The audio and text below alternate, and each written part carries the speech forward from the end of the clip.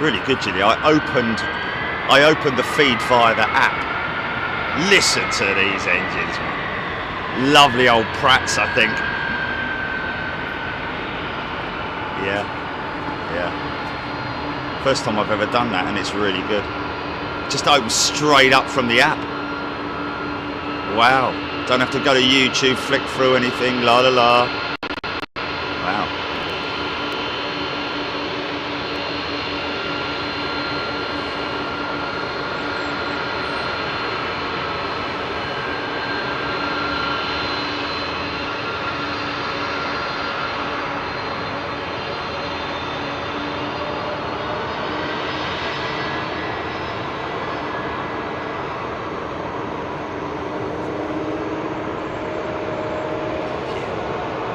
God, son. Light it up. Just lining himself up there with a little bit of throttle.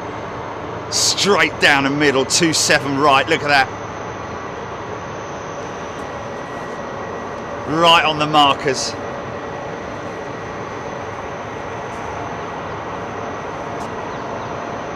With winglets. That's what I'm trying to do. To make a big point of that. Here we go.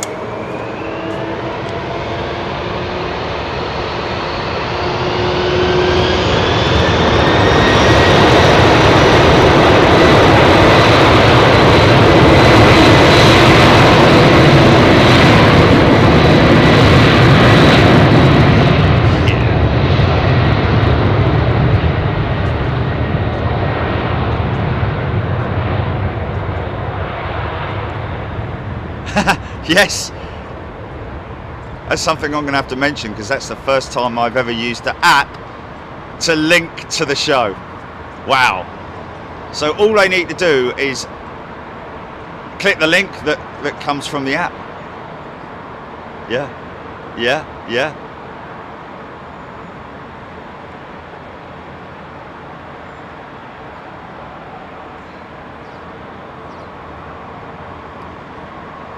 Gin clear skies today, folks. We are clear for overflies. Any cruisers over the top, keep me posted. Welcome everybody to Sunday on Big Jet TV, London Heathrow, live from the Courtyard Marriott.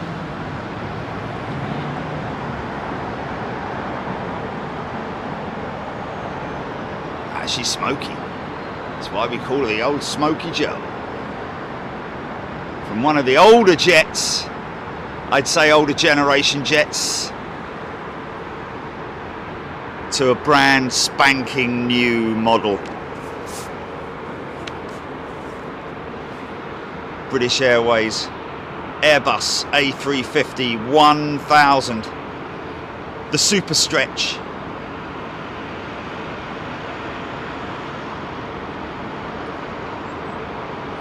Big old XWB engines, Rolls-Royce. We're going to see that cold conditions, so you used to see that little bit of bleed coming out the back of the engine. There we go, that's what I was talking about, that little bit there out the lower, there's a little bleed port there. It was just overflow. It's from a pressure valve, we believe, that obviously is open at the moment, but once the aircraft is powered up, it closes. And then bosh, off she goes.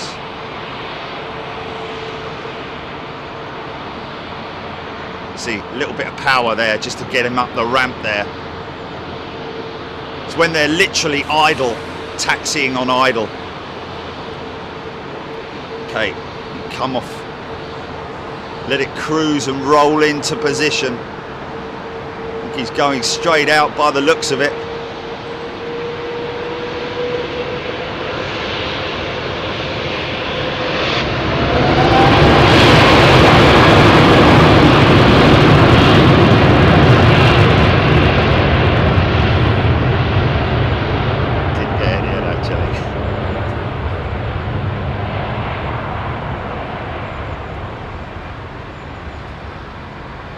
Oh, Jaden is a new member, right? Jaden's a new member. Welcome, Jaden.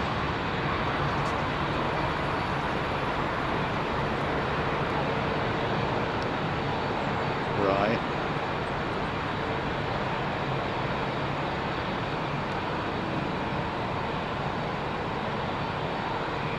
Okay, well, let me get me act together and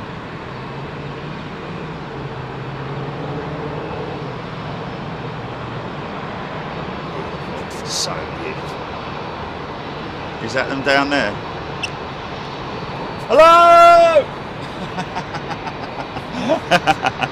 I can't throw stickers down there, that would be like littering, wouldn't it?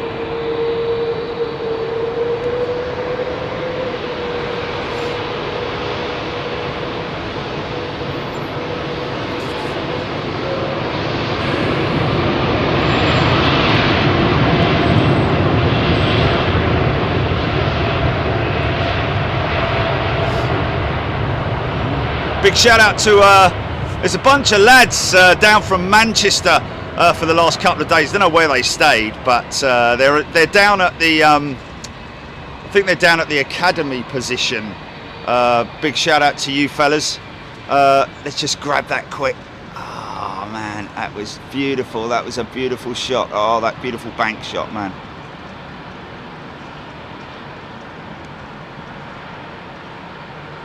Going to get quite a lot of that today.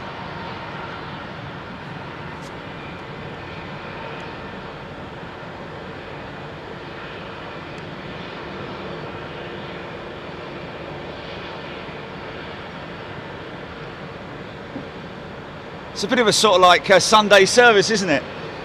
It's nice and quiet, and then the choir, and the guy on the organ all flipping goes mad, and he goes mental on the organ. With hymn number 374, and then Bosch throttles up. Anyway, whatever. Hope you're all well refreshed, ladies and gentlemen. Good to see you here.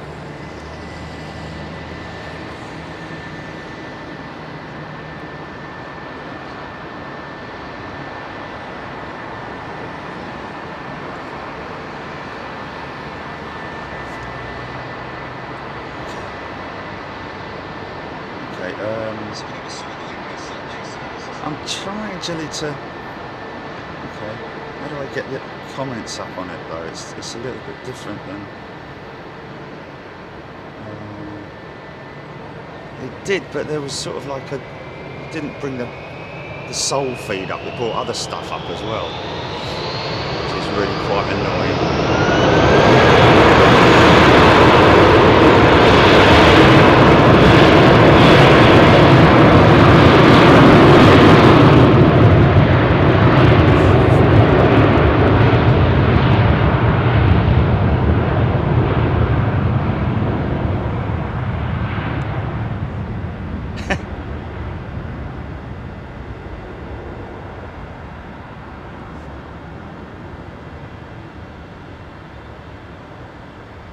What's up? Oh, okay. Okay, well, it'll be on the southern, but we'll definitely get it. We'll definitely get it. Wasn't Hodgie on the Iberia 350 today? Yeah, we've got to do something about that, Julie, because that doesn't really work.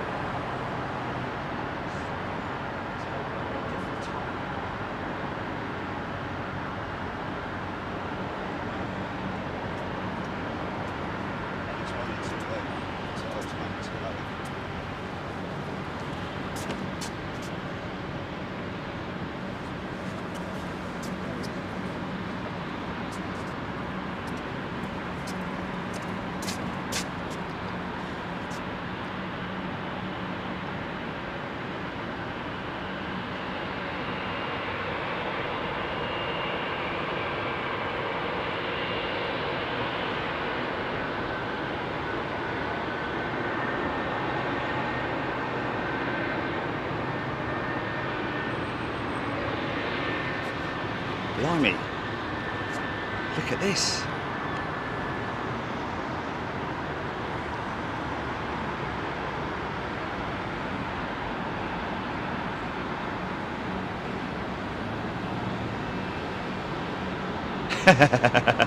Has he done a runner? There he is down there, look. Where are you going, mate?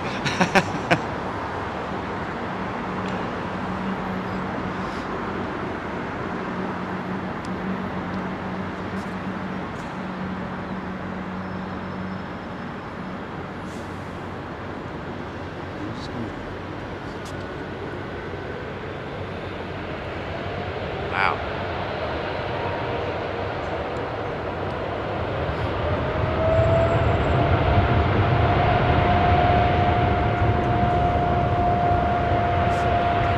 Do not what? Oh, really?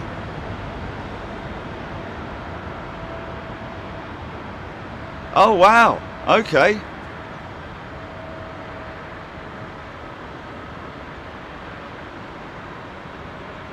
That's interesting. Have we done that before then, or is...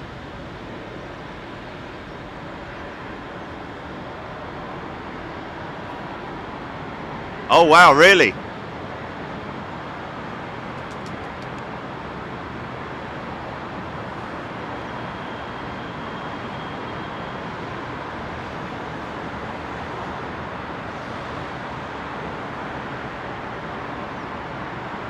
Yeah, yeah, yeah. Saw that. Saw them going out yesterday. Apparently, I think that JetBlue were the only New York service unaffected yesterday.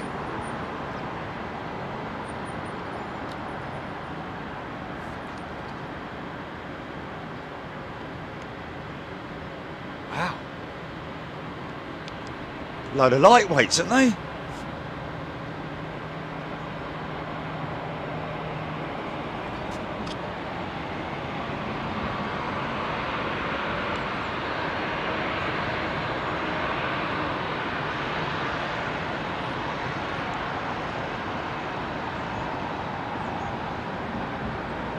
Interesting.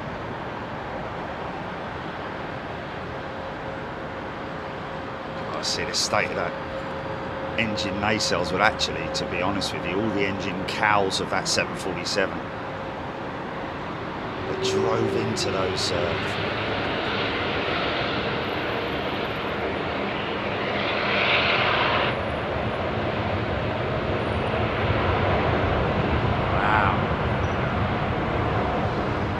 this could go up very quick. We've seen in Toulouse when they do flight tests how quickly these things can go up, obviously when they're empty, but I'd say that's a very empty aeroplane.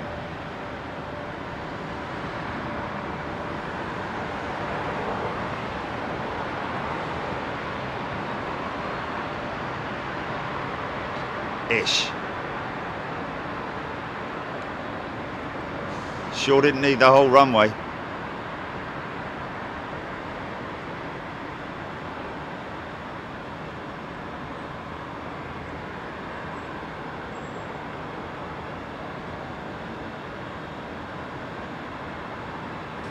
Okay, first,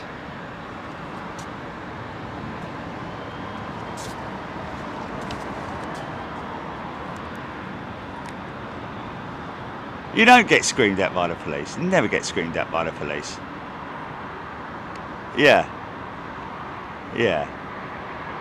You don't just turn up, yeah. You get...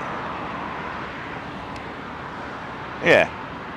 If you've got to be 3 meters away from the fence at Heathrow, folks, if you're going to come and take photographs here or film. We don't have any special dispensation or anything like that here. We've got a good relationship with the local constabulary. Give us a hoot very often, and they look after them. We look after them. Get CAD numbers from them, all that kind of stuff. Make them aware And if you are coming to Heathrow and you are planning on going somewhere which is sort of like a little bit questionable in terms of like whether you should be there, then obviously don't go there.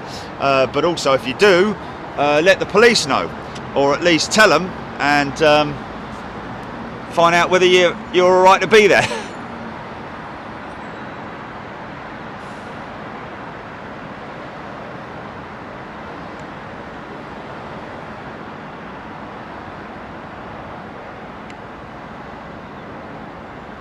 That looks like United, that does. Is that United? From the west. Oh, Turkish 777. Look at this, Q8, beautiful Q8 retro A330.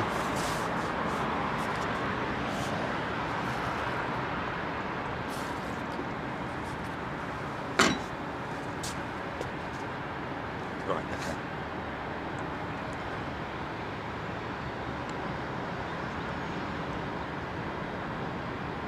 Oh, nice, really? A JAL pilot who was at ARD yesterday. He went to ARD yesterday, did you say?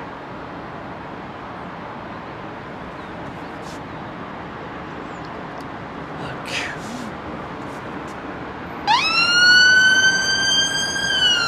I'm going to show you something, Julie. Okay, so there's the app.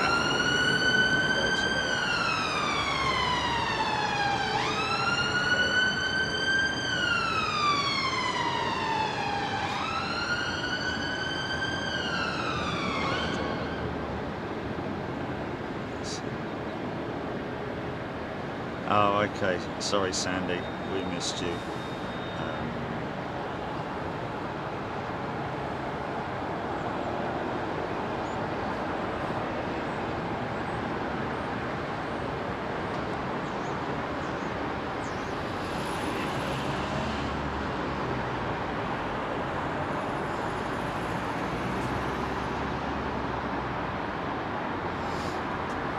Oh, look at that just touching down, man. China Eastern special livery. Nice.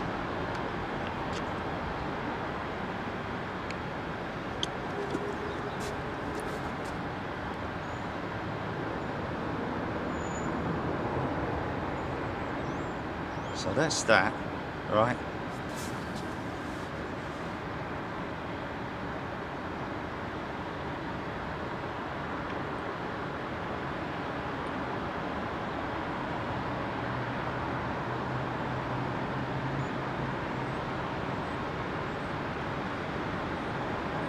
Straight in, there we go.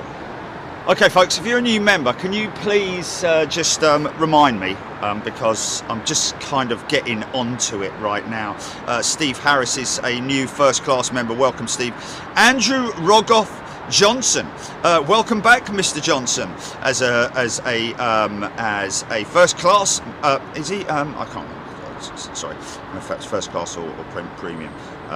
But a very warm welcome to you folks. Hope everybody's doing well. Just waiting for this. Quite a couple of quite nice ones, quite juicy ones that are due for departure.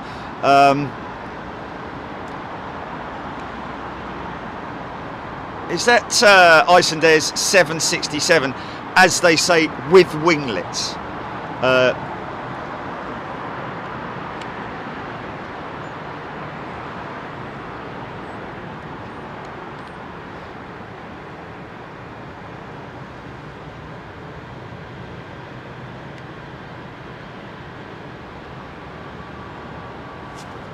Right, okay.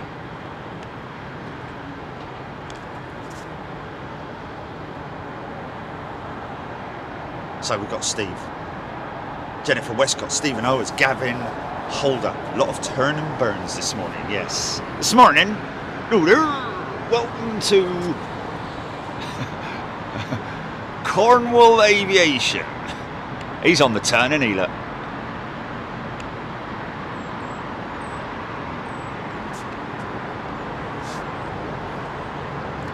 Couple of interesting ones down there. Good to see the Thai 777 And hey, what about the Thai, ex-Thai 747 yesterday? Mind that.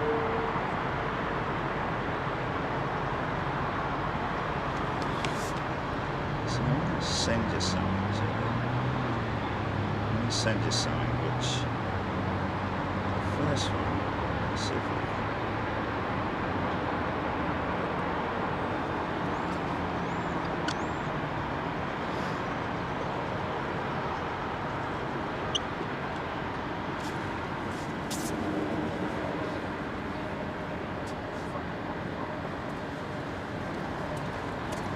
Maybe you'll, yeah.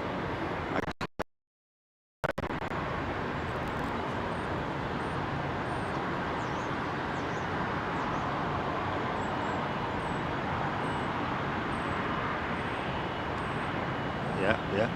No, just keep watching, keep watching.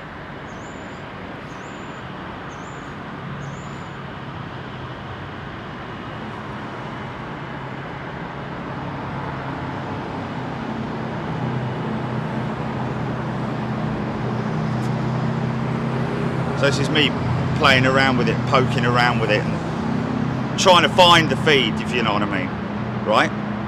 But look what happens when I open it up.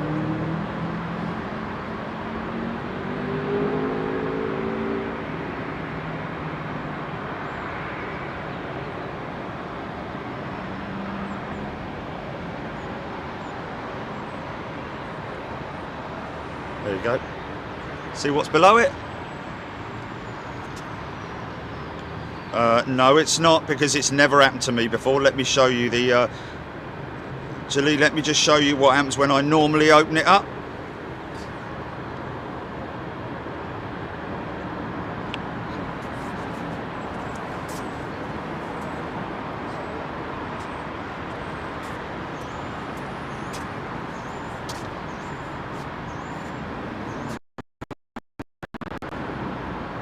I haven't.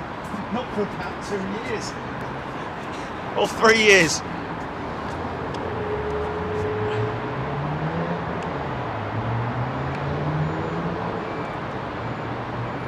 It doesn't. Why doesn't it do it when I open it on my normal YouTube then?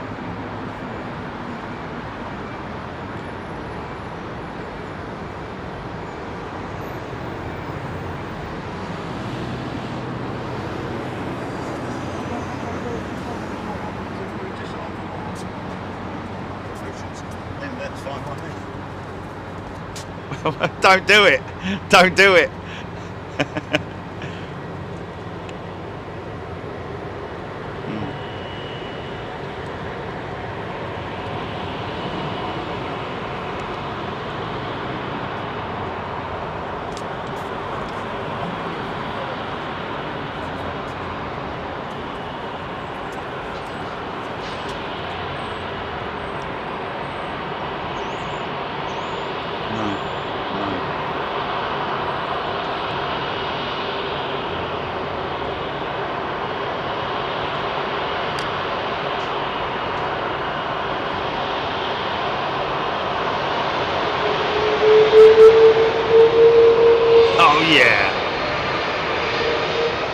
Another turn and burn. Look at this beautiful retro jet.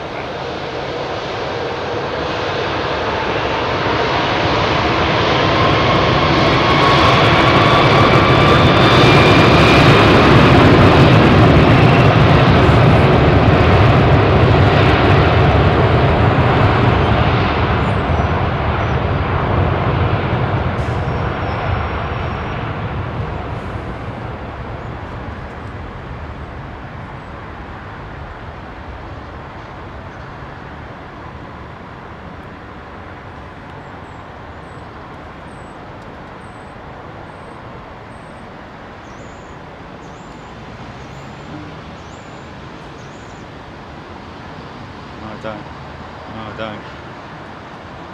That video I just sent you was my home YouTube page. Just me. Yeah, because I don't follow them.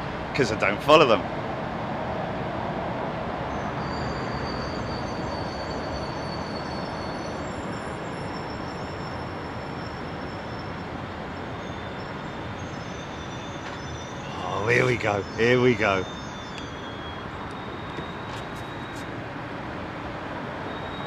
Very difficult to do that, man.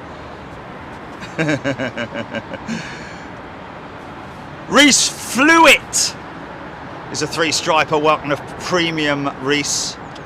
Oh, it's a 757. Sorry, a load of people were probably shouting at me. It's a 757.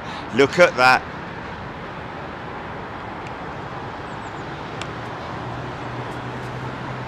Let me just quickly get that.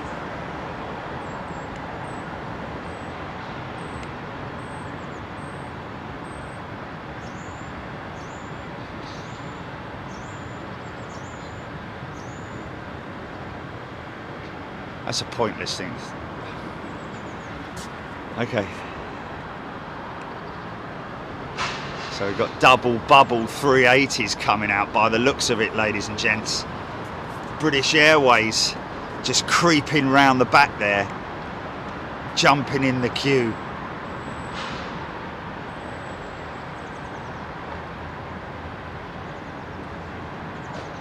Two 380s, folks.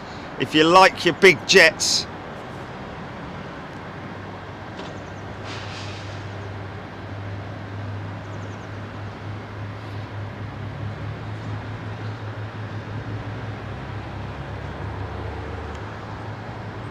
Great to catch this.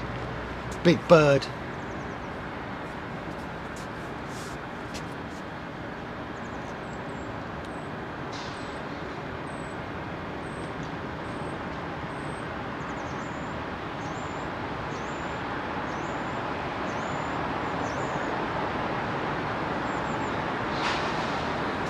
Yes, Darren, I did see. It's quite old news now. The 747 that's been converted into a party bus.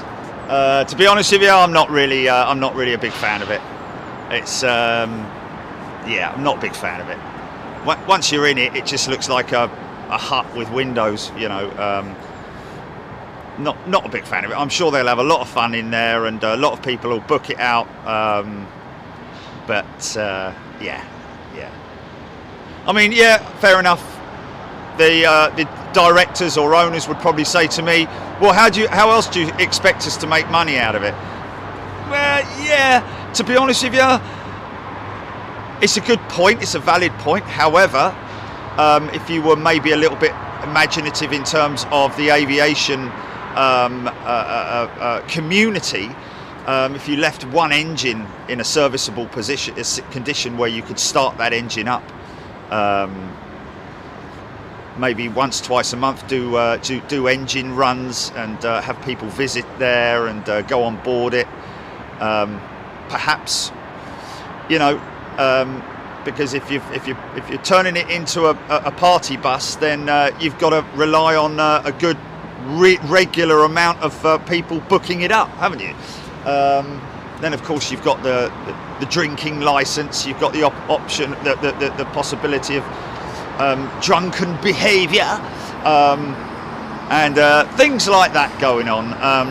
Whereas, and I'm sure it cost a lot to convert that as well. I'm sure it wasn't, you know, just you got a few friends round and a couple of plasterers and a sparky and someone with a shawl.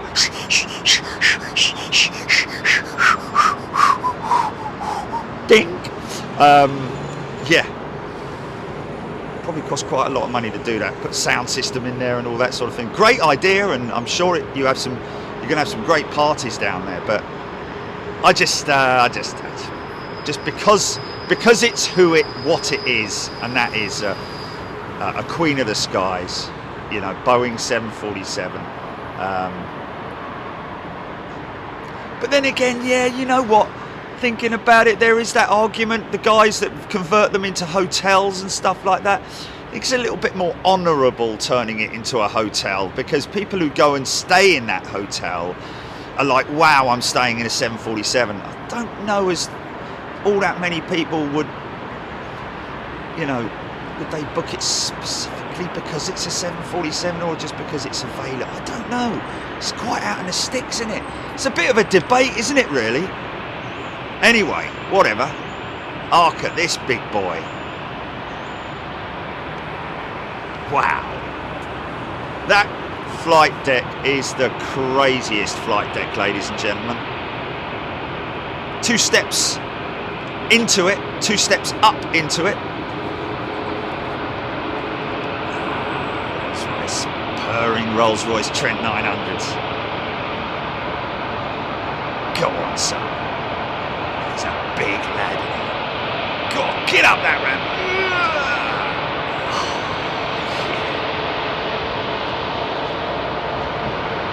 This is the turn. This is the roll-on option here, where he can just leave it rolling now. So he's coming in from that shallow angle rather than turning 90 onto it. Just roll it and open it up. Less stress on the engines.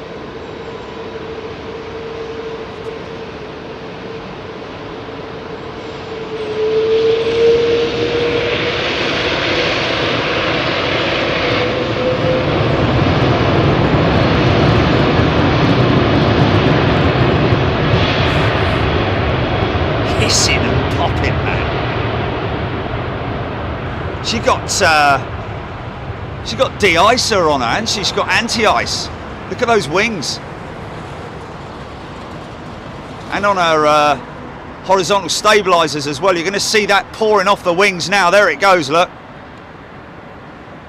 Starts to break down with speed, and it will eventually clear as it climbs out. But yeah, look at that. Trailing all that. Wow, that's a lot of money's worth putting anti-ice on that thing.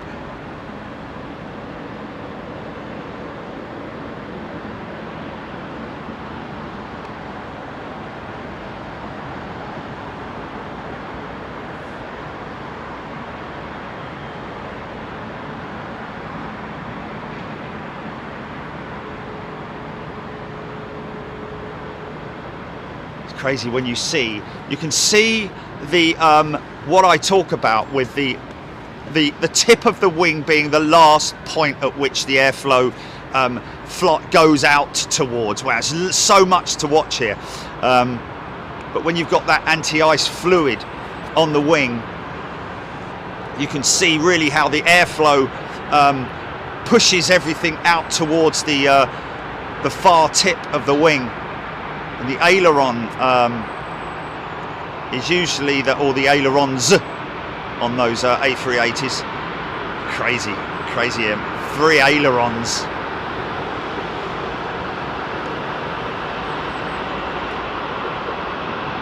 Clean looking jet.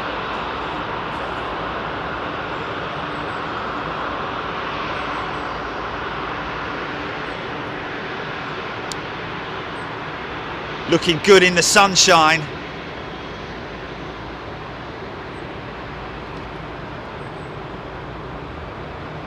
Another Trent powered aeroplane. 777-200. No winglets on this one. Here we go. Through the gate.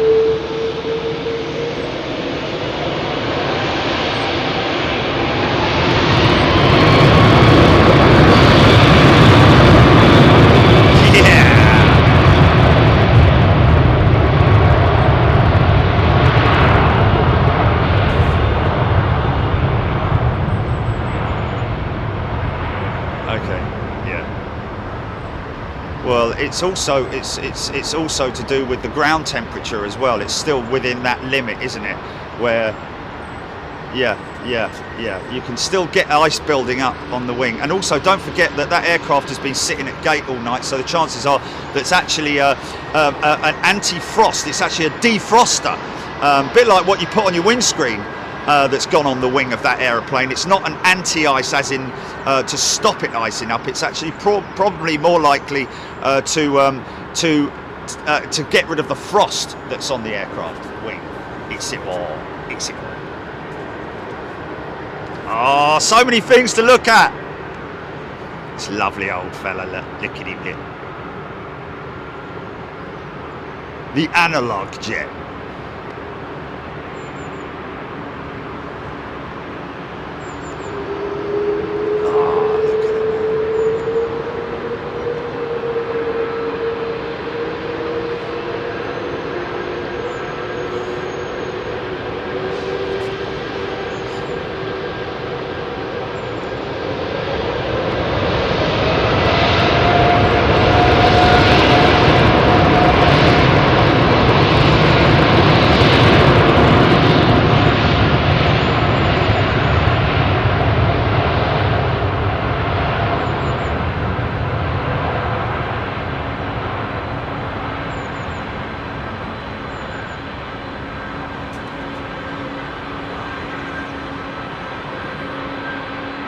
Oh, Delta 330, nice.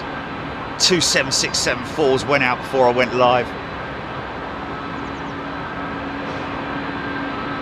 It's just the worst bit of doing this whole thing is when you arrive and you're not live. You just wanna get straight on it, which is why inevitably whenever I'm early, we are early. Poor old Jilly.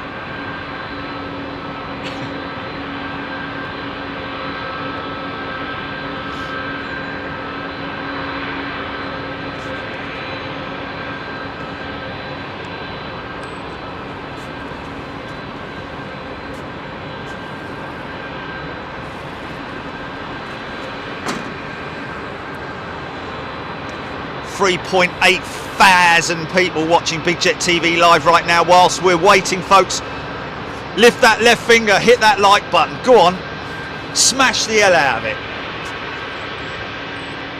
Wallop.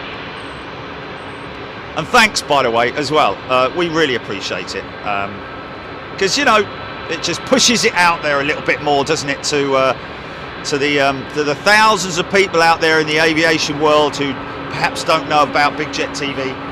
And wow, lots of stuff here. Look at this, what a lineup.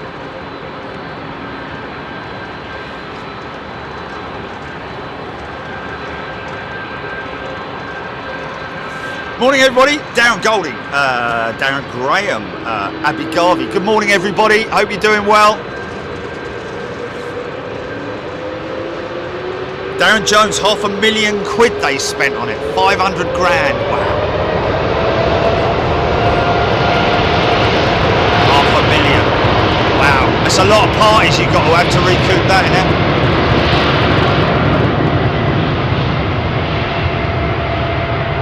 They're doing it on a corporate level, though, aren't they? It'll be a corporate level thingy-majig. You know, like bring your office party down and have it in a jumbo jet kind of thing. And I dare say it will probably go down quite well. You know, hire it out for an evening for like, what, 700 quid or something like that, I'd imagine. All the lights flashing and the bish bosh and the bing bongs and everything.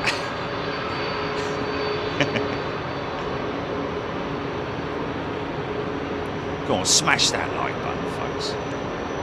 Thank you.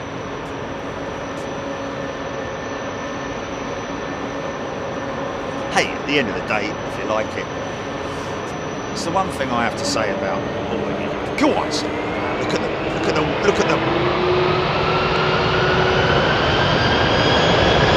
Washing that grass, man.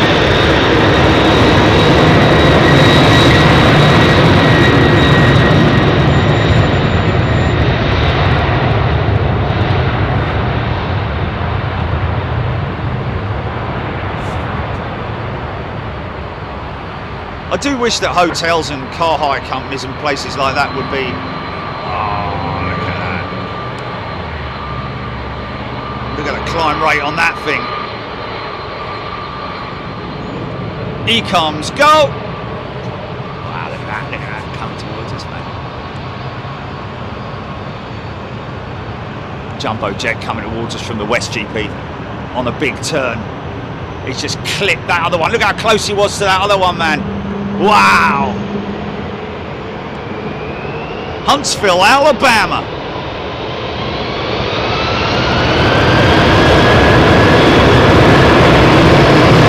Yeah!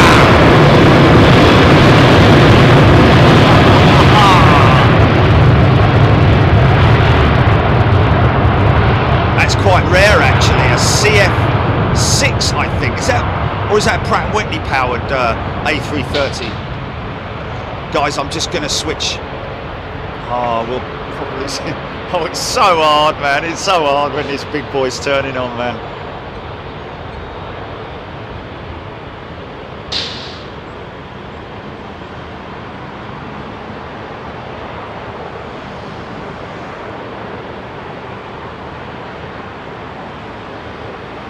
No tilt mechanism on the undercarriage, the main undercarriage of the Airbus. And worked a very clever little solution to not having a tilt mechanism on her A350-1000 with a big tri-cart undercarriage. Let's talk about that in a minute. Let this big lad get himself up into the skies. The Singapore Slinger, ladies and gentlemen.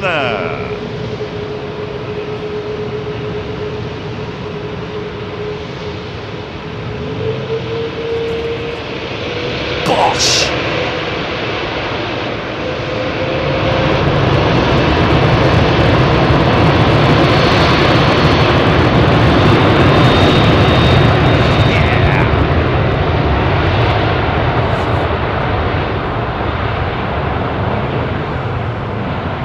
She looks heavy, man.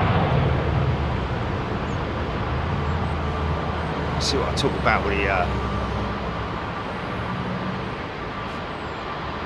ailerons. Blimey. Big contingent of BA jets coming out. Actually, she's actually not that heavy. Look at her. Climbing up into calm skies. Oh, man. Oh, man. Got a jumbo right over my head, man. She's going to make a right this... I'm just going to... Because she'll make a right turn in a second. Wait a second, let me just get this.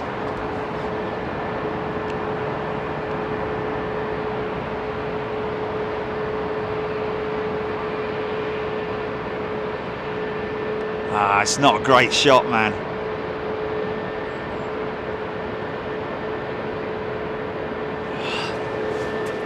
Should still get. She might be going quite long for the turn. Little bit of weight turbulence. Well, I say a little bit. Hell of a lot of weight turbulence behind these A380s. Here comes the turn now.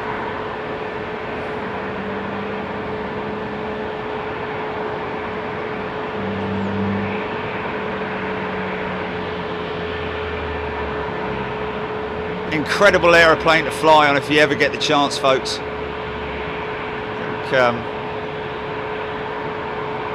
hopefully we're going to have a busy summer this year with many thousands of people flying away on their holidays, on their jollies.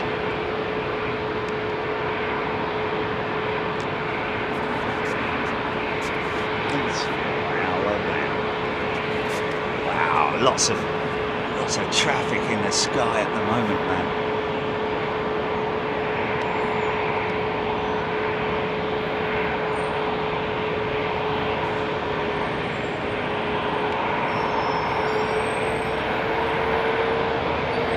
There's 3 jets all in a row, literally.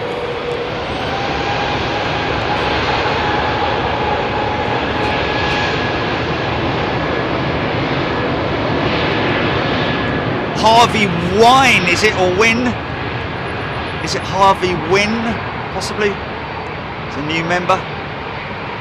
Welcome, Harvey, premium member.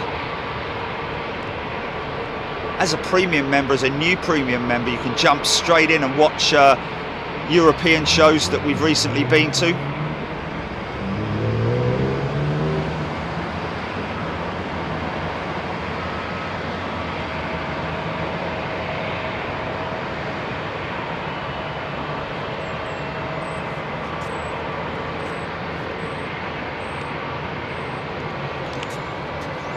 Delta 333 off to Boston, Richard Mortara. That's an old comment, sorry folks. Margot Schumans.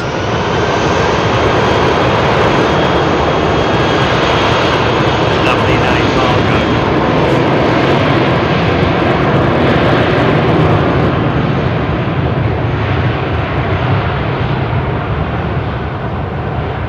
So it's primarily the reason why these new high bypass ratio engines have been developed, because of the bigger fan, because these guys with these CEO engines like these IAEs and the CFM56, very sort of like tightly knit fan blade assembly, leading edge main fan blade assembly, so lots of them making lots of noise, which is great for us, don't get me wrong, but for the environment you can quite clearly see how quiet the engines are compared to the older generation jets, like this SAS Neo being a perfect example.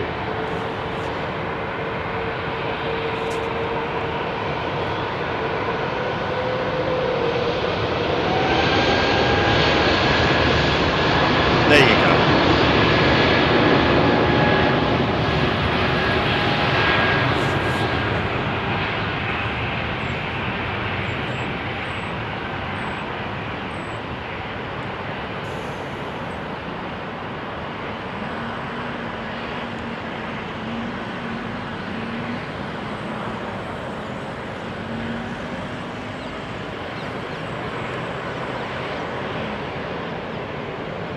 Could get a double shot here.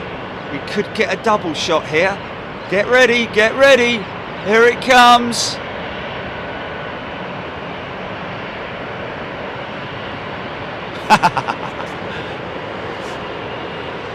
The Brussels with the old livery. God bless you, Brussels. Saw a great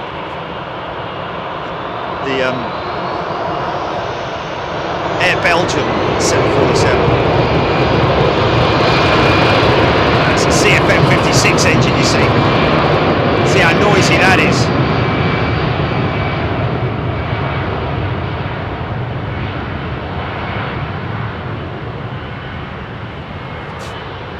Look at the size of these engines, man. 777-200 British Airways GE90 engines. 180,000 pounds of available thrust from those two engines.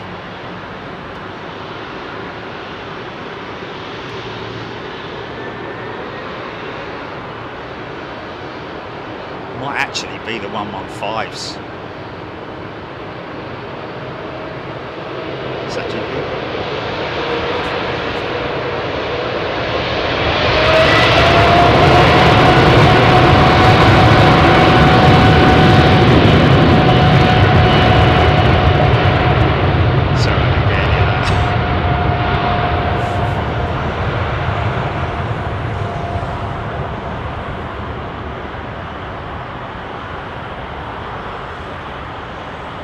Nice.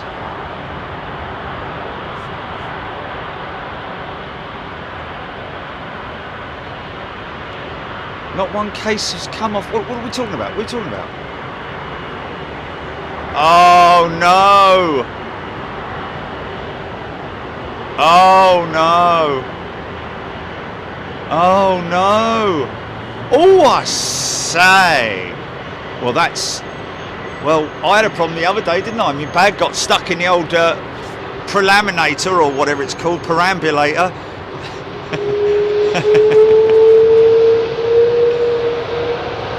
It's not a bit of my case, is it, that's snarled up the hole? A bit of FOD.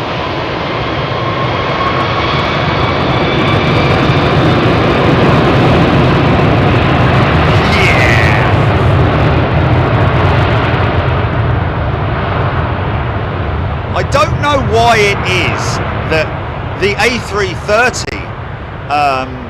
has that long spool up, not that sort of like instant,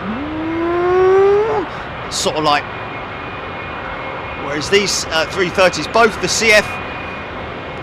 CFM and Pratt & Whitney and Trent powered jets always seem to have that long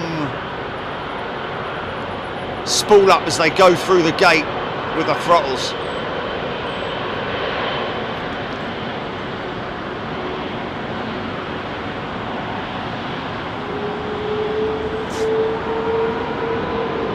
There's another one coming out with Virgin Atlantic, another Trent powered jet. Where's this Virgin 330 going out to, GP? Punch it!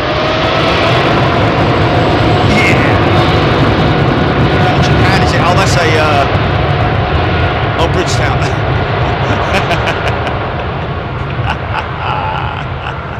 How did you make that out? How does Bridgetown become Japan? Sorry, folks, just going to jump to this 330 because he's got a plaster on his engine. Look, poor lad.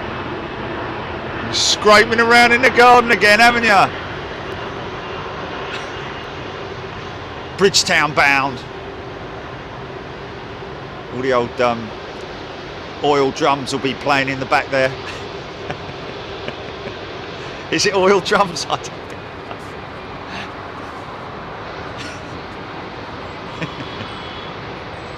Something like that anyway. Oh, but it was gorgeous. Ben Downing is a new member. Welcome, Ben. And Andrew Jones, welcome to first class. Good day to you. Sandy Humby, Great Raw, Trev Lyon, Peter Room. Can we get... Yeah, no, say Sam Beck, Phil Sky, Marianne. Can you hear me, Marianne? Excuse me. Sorry, that's an in joke. Andrew Jones, and nothing related to Marianne Edwards, of course. It's a thing on TV. Just her name's Marianne. It was the Ghost Hunter or whatever it's called. They're sitting in a quiet room and the ghost's name's Marianne or something like that. And he says, "Can you hear me, Marianne? Yeah, can you say something, Marianne?" And someone relieves themselves. Here we go!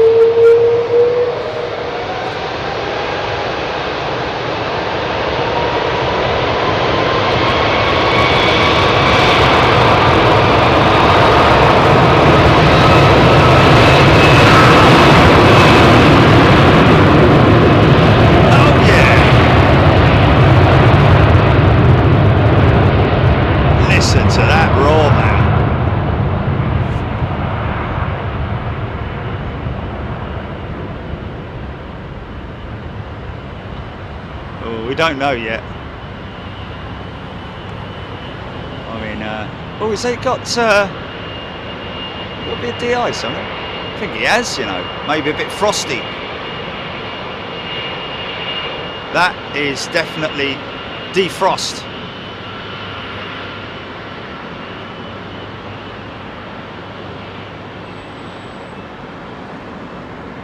Now you'll see what I'm talking about with the difference in engine spool up note.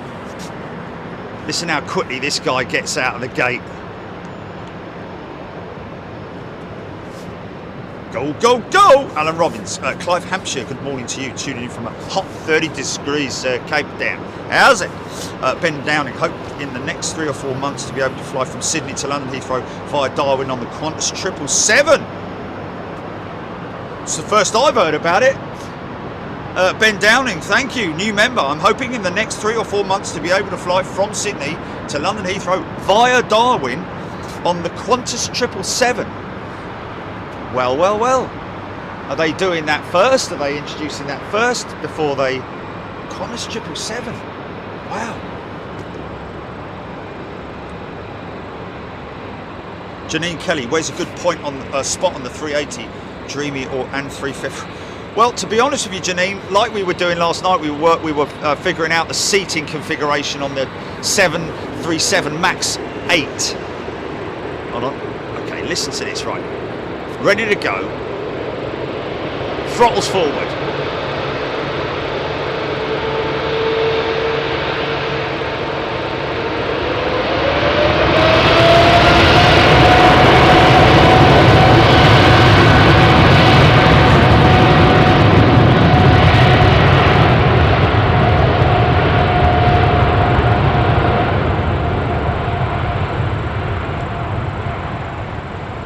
Definitely more of a sort of like wallop type. Oh, he's coming in on Dreamliner, is he? Okay, yeah. Sorry, mate. Yeah. I was going to say Qantas 777. Didn't think they had any. If they did, they were Qantas USA, or wasn't it? Or Qantas? Didn't they? Was it? Oh no, it was was that Virgin Australia, wasn't it? Yeah, that was it. Yeah. Completely the wrong way round, but we got there in the end.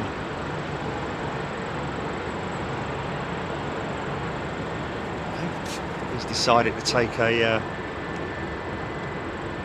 the full run. So all this information will be put into the computer, the flight management computer, which will calculate everything in terms of the length of the runway. Well, actually, it will calculate the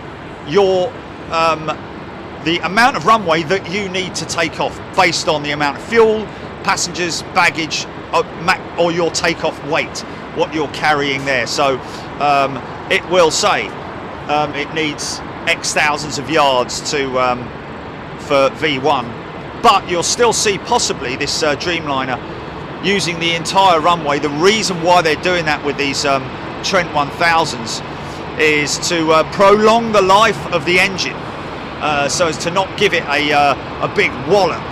Look, you see right the way through that. It's crazy, man. Big giant fan blades, as opposed to wow, he's smoking a bit, isn't he? There's another one doing the same thing. Bosh, up she goes, using a lot of runway there.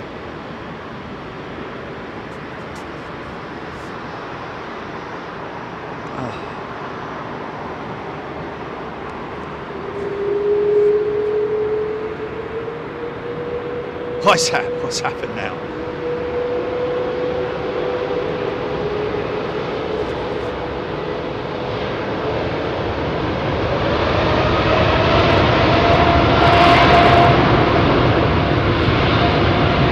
Well, when you get the information direct from DHL themselves, you kind of rely on that information, don't you?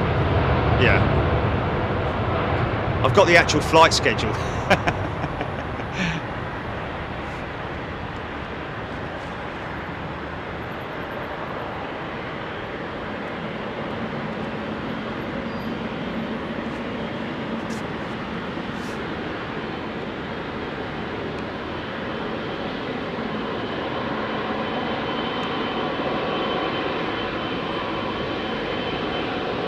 Wow, big lad. 777 300 super stretch 5-door.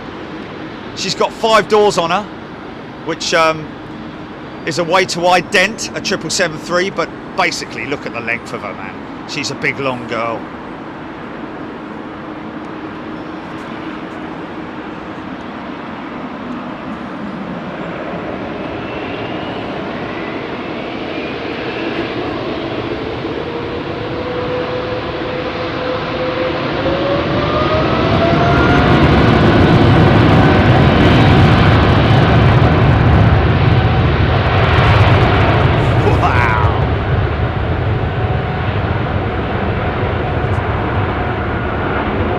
How's Sandy getting on, Jilly? She got that baggage yet?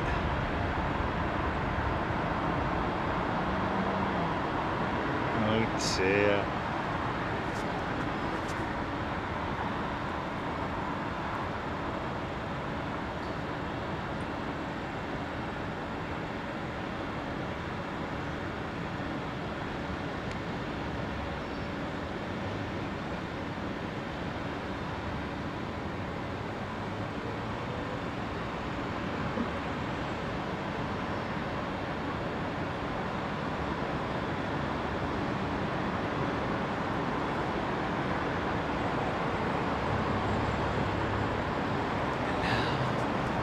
These two guys are having a race across the skies, man. You see them? Can you see that, Jilly? Can you see the one behind him? She's still waiting for a case. Oh my good God. That's not good, is it? It's not good. From the west, there's 2 of them. There's 2 of them. Let me see if I can ident it. Wait.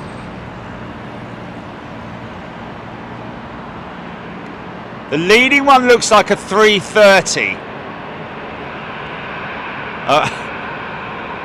Okay, it's a 76. Okay. Where's the one? There he is. There's the one behind him.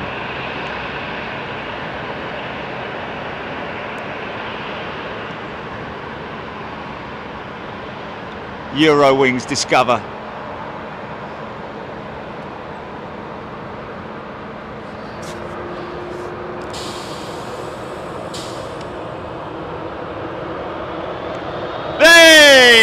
you go. Who's that? Rob Jason on a Sunday as well. He's just received his merchandise. Fantastic. On a Sunday.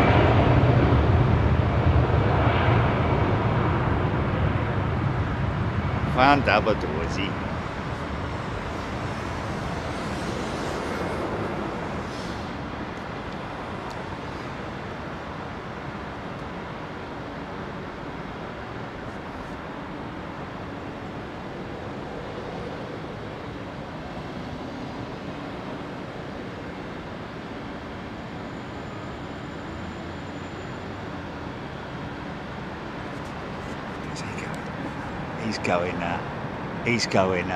He's going west GP, front to east. Dreamliner looks like is that United? No, it's Turkish again, and it's going to be a Turkish Dreamliner or something like that, isn't it?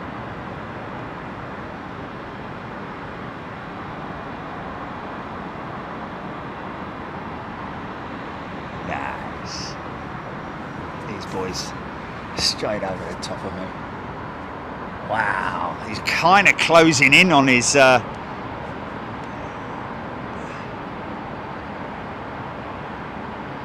obviously a decent amount of separation between the two of them.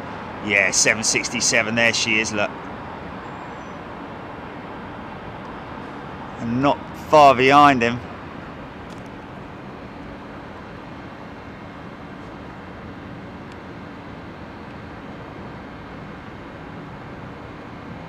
Eurowings.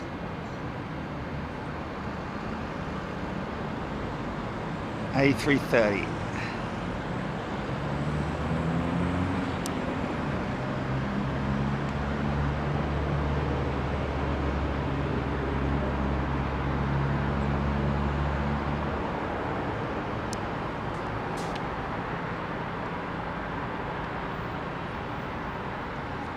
Cool. Right. Okay, what else have we got over there? Come on. Oh, so China Eastern parked up right over there at T4 then.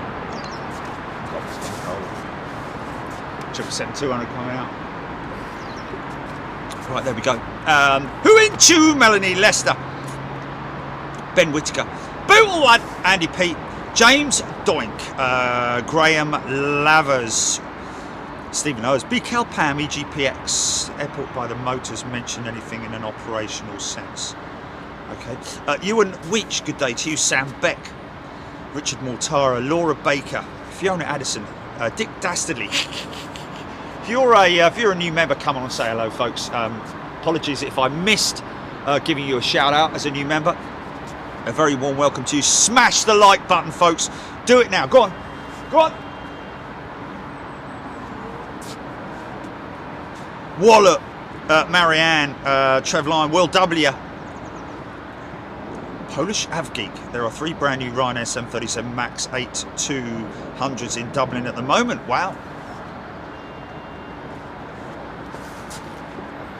That's pretty cool. Stephen Owens, Carmen 2020. Andy 1100. Alexandra Wood. Oh, did we have? Oh, yeah, we got a bit of a froze, didn't we? We got a bit of a freeze. A freezy McFreeze. Jeff in Mass. Helen Clapp. Melanie. Rab H. I'll be.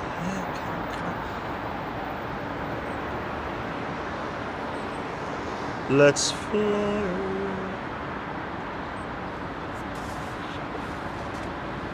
What's all this then? Romana DM. That's not how you spell Romans go home. What's that, GP? Neil Camp 2787X United towards Bracknell. You got one. There we go. Thanks, Neil.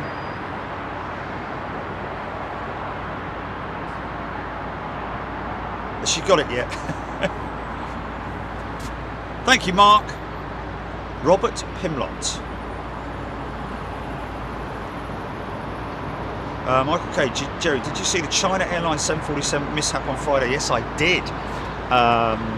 significant amount of damage to the outer casing of the engine. I'm sure that the interior core will be fine. However, they'll have to do a full inspection. Engines off. Those engines are coming off, I'd imagine. Well, the cowls will initially, all the covers will come off. The nacelles were wrecked. It looked like a giant, one of those wrecking cranes that they actually, with big teeth on it, had got hold of the leading edge nacelles and done significant damage to them and to the fan casing. More than likely the fan blades will have taken some damage as well, because it was the aircraft was actually powered. It was actually taxiing, wasn't it? Oh, this guy being a bit cheeky. He knows his way round Heathrow, this boy, look. Oh, girl.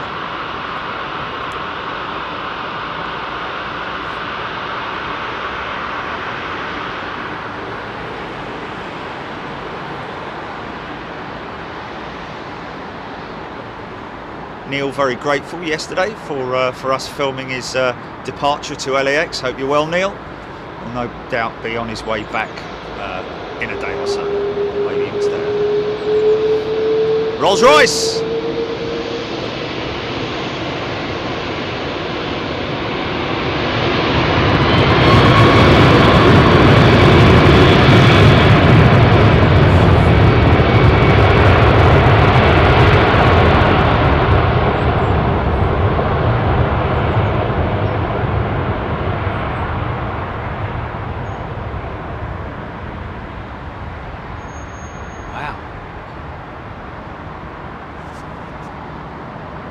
Sunny, I could have even bought the big silly hat with me.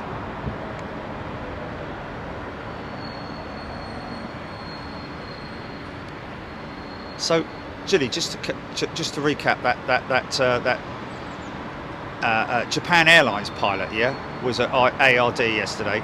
He's flying out the JAL Dreamliner, yeah. Okay. Cargo.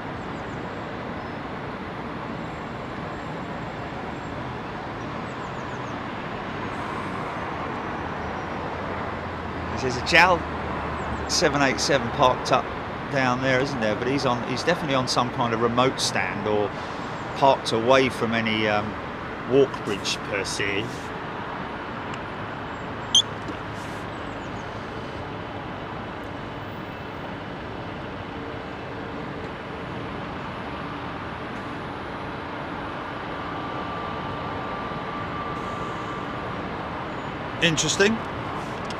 Interesting. Oh dear. Oh well.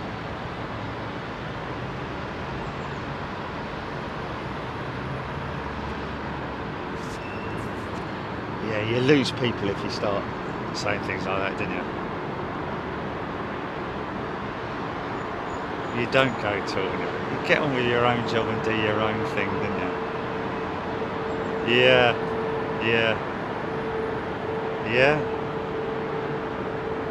Oh dear. That's just a jealousy thing, isn't it, mate? That's a jealousy thing, isn't it?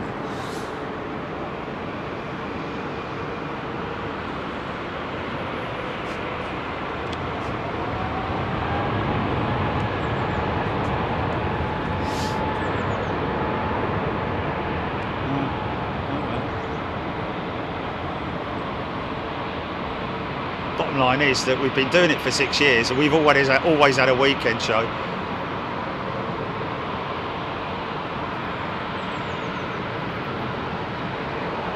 Yeah. I don't know, I'm just saying it's great to have the flexibility, isn't it?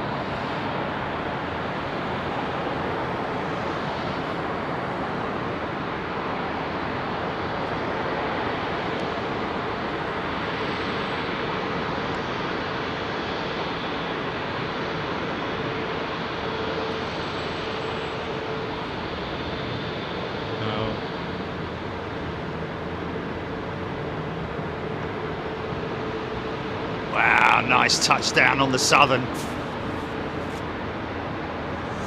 Ting Tong John, that Eva Air has been sat there for a long time now. Has it, or has it been out? Did it go out and come back in this morning? Been pushed to remote?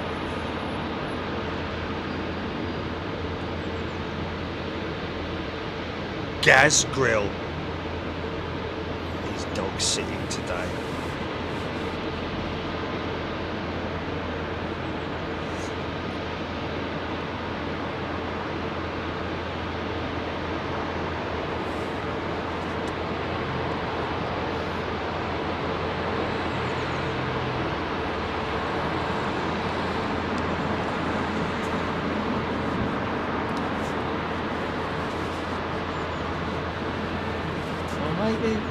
Maybe you'll learn a lesson. Big Entry Club Monday show. Tuesday, Wednesday, Thursday, Friday.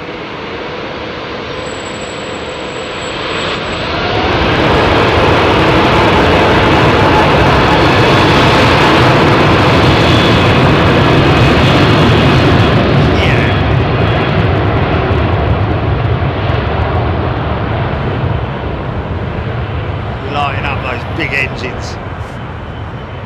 These things can get off the ground very quickly.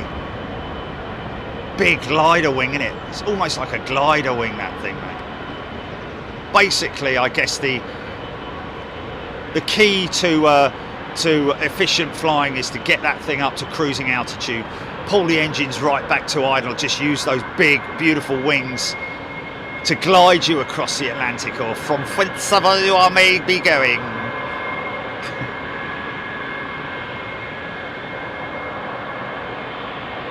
Be interesting to know from a pilot how much do they pull back?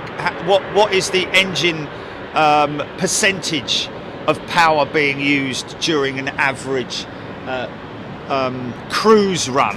And that is based on having a well, I mean, it depends on whether you've got a tailwind or a headwind, of course, I know, but just imagine with no wind, with just very light winds, the slipstream is just, you're with the slipstream, and it's all very nice indeed. Ideal cruising conditions. Are we talking about pulling the throttles back to sort of like 60% power during the cruise, maybe?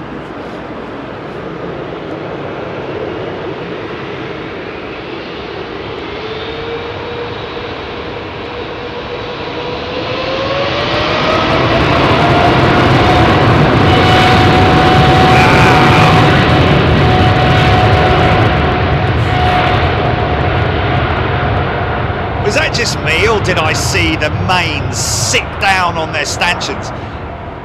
Or the oleos, whichever, wow, yeah. Just get that quick, just get that quick.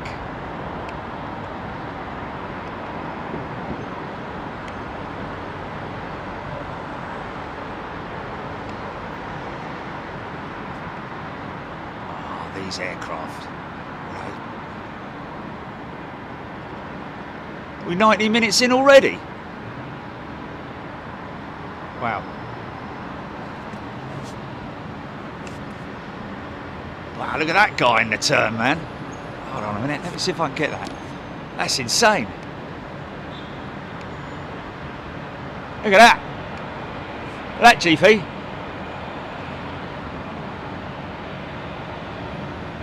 The jumbo jet heading straight towards him, man.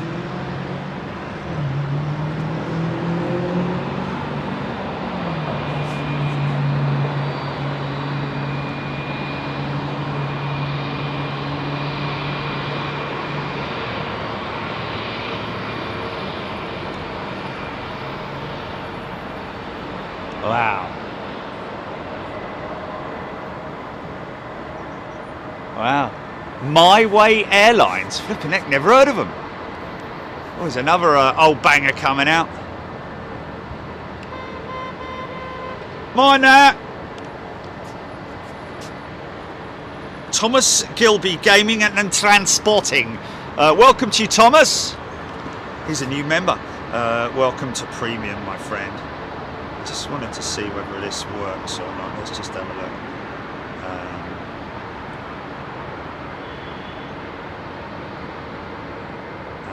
Yeah, that's all right. So that's all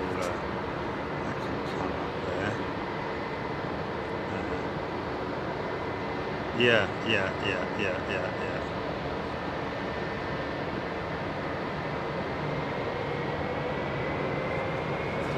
Sorry about that.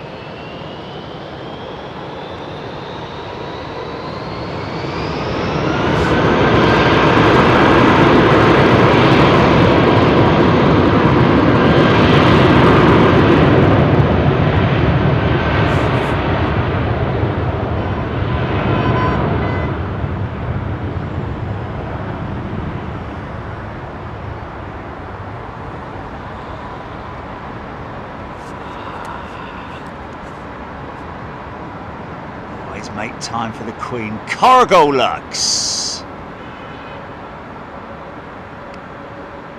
He ain't got a mask on, has he? Looks like he's got a mask on. That's not one of the mask jets, is it?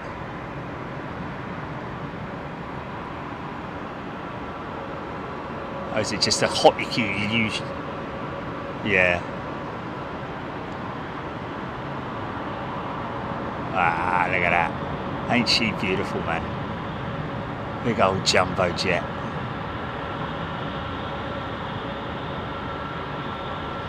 Nice. Good morning, Worm, Your Honour. The crowd will plainly show the prisoner who else stands before you was caught red-handed, showing feelings of an almost human nature. This will not do.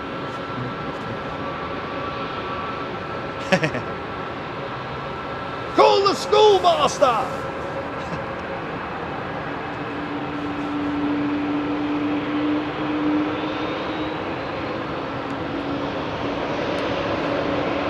Howlet?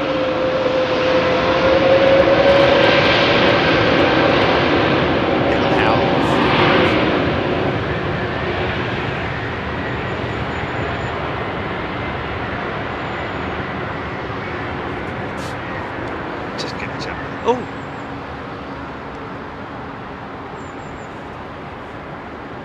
Was caught red-handed, showing feeling. We just got a recording over from this guy's engine start just now, which was quite interesting.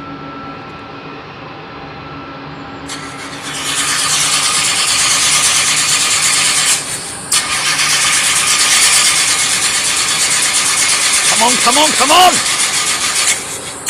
on! Stop, damn you!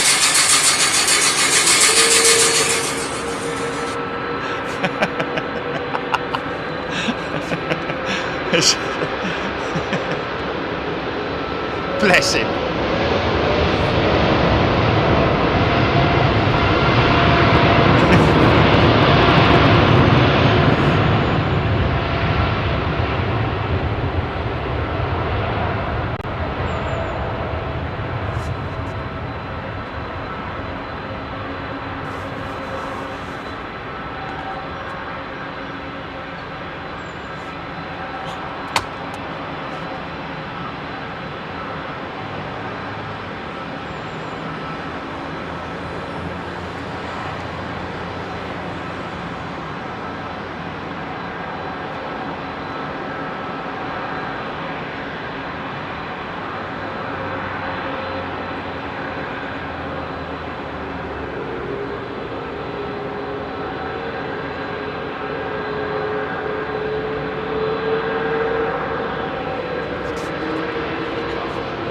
Dirty girl, man.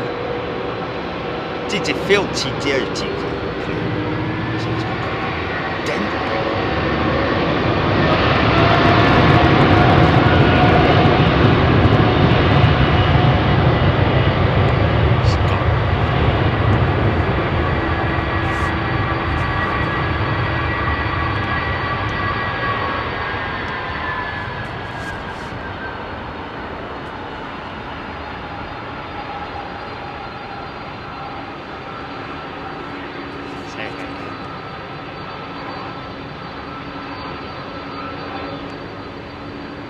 Got a bit of a ramp to get up there to the runway entrance there.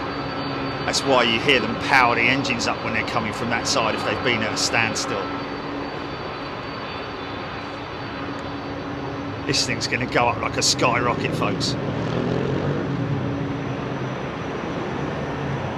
What's the climb rate on the...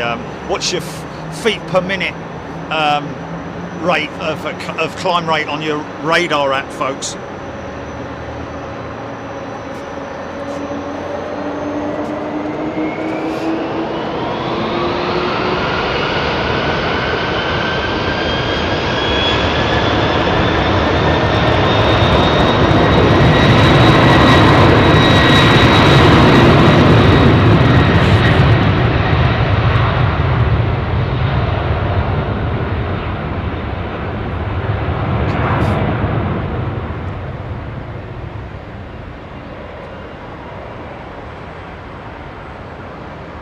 Go up any moment now.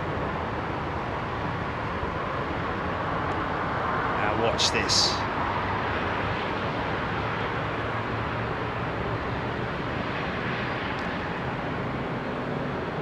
Launch sequence 5. Wow, look at that. Yeah. Arise, Sir DHL. Go on, Lenny. Old Hodgie flew on this, didn't it? Hey, it's for all our friends out there in Australia. How you doing? Come on, Aussies. Put up your kangaroo on the chat right now. Show some love for your carrier.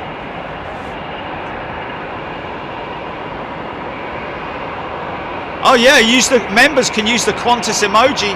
Come on. Let's get that Qantas emoji going, folks. See, now if he comes to a stop, which he's going to, and this is just going to creep it forward ever so slowly. Got this little Logan air jet.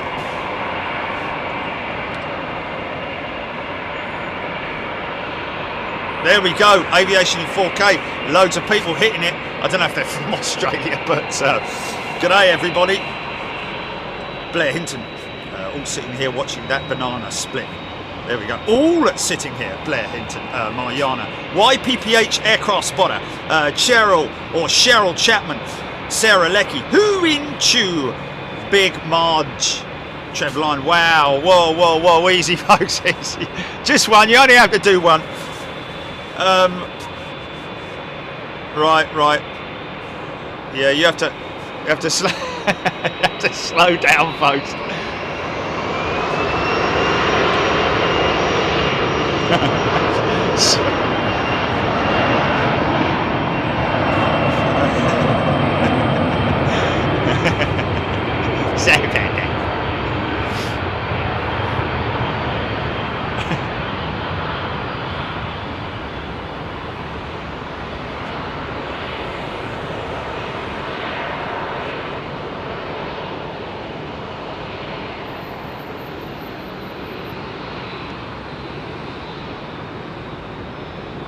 All of a sudden, everyone's from Australia, aren't they?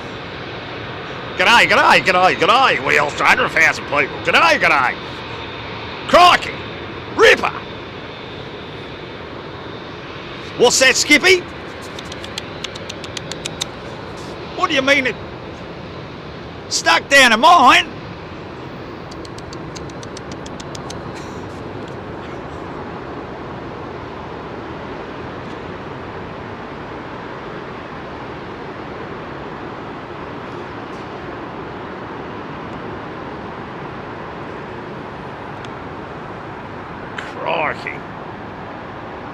You asked for it, Marianne. I did, man, I did. It's all my fault. Sorry, Chilly. Ladies and gentlemen.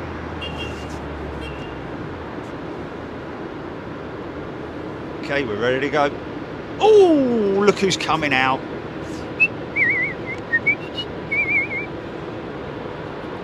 Oh, just love that livery, man.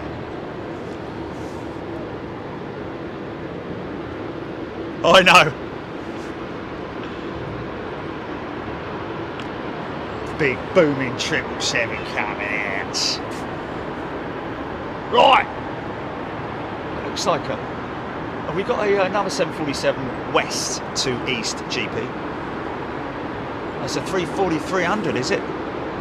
Nice, I'll get that. We'll get that. She's just made a big turn. Ooh! Go on in! Thrust set.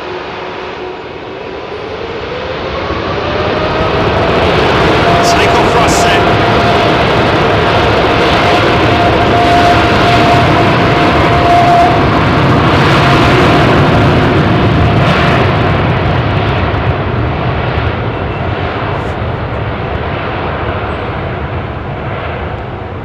I mean, we talk about that 321 flying all the way to New York single-handedly, but this thing flying all the way to Australia is just it's just insane, isn't it? That's just a testament to modern-day aircraft. And I tell you what, you definitely do feel better after a long-haul flight, having travelled on one of these carbon fuselage cabins.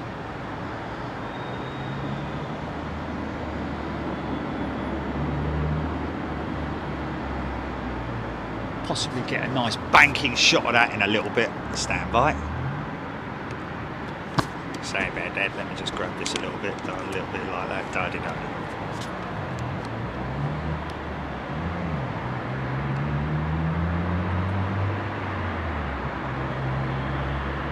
You're not from Sydney, are you? Yeah, all right there.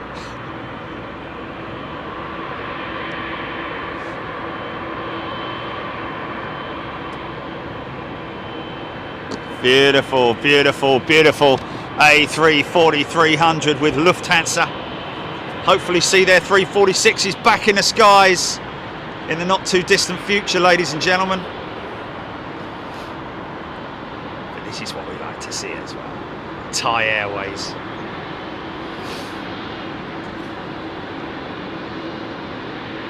A proud airline. Could roll it straight out. It's come up that ramp. Here we go. Go on, son.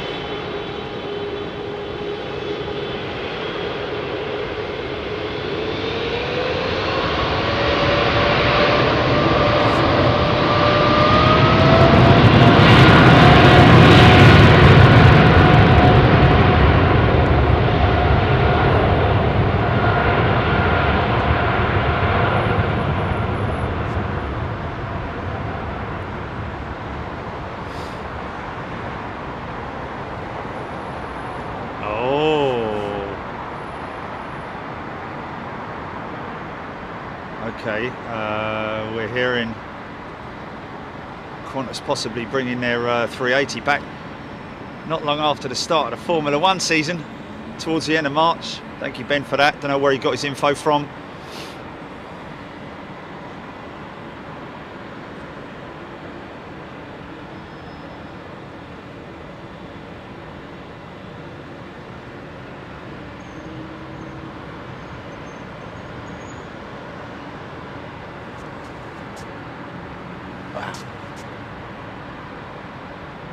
See, she might make a right hand back.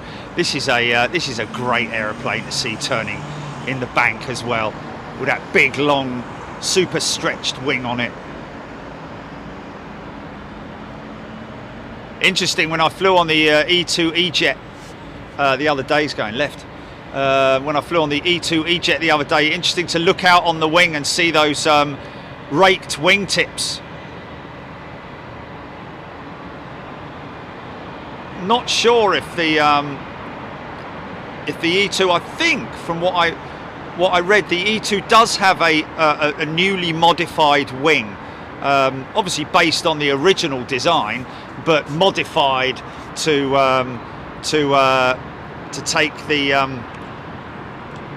bigger engines. Of course, you'll need new big pylons, engine pylons, which is what the engines hang off. It's the term given to the piece that, as you can see there, the pylon that the engine is hanging from, and that's quite cool. I like to see this.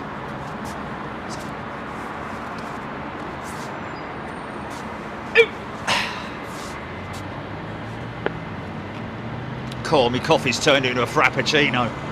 Sorry.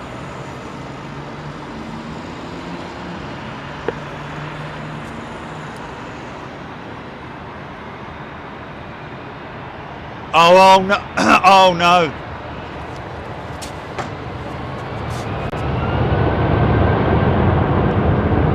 Oh my goodness me! Oh dear! Oh dear! Started in it. Oh no! Oh, that's a shame.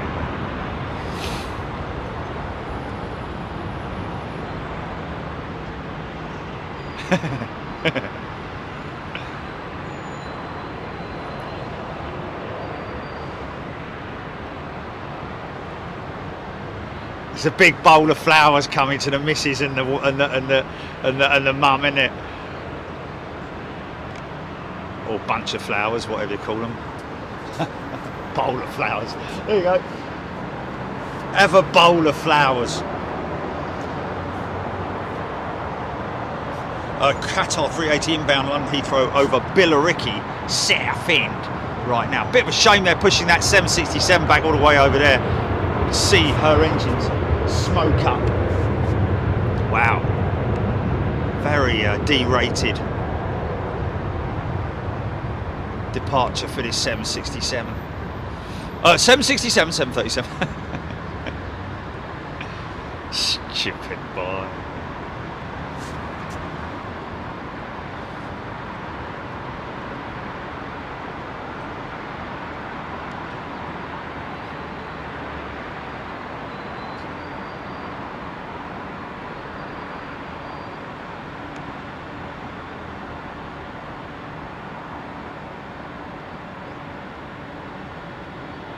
His name was Brian.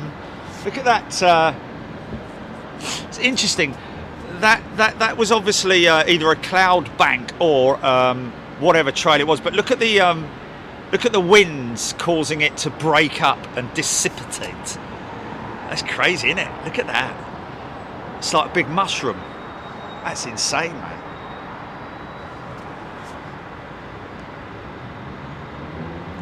So, what do we think's going to be coming out next? Let's have a little look on radar, folks. Keep me posted on what's happening.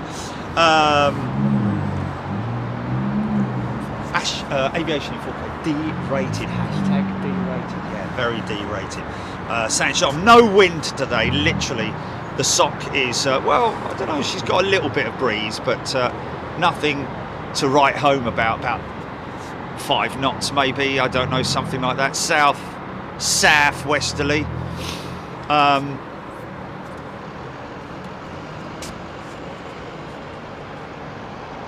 Yes, that Eva Air. I don't know. Did we? Somebody mentioning it earlier on. Did we actually determine whether she's already been in and going out or what? Trevline, meteorology. Easy for you to say. Meteorology, is it? Meteorology, isn't it? I think. Chris 299100011111. That Qantas now saying 17 hours 14 minutes to go. Wow, I love flying, but that would be too long for me, Chris. I have to say, I agree. It's too long. I want a stopover. I don't mind a stopover because that's 2 takeoffs and 2 landings, isn't it? Hey. James Doink, Paul Smith. Love the channel. As long as you keep filming, I'll keep watching. There we go, Paul. Absolutely. Thank you. Janine Kelly. Bonza. Jeff in Mass. 707. Oh, no, I think it had to do the US versus France Australia score. Okay. Mike Franklin. Qatar 380. 8 minutes out. Thank you, Mike. She'll just be turning on now, I'd imagine. God, look how smoky that started. I told you we'd have a smoky start up, man, from that 767.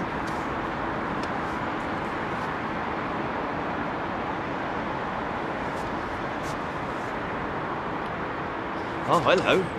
El Bandito has just crept up behind from behind the bike sheds. Trash Panda, as some of the pilots and crew call these jets because of the canopy, the cockpit canopy.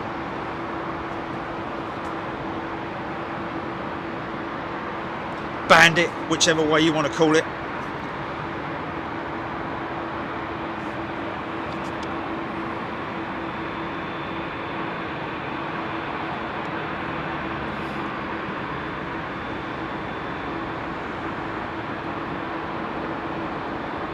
Oh yeah, we've got Captain Dave going out, haven't we?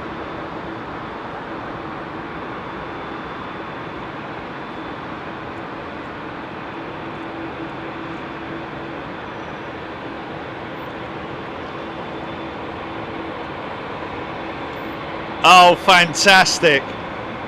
They're making me drive. Brilliant. I love that. I love that. Lovely little bit of banter between the British Airways crews there. Love that. Always good to hear that, man. We love a little bit of banter.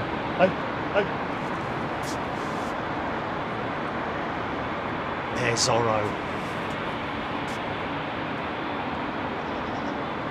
Philip Sinclair, yes, that's one situation where you would want a long distance seat. I tell you what, folks, I know there's been a lot of talk about the Zoom, sorry, not the Zoom, the Boom. They put out a video yesterday, and I've got to be honest with you, I'm not impressed. I'm not impressed.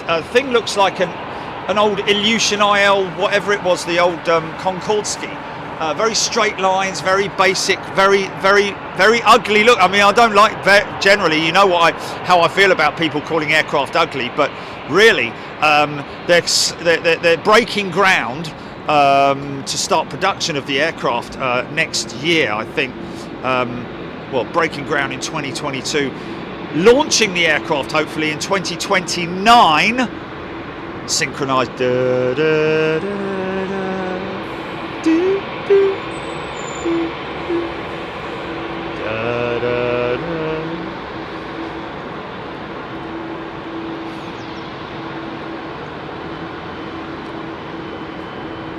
That's cool.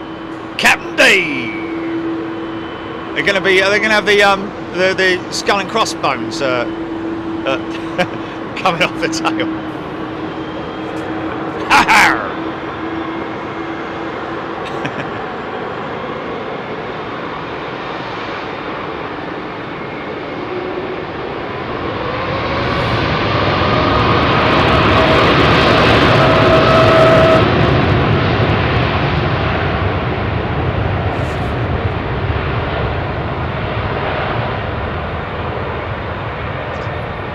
Nice.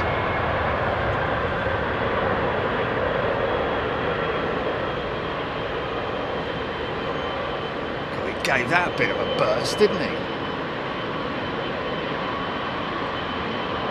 Full run for that Air Canada jet.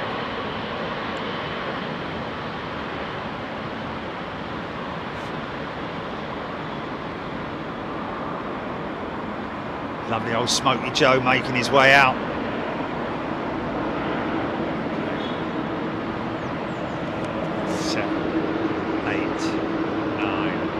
Ten, 11, 12, 13, 14, 15, 16, 17, 18, 20. Oh!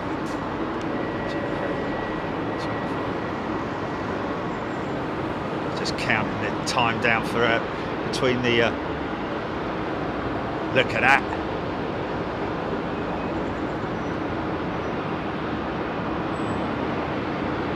I love it that Icelandair still mixing up their aeroplanes, even though they're launching into the stratosphere with their new livery and brand new aeroplanes.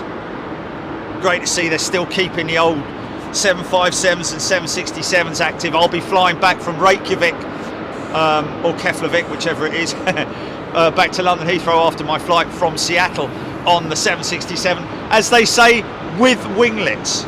In exclamation mark, not in speech mark, in thingamajigs, whatever they're called.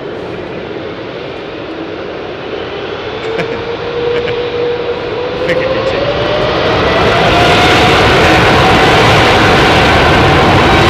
Come on!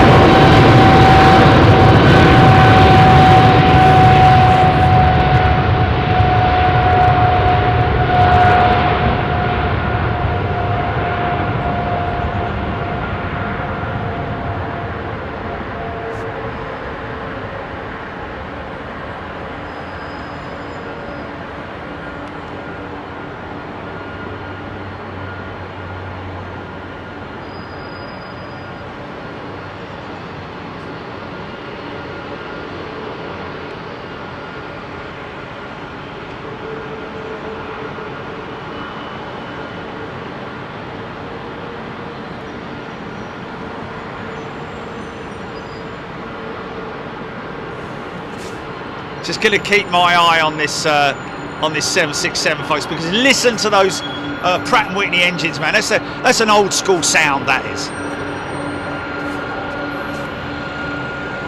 David Blaine, isn't he a magician? He is. Is he really here or is he not? It's David Blaine hiding in my phone. He's a 4-striper anyway.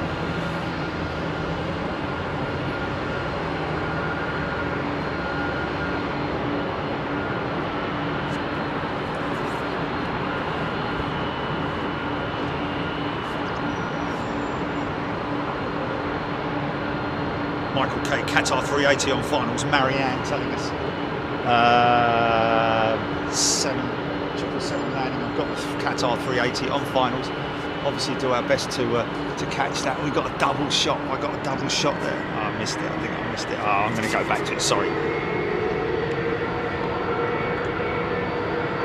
So it's a ramp he's got to climb up there, folks. About 5-degree ramp. Power up.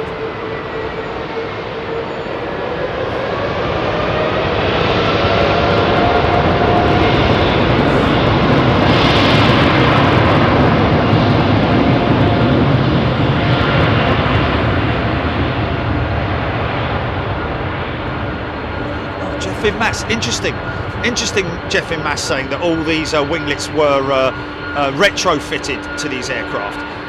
I always thought that, but I was told by someone, no, they weren't, they were fitted in the factory. So someone's got it wrong, but I always thought that these 767s were manufactured long before these style of winglets were developed, and therefore that's the reason why they bolted them on, as he says, aftermarket. So Jeff and Mass, thank you for that.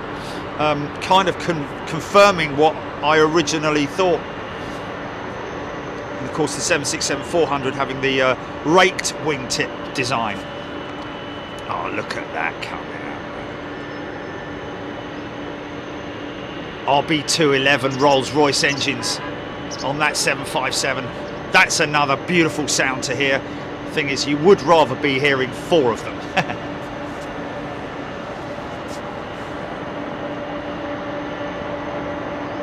Andrew S is a new member. Welcome, Andrew. And Mitch Shea also, both new premium members. All right, a bit close, aren't you, mate?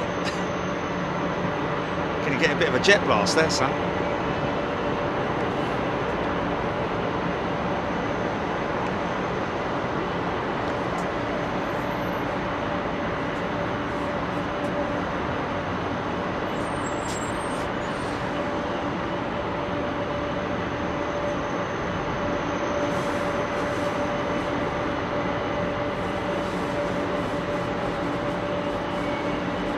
St. Charlotte, yes, 767, 757, proper retro. Thank you, Mitch. Go on then.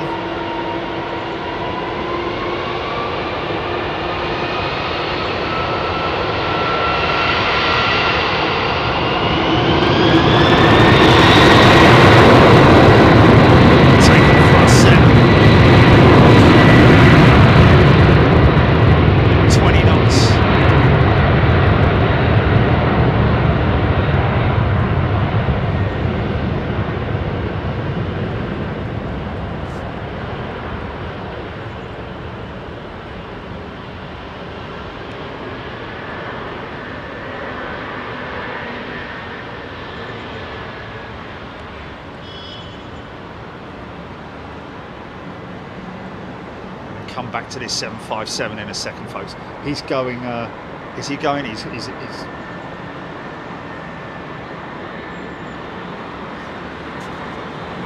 listen to this.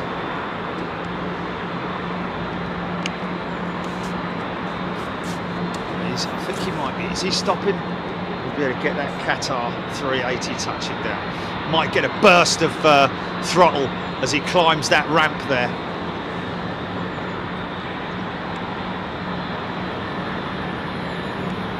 Okay, Mitch Shea's got a mate travelling to, where is it? JFK. VS137. Okay, so a Virgin jet.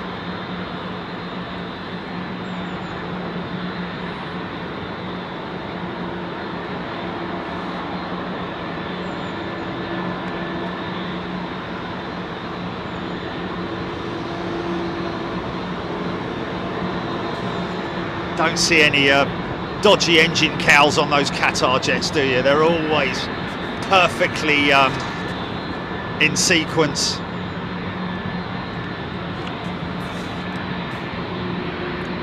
Big up Pam, loving the Icelandair 757. Stephen Lusker, we used the 757 on the Manchester shuttle like it was a bus. John Gage. Here we go, listen to this. He's powering it up to get up that ramp. Unfortunately, I hear it.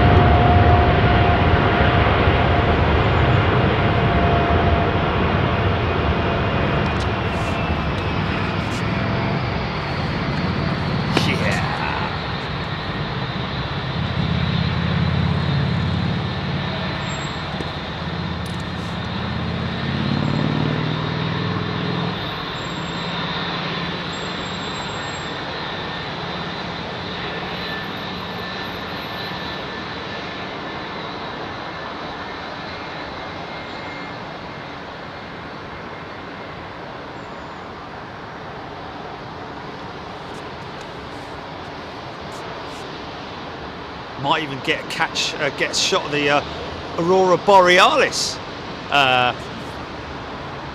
one of my flights. Oh, at some point in time. Look at the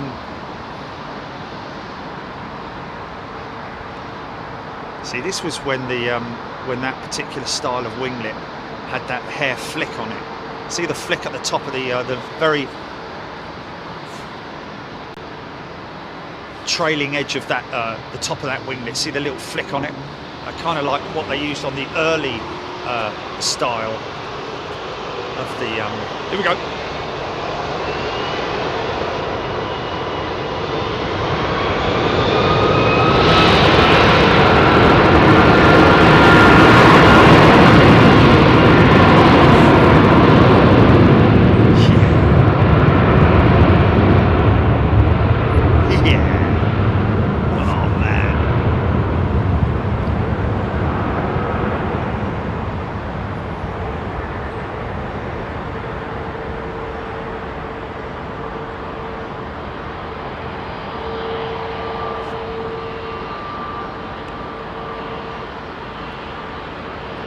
Could go up steep, could go up steep.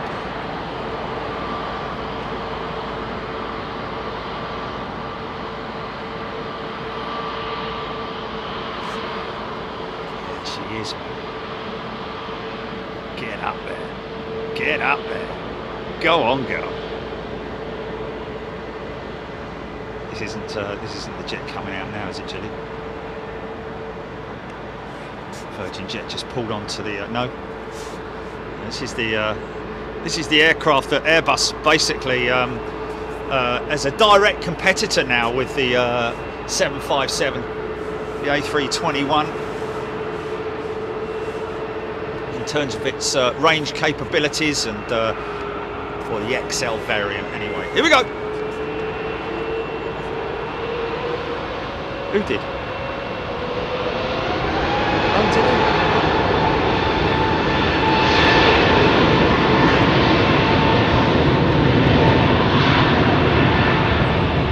That's pretty cool, isn't it? No idea, man, because I haven't watched it back, have I? We've got to cut it for him as well, GP. Just segment it.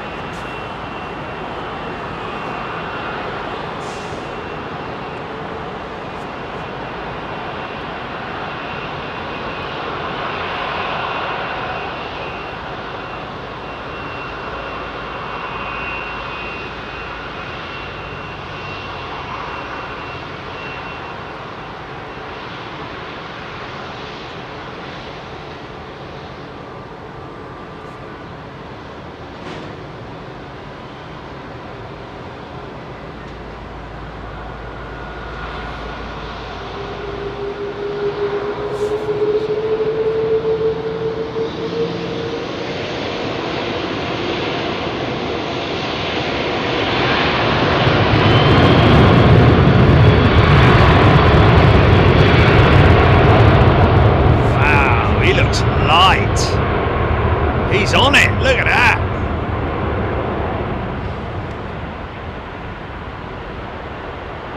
could be early.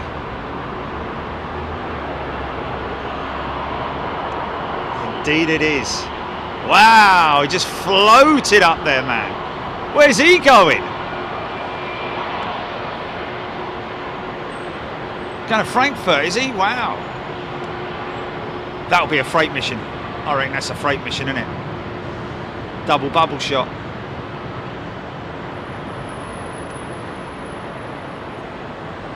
That's got to be a freight mission, isn't it?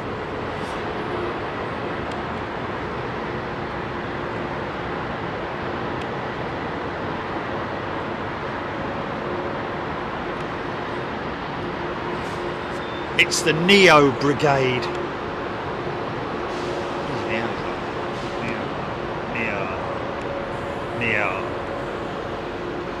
Neo. Trans Aero Portugal.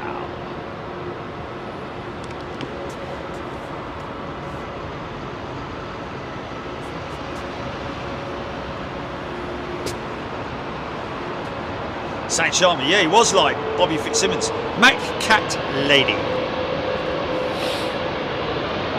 Keep me posted on aircraft taxiing out where they're going to, folks. Always good to read your comments out.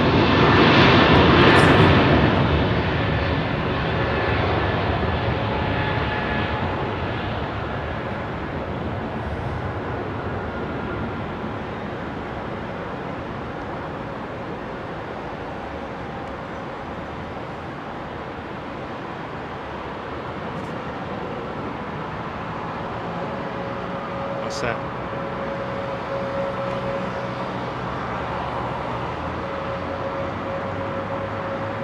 Good gold. Flipping it. Okay.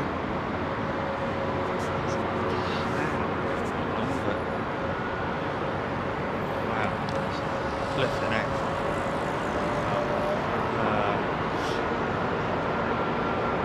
See how we do.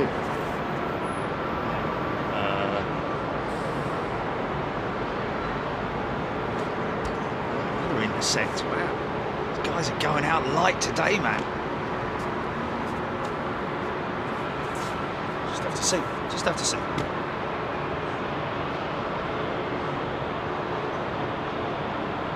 Oh, Jeff and Mass, Korean are making a livery change, a rebranding their jets with not with the Korean. Really, they wouldn't run that Korean logo on their tail, even if they are going through a change. That's very peculiar.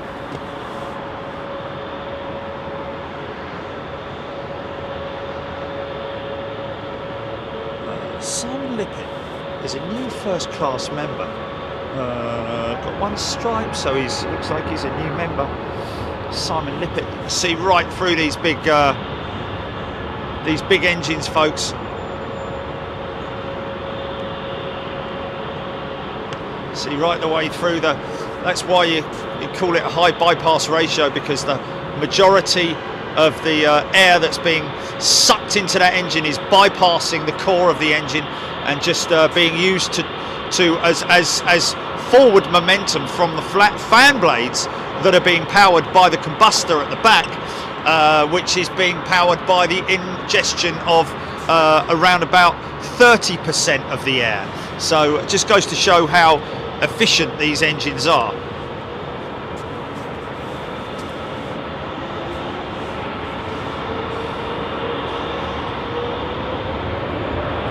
Gary, it's by too much ejections over the wing.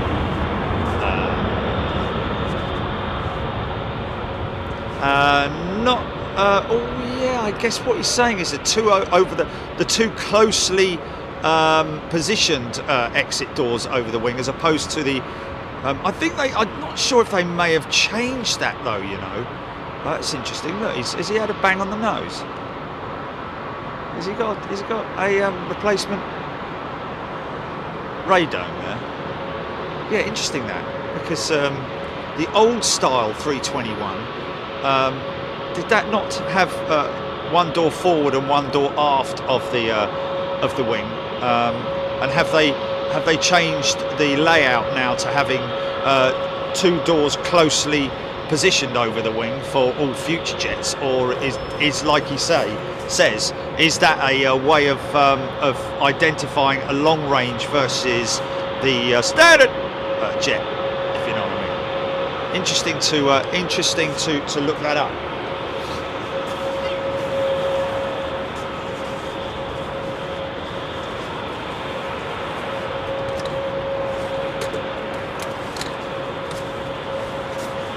His name was Brian.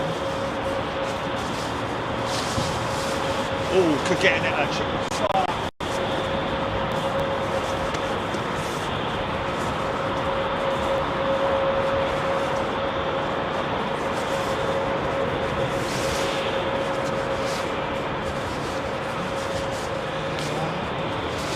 Serious, man.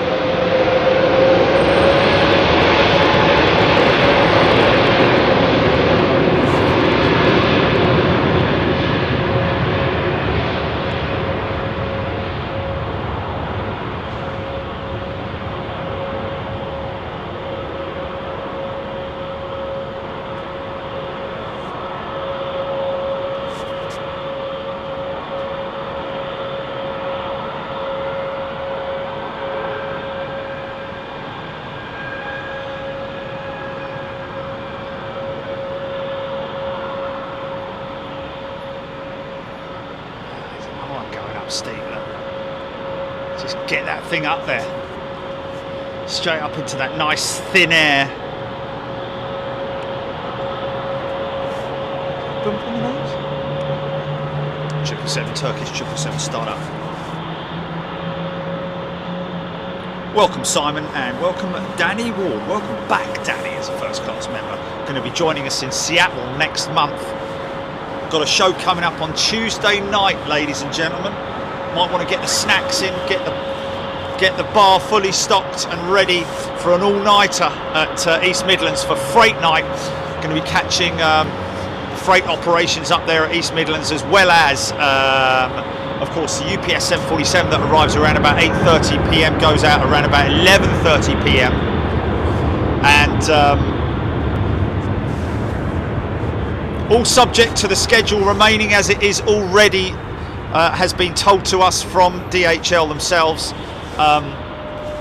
Scheduled to arrive at 0300, leaving Painfield at 10 o'clock in the morning local, arriving at 03:30 in the UK at East Midlands will be DHL's new 777 freighter on a tour. It's on a tour. It's actually not in operation as a freighter.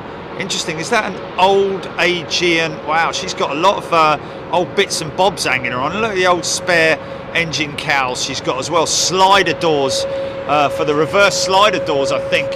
Or it's the other end. I think it might be the front end, just the inspection panels, the normal engine cowl.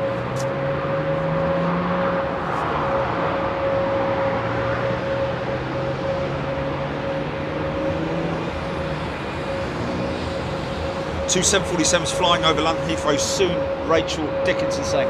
Have I just missed one right over the top of me? I think I might have done that. He literally went right over the top of me. What was that? Nice twin engine.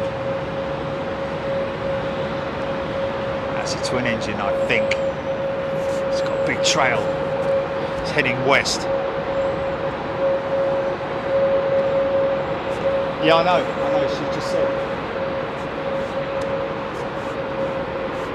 ACT and Astral 747s rob ash plant at 32,000 feet. I think that might be one.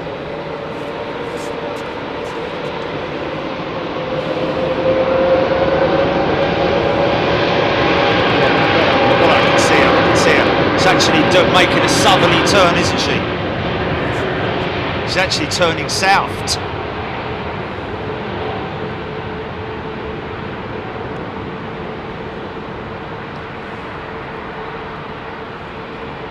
No, It's already been fixed. Oh my goodness me, that is amazing. That BA 777 that we caught just now, folks, is apparently the 777 that had its door ripped off in Cape Town. I'm very surprised they've managed to put that back in service so quick. I would have thought it would involve a really in-depth structural inspection, but I'm glad I'm wrong, to be honest with you.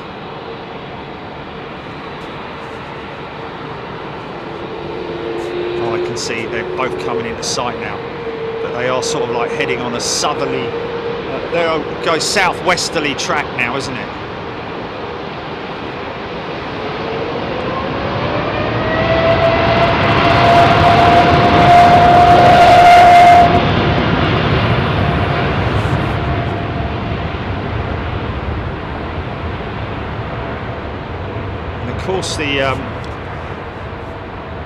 The noise that you hear as they spool up is actually well, a lot of it, the high-pitched end of it is the actual fan blade tips reaching the speed of sound, which is why sometimes you hear that tinny sort of noise as well. This could be a good shot. Let's just see if this is going to be a good shot.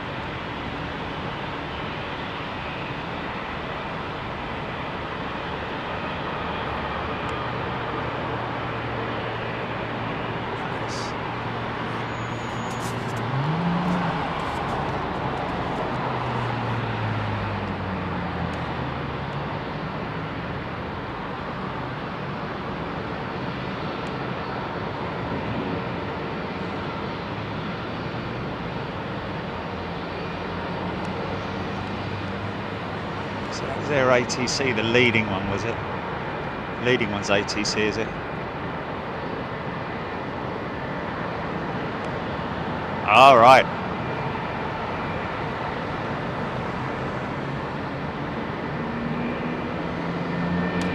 That used to be with Turkish, wasn't it? Wasn't that sort of like registered with Turkish? Yeah, yeah. Hodgie's here. Hope you had a good time, Hodgie. Sorry we couldn't get out early enough to catch your return flight. Hope you had a good one. Oh, we landed half an hour earlier as well. Okay, there we go. John Godson, 747. Ben Whitaker. Where is Jerry filming from Tuesday night, Chile? On the apron or from viewing part? Ben, it will be not from airside, but we will be in our usual position. So if you're around, come say hello. It's the 380 made up of carbon materials, Valerie Dickens asking. Yes. Lots of carbon stuff going on the 380,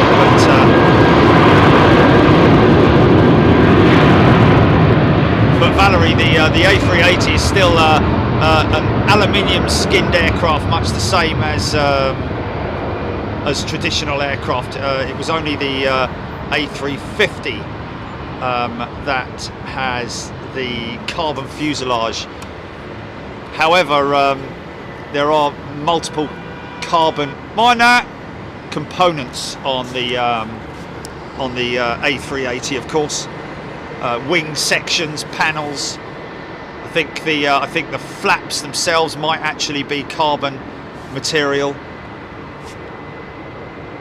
but not a carbon fuselage like the 350. God blimey, he's going long range, isn't he? Look, use any more runway.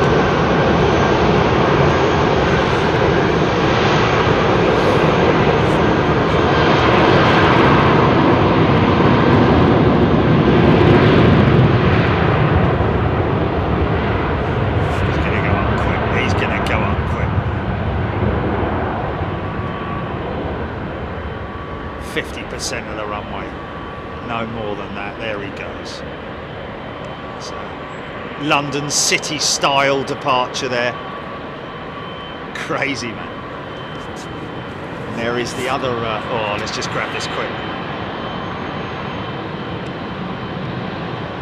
See right through his engines there.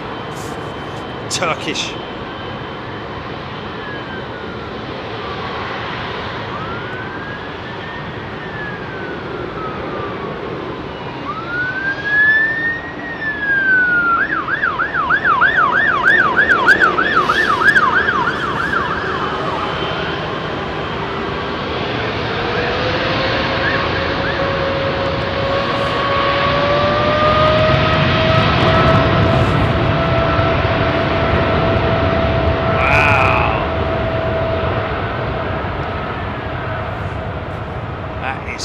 throttle, man. That's crazy.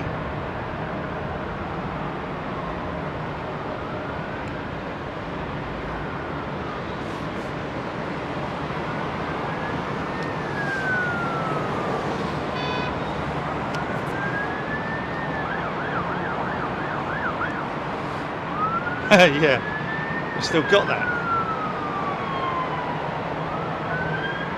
What is it? A silhouette?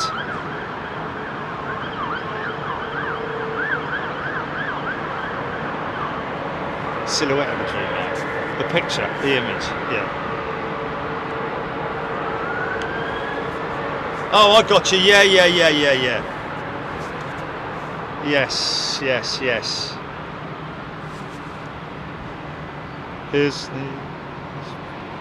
I got a great video the other day when I was departing Zurich, I think it was. It was either Zurich or Brussels. I think it might be Brussels actually.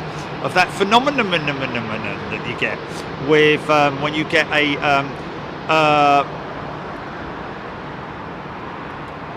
haloed. This is a 787-10. It is, isn't it? Is that a 10, or am I just seeing things here? Looks long and stretched. British Airways. Yeah, the when you get the ice crystals in the clouds, and we had a shadow, but there was a halo around our shadow on the clouds. Got to post that. Definitely don't want to miss that if I've still got it, because I deleted a load of videos off my phone because we were having trouble with propagating them with Premiere, weren't we? They were coming out all dodgy.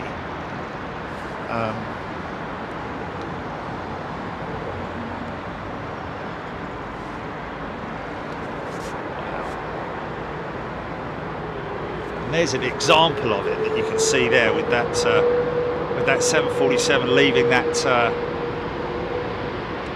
that shadow on the cloud underneath it. You can see the shadow on the cloud underneath it.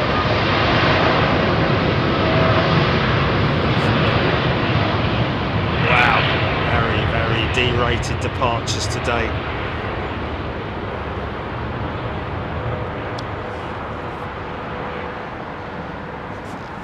You can definitely tell that these aircraft have been working hard. Look at where the walk bridge attaches to the aircraft, and that is generally indicative of it having done a lot of eastern trips to Japan, China, and places like that. Well, mainly China, purely because of the pollution, I'm going to say.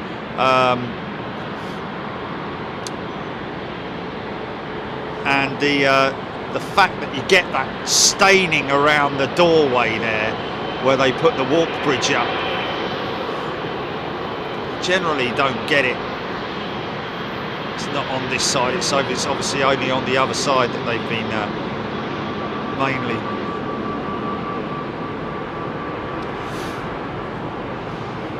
Yeah, Star Alliance, the 5 triangles is the Star Alliance emblem, I'm guessing you'd say.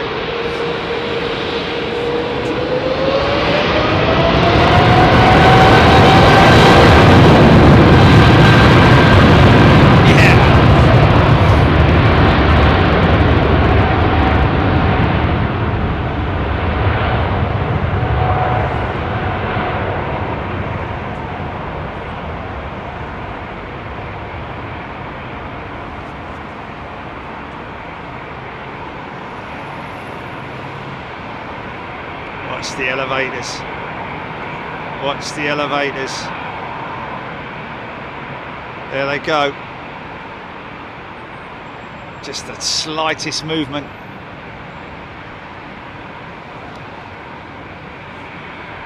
See if I can go there.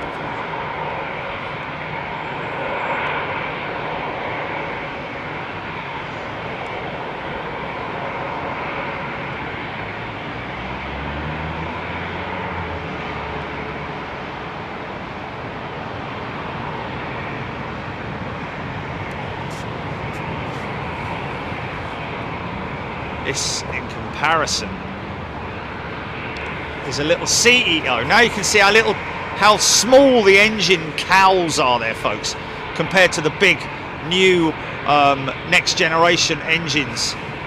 Much more, much tighter because of the new big fan blades that they have on the LEAP engine and the Pratt & Whitney PW engines. The two main engines leading the way at the moment. Although I believe that Rolls-Royce with their Ultrafan are expecting. I don't know if they're making an engine for both the larger aircraft and also the single aisle jets or what, because I did read somewhere before that they did say that the Ultrafan will be able to be adapted to both single aisle and also the bigger jets as well. You certainly won't be getting the 4 meter plus fan blade width on the diameter on the smaller jet, that's for sure. So that must be in relation to powering larger aircraft, and whether or not. Okay, doors closed on VS137. Got a Haley Barron, I remember that was his H there. Valerie Dickens, good afternoon. James Doink, John Godson, good afternoon, everybody. Hope you're doing well. Just coming up 10-1 here in the UK. It's little Air France.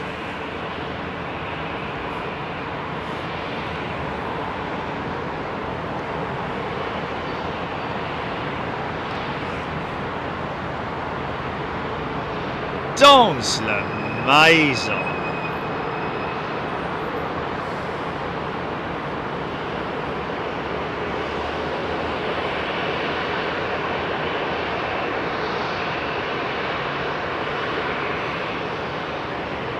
Strong smell of aviation fuel right now. So it's single door.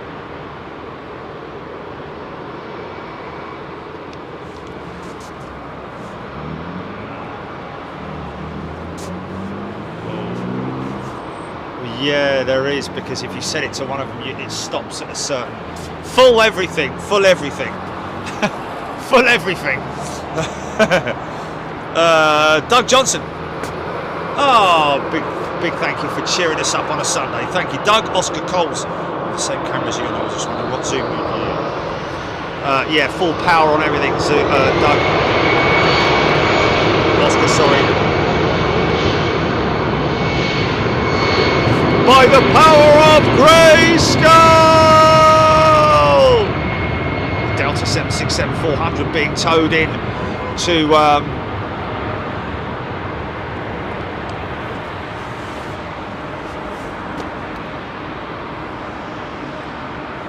Keith Cornell, thanks for the time check. He needs to take a tap. Oh, fantastic. That's a pleasure, mate. Completely coincidental, I've got to say. Your doctor didn't phone me and say, could you let Keith know precisely 12, whatever it was.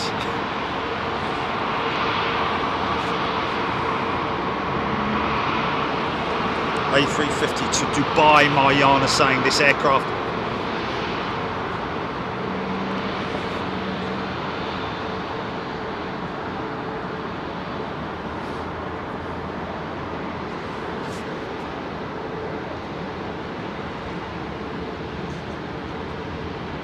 Of course, we've got a 350 with a very good friend of ours, Captain Dave, coming up in around an hour's time or something, is it, Julie? Captain Dave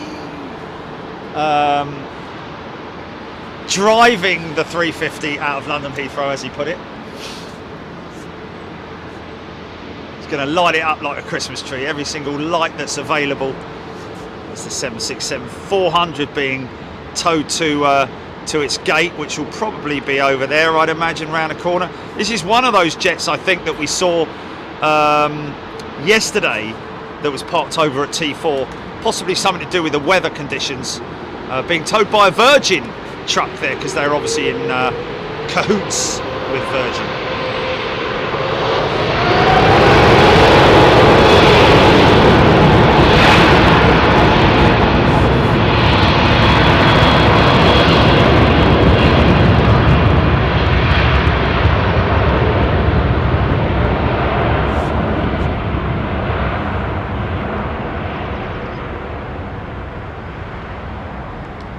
Don't forget, ladies and gentlemen, Courtyard Marriott reopening.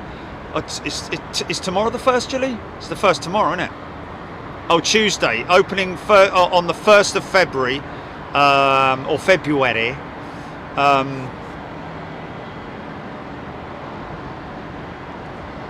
It's almost like one of those.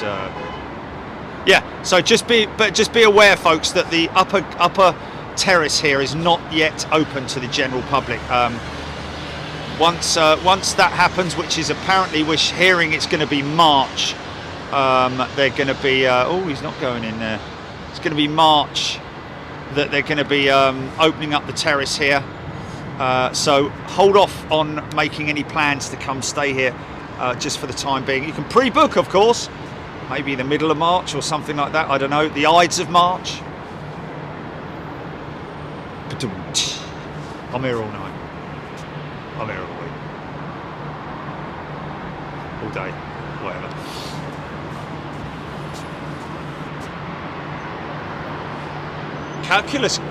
Calculus Guru asking where are the ULH, the ultra long haul range 350s? Good question. Singapore Airlines operate one or two of them, I believe. No visible difference in the ULH versus the stock jet.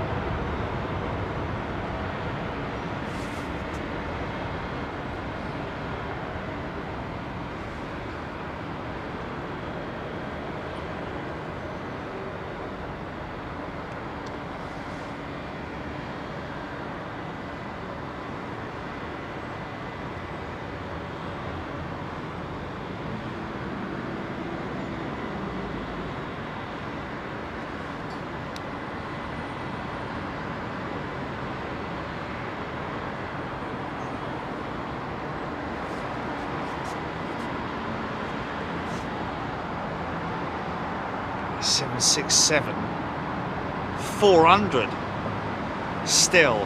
That JetBlue jet is apparently on radar, not pushing back just yet. Looks like she's still got a little bit to do. No, she can't be pushing back, man. Door's still open at the back.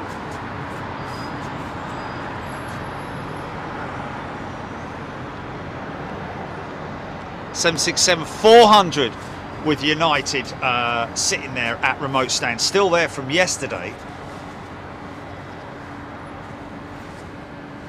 Anthony Barry, no, Captain Davies flying British Airways 350. You might be thinking of Captain Chris with Virgin Atlantic.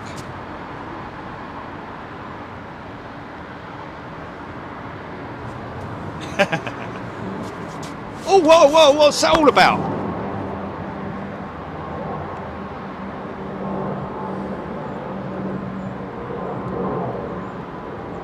It's like, where's that noise coming from then? That's a bit of an odd sort of like noise. And I looked round and he was wow. Oh, maybe a FOD report. Maybe a report of FOD. Foreign object debris report.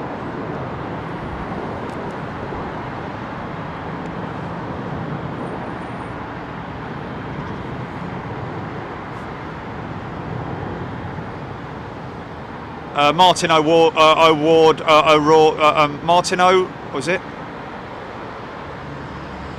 Martin O'Ward asking, and a few other people asking what I mean when I say derated.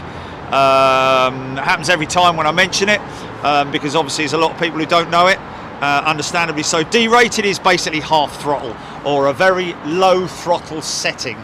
Could literally almost follow. That means that the aircraft is relatively empty and therefore doesn't require full throttle. Not that they ever really use full throttle, to be honest with you, unless it's very, very dicey conditions, headwinds, that kind of stuff. This guy will literally do what we did on the E2 jet the other day and do a complete circuit before he's put back into the stack.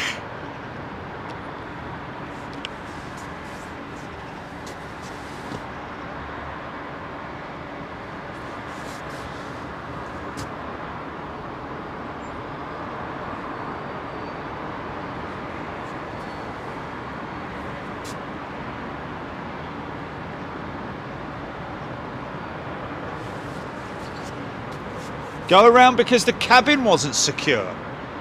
Who said that? Martin Akerman.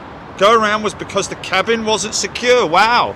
So someone's got up from their seat, haven't they? I've seen that so many times, man, where people are just like, get up willy-nilly. I mean, I'll be honest with you, I've seen some right dodgy behaviour from passengers. Really, you know, and the flight crew should be a little bit more sort of assertive. Sir, please sit down, you know, but sometimes they just don't bleeding listen. I have seen it from, you know, and this whole thing of like the big race to get your seatbelt undone and get standing up in the aisle. What is the point in all of that? So that you can stand in the aisle face to face with some other person for 5 minutes while they secure the doors and open them and get the walk bridge on and all that kind of thing. It doesn't make any difference. Just sit down, chill out, relax, and you'll get off just as quick as you would do if you were standing up in the middle of the aisle. It doesn't make it any quicker. It doesn't make it any quicker.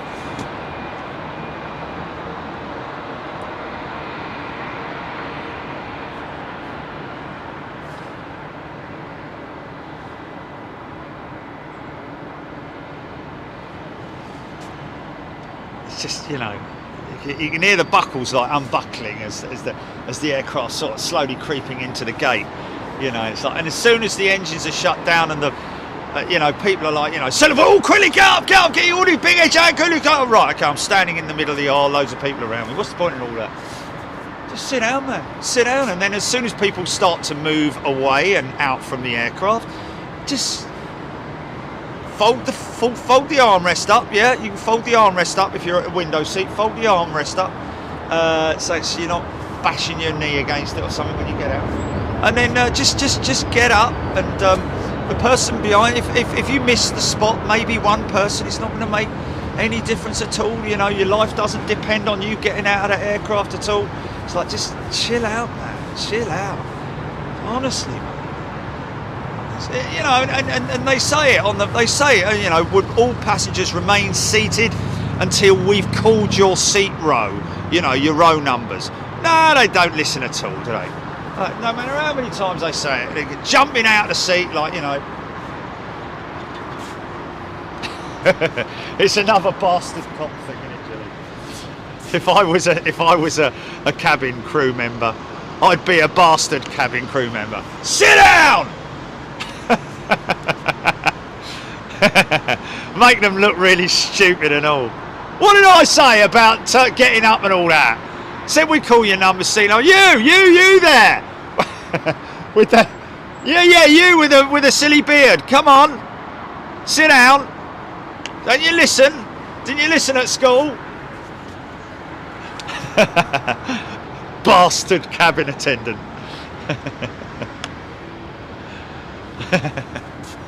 So what makes you so special then? Eh? You got special, hold on a minute, let me phone the crew and ask them up the front. Hello, pilot, yes, captain, I've got this bloke with a grey beard here. He seems to think that he's got, yeah, no, okay. No, sorry, mate. No one knows who you are. So sit down and wait for your instructions before you can go. Hello. Thank you for flying with us. Thank you. Bye then. Yeah. Yeah. Thank you for flying, bastard airlines. We'll get you there. Not in comfort, but we'll get you there. Shut up, sit down, and drink your tea.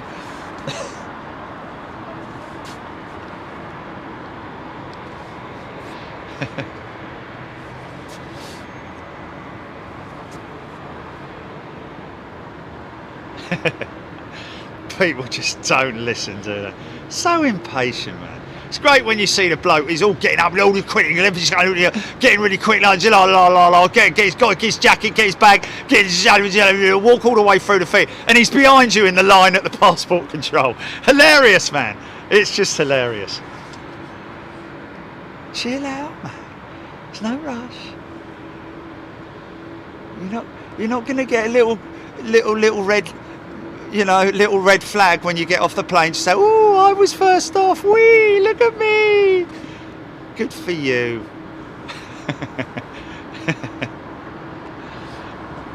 What was that, GP? Neil's what? He's never going to do it again.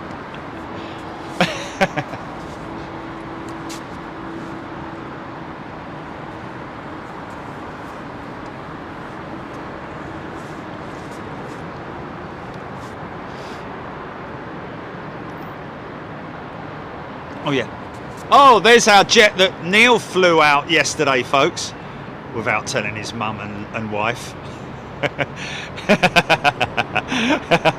I hope he's coming back with a belly load of flowers for the missus and his mum.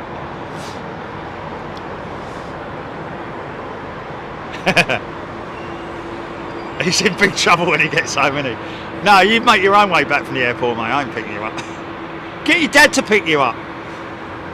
Yeah, but he can't. Oh, yes, he can.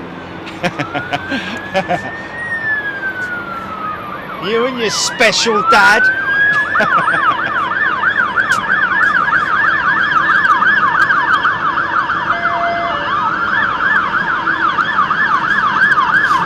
I'm O'Reilly.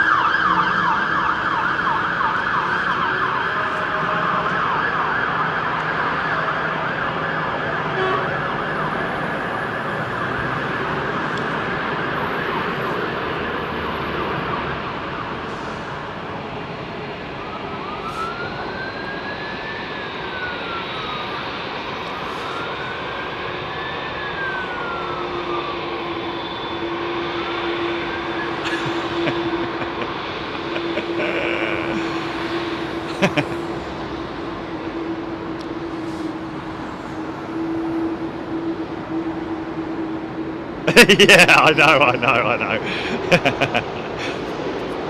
Bolted to the side of it. Yeah. Oh my God, how cold is that in the window?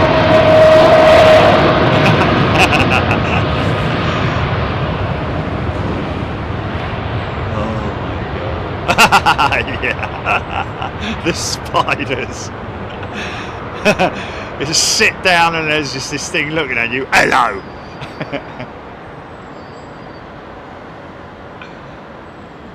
Oh God, yeah.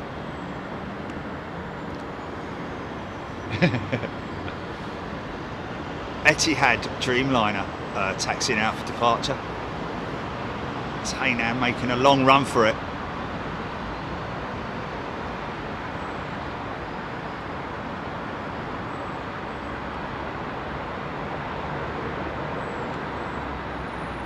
Oh, get me on that PA in one of those airplanes, man.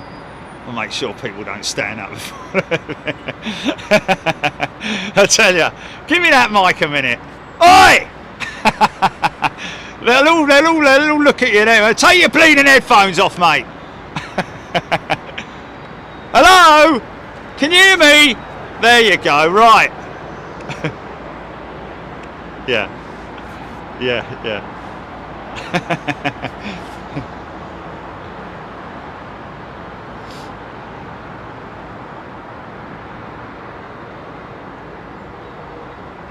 please pay attention, because even if you have flown on this aeroplane before, things may have changed since you last flew on it. Not interested, is he? Look, looking out the window. Bing bong. Would the passenger in seat number 47F please take his bleeding headphones off? Thank you. Bing bong.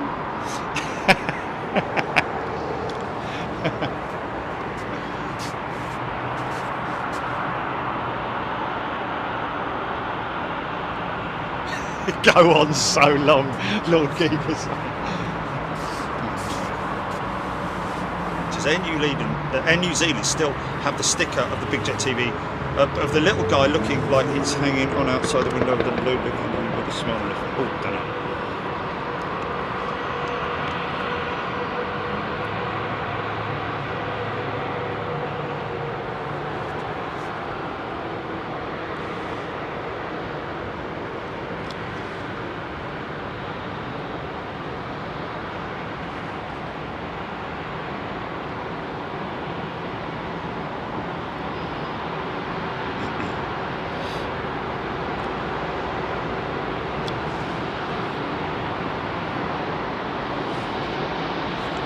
He's going straight out, this boy.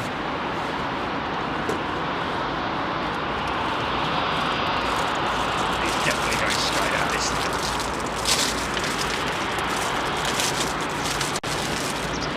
Oh! Done. I'm not good with fucking roll on a forward.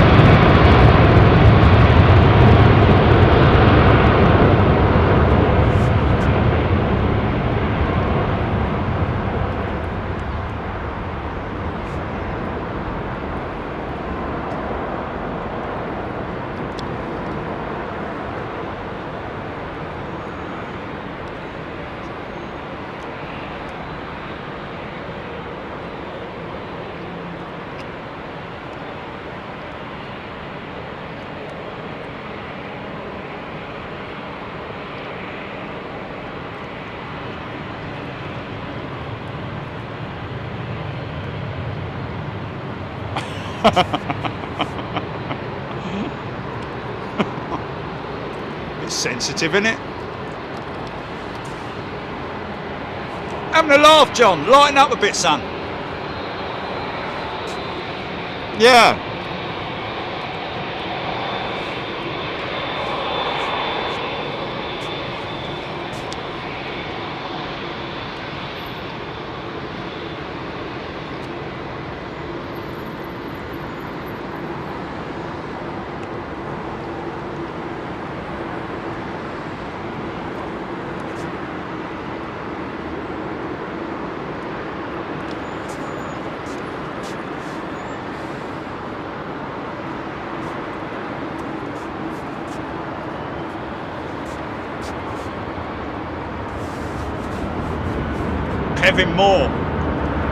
Kevin Moore, it is a great vantage spot and somewhere that you and anybody else can come and visit. Obviously you need to be staying here at the Courtyard Marriott.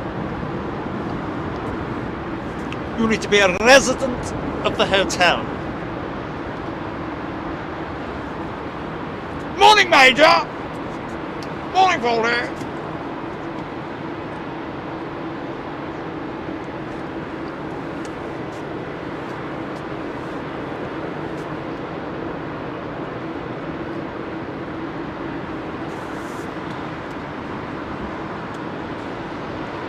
Possibly, Captain Bob, possibly.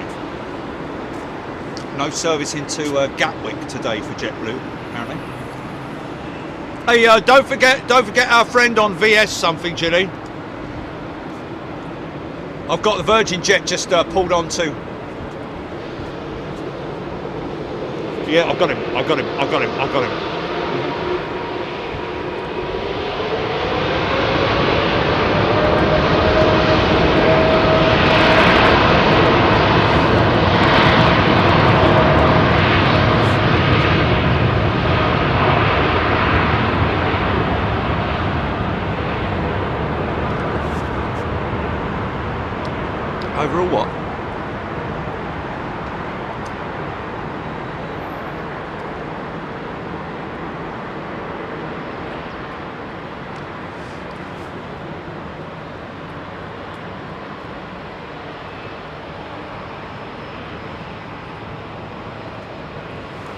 Oh, really? Really? No, I didn't. She's on. Did you know she's on the Curb Your Enthusiasm as well? No. Yeah, man. Plays a great character, man. Really great. Yeah. He's lumbered with her. Oh, she said, "Here comes Jerry." Oh. Yeah, that's nuts, isn't it?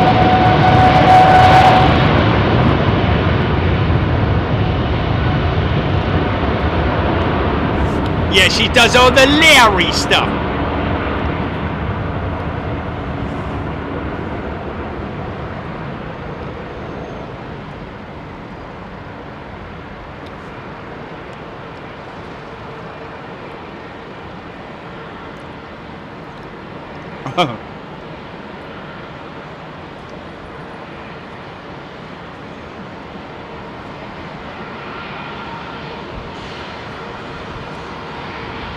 Yes, Daniel, you will be able to bring cameras up here.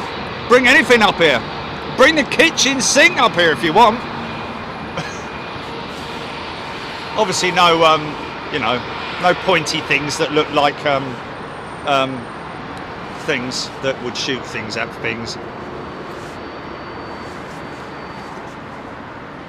Terry Stapler, yes, there we go. Indeed. Sue Taylor, Paul Skilling, DCS Cleaning Services in Norfolk. Chrissy girl. Hey there, Chrissy girl.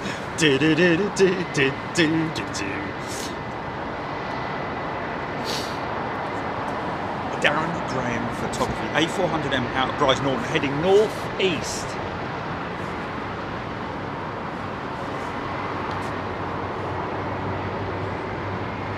Georgie girl, innit? Not Geordie. Geordie girl. Way, hey, Geordie girl. Way, hey!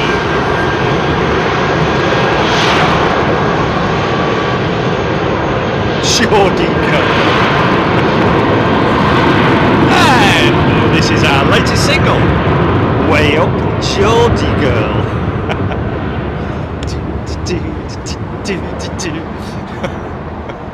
Geordie girl.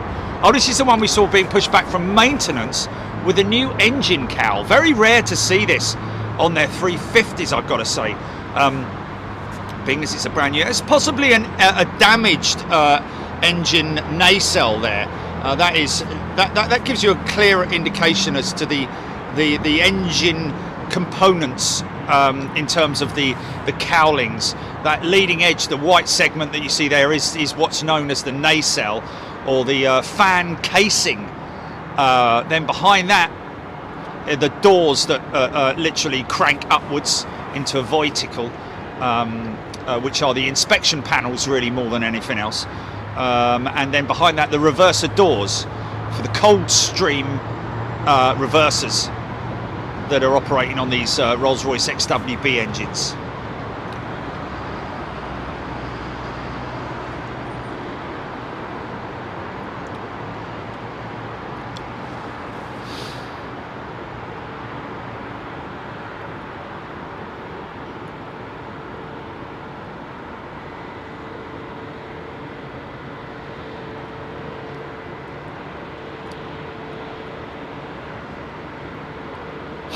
Would it though? Would it?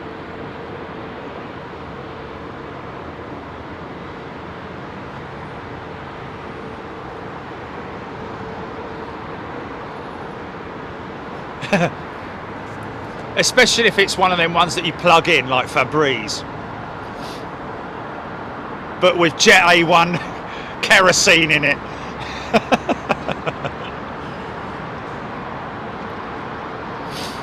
Yeah.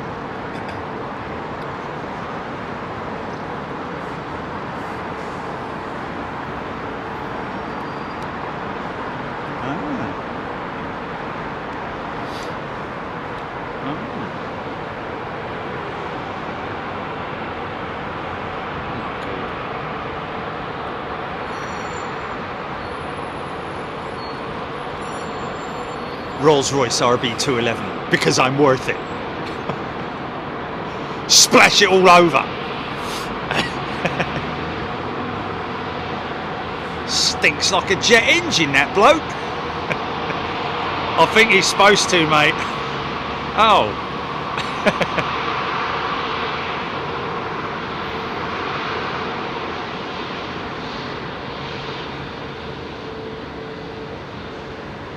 Where is he? Is he flashing? Is he doing anything? Is he window blinding? I'm looking. I don't know if he's on this side or what, but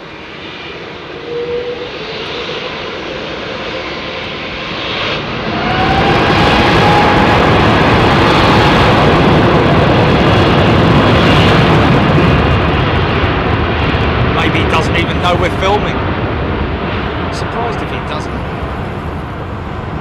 Some bloke, he was a new member, and he came on and he said that his mate is flying on blah blah blah to blah blah blah. Rhythm and Blues or R&D.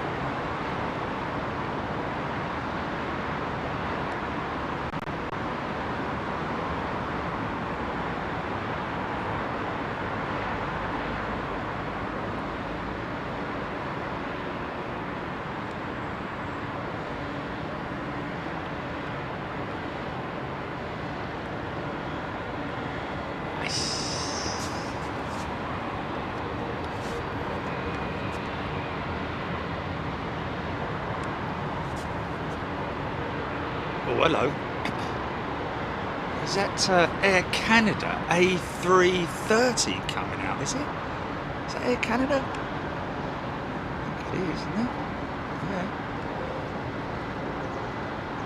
Yeah. Well, yeah, R&B, as in Rhythm and Blues, which is for Purple Rain, which is Prince, isn't it? Prince and the Revolution. Dearly beloved.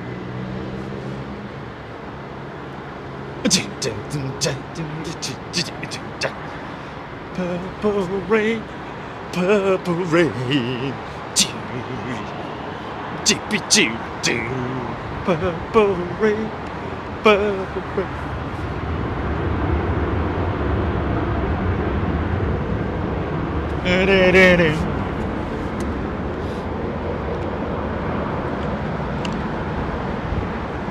Oh, wind's picked up a bit. Kathy Collins, Sue Taylor, Claire Westerman. Good afternoon, everybody. How's your Sunday going? Yeah, while you're at it, all you 4,000 odd people watching right now, where'd you do it? You just, how do you get that like button up then, Julie? Oh, you have to wait, oh, you have to come off the chat, don't you? You have to come off the chat. On phone. Yeah, minimise it, or well, you don't minimise. Yeah, minimise it, or just scroll that, pull the chat down. You pull the chat down, then you pull the chat down, pull the chat down, pull the chat down. Or click there out the top, clear at the top, clear at the top. Or scroll, just pull it down, pull it down, or whatever. I don't know. Yeah. Anyway, while you're down there, just smash that like button to pieces. Not your phone, obviously, you know, don't take a hammer to it or anything. You ruined my phone! Alan James, please don't sing today, it upset my dog. It upsets his...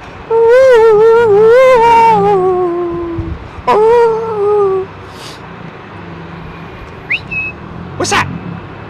Diggo, go bite it! Who is it? See him off. To go walkies. Get all the dogs' ears pricking up around the world. Walkies.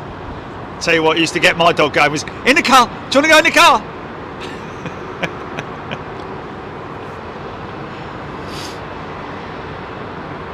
Wait. See him off. Who's that?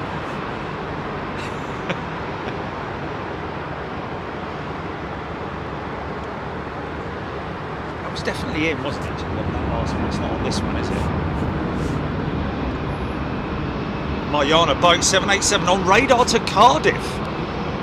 Interesting. BA 787 that'll be, I have no doubt. On radar headed to Cardiff for maintenance, that'll be.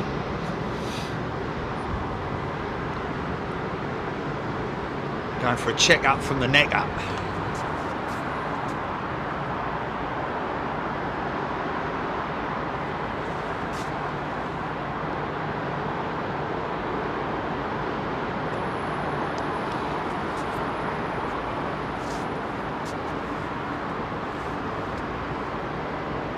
Philip Valenta. Wow, I can chat. Yes, you can, Philip. There we go.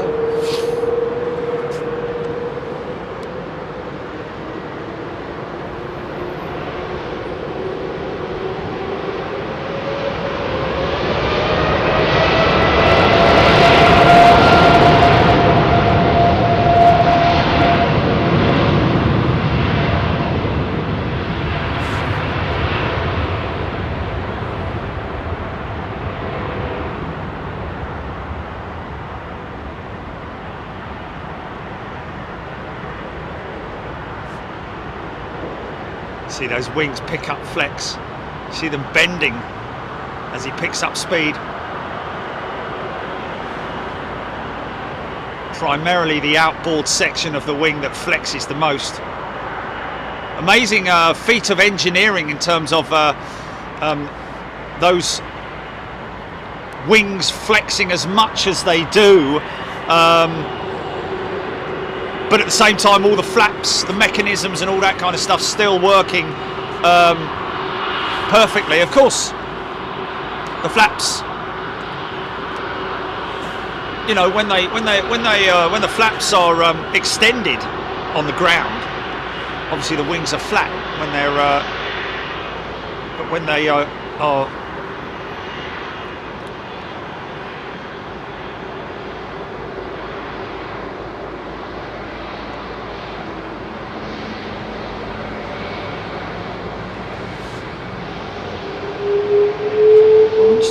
Aeroflot A321 coming out. Cool. Oh, that wind's picked up a bit. It's a bit cute. Long old spoiler.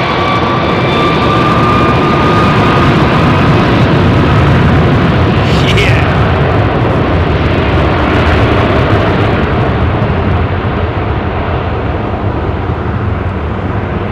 Still borrowing a few of the old. They've obviously got a big a shed load of. Literally of old engine cowlings and components that are from the old engines with the old livery, the old head and shoulders livery as we call it, as Tom actually called it, from well, the locals in Toronto call it the head and shoulders livery, the old style.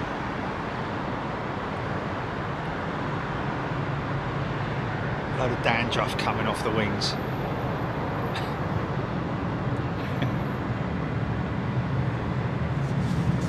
Wow, that was a great shot. Aeroflot 321 CEO coming out. Air Canada 330 due to fly on one in the summer. EGPX saying, Chris McDonald randomly saying how I like the Vulcan. Don't think there's anyone in the world who doesn't like the Vulcan, to be perfectly honest with you. A beautiful aeroplane. Tony Haynes 757, Jeff Anderson, that Air Canada 330 looks like an A330-900 Neo with the way they have the windows in front painted. Yeah, she's got the now customary Air Canada Trash Panda livery on it. Paul Hick sitting in Uganda overlooking Lake Victoria, enjoying the show. Wow, that's pretty cool. I like that, Paul Hick. A very warm welcome to you. Rav H. Sue Taylor. I flew recently on a 787-9 and sat over the wing. I watched that wing flex down as we landed. Thanks, Jerry. Sue Taylor, there you go. It is something to behold. And if you sit behind the wing, you can actually see it building the flex as the speed builds. On the 737 MAX, of course, she's powered, I think, by LEAP engines. and I'm going to be sitting forward of the engine, folks, so I'll be able to get a good shot into the engine and get the reversers in action. And then on the way back, I think I'm sitting over the wing, and then on the 767 with winglets. Blimey, has he lost this plane? Stuart Watson, Melody R. Jeff Anderson, Qantas is flying an A330 from LAX to Brisbane right now. That route is used to be a 747. Wow. What a shame. LAX to Brisbane used to be a 747. I dare say surely they're going to put the Dreamliner on that route. Is that possibly the 330s are standing whilst maybe one of their Dreamliners gets looked at? I don't know. Obviously, a few issues at the moment with the 787 in terms of a few issues. Let's just leave it at that. You know, I'm sure that they, like any manufacturer, are going to come up against teething problems. Oh, this is what one of our members was saying yesterday about the silver livery or the metallic looking livery as opposed to the all white livery on the 350 yesterday. So is that the older livery, or is that is the 350 all white livery the next generation?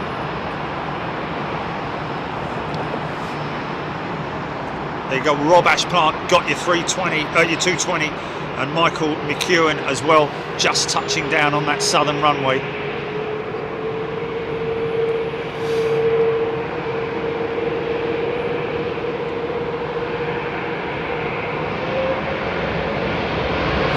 Push the flapper on.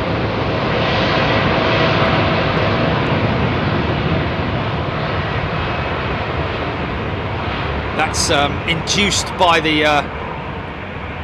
that's sent upwards from the engine thrust, and then the hydraulic systems are all setting. Wow, that's early. Oh, this is the Dreamliner going to maintenance, isn't it? That's going down to Cardiff. That's why she's gone out so early. Wow, that just goes to show how crazily efficient that thing is when she's empty. Yeah, this is the older Aeroflot livery in it. They've got Aeroflot written in big bold letters now, but it wasn't long that they changed it to this, was it? I don't know. Maybe they've had this for quite some number of years, but seen quite a few model versions of this. ARD, Aviation Retail Direct. Okay, the Mariana, there we go, EGPX, yes, it was the Cardiff-bound maintenance jet. It'll be up in the air for about 10 minutes, literally. Count that. Valerie Dickens, can't wait to go flying again. Learned so much from Big Jet TV, I know I won't be a nervous flyer anymore. Wow, that's wonderful, Valerie. That's a good, that's good, isn't it? We've managed to turn somebody around from being a nervous flyer to, we've had quite a few people email us on that basis, to be perfectly honest.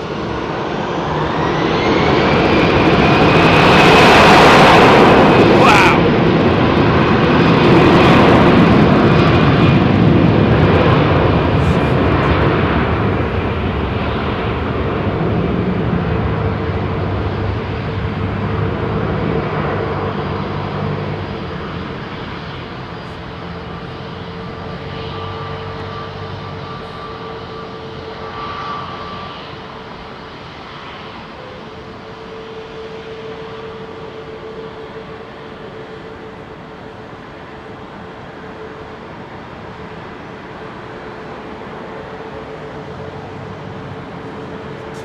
Nice, Emirates 380 pushing back, folks.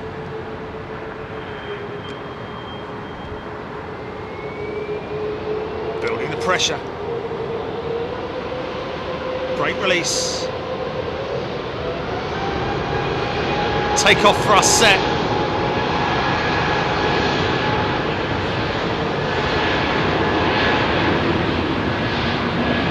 Knots.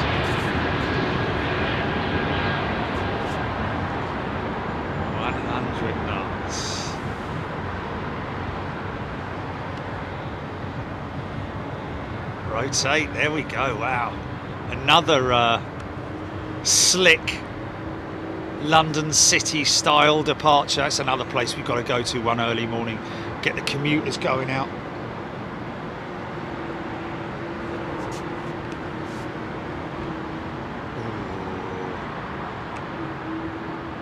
Smell that avgas, man.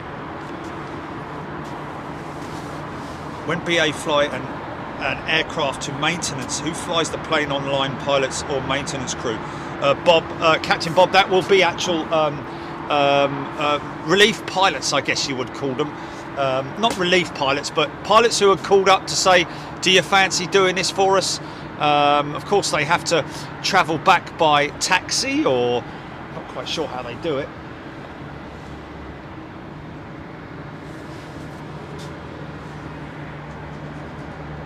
Oh, Emirates doing it again, aren't they? Right on time, look, right on time.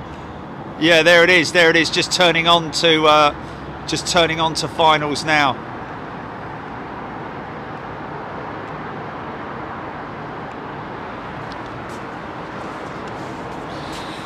Crazy, man. They're right on it, aren't they? Do you see the post I put out yesterday night, folks? Just quickly threw that one together to just give a little bit of love to Emirates and congratulate their coordination team. Really, when you think about it, it's you know, they make sure that everything is packaged correctly and everything is on time. Aerologic 777 freighter over the north now. Michael McEwen saying over the north, which how far north is it? Like, you know, I think that might have gone already, I don't know. And guess what, there's an Emirates 380 on its way into, there we go, Aerologic. Yeah.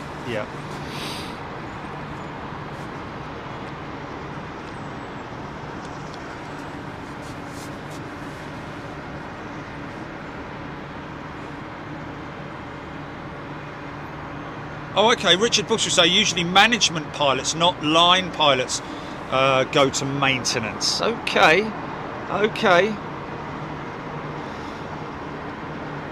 Management pilots, right? Okay. So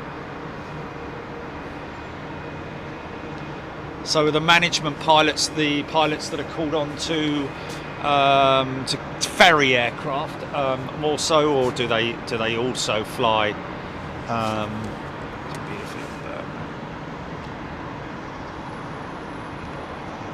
Where is he? He's definitely stalking something down there, isn't he? Oh no, there he is. What's that?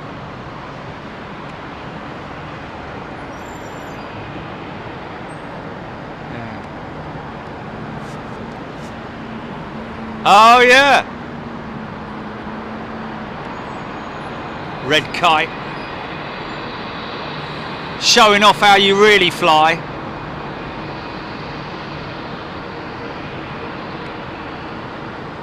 Beautiful, man. And he beautiful, or she. Do you want to be a sausage roll?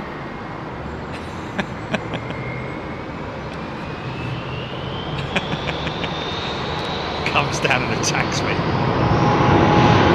Right, mate.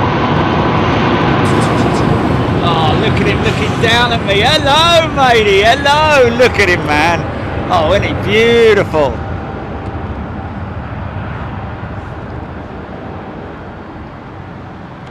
He was looking right down at me then, man. Okay. Sausage roll. Give him a bit, see if how's it going. Come on, mate. Do you want a bit of this? No, he's... Hey!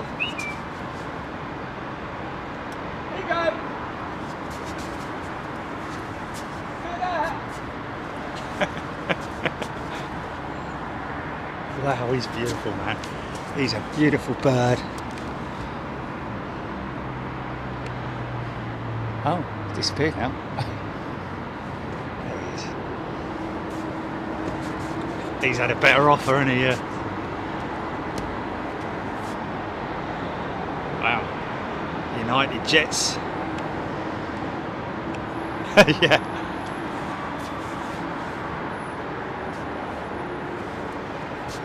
Stick your sausage roll up.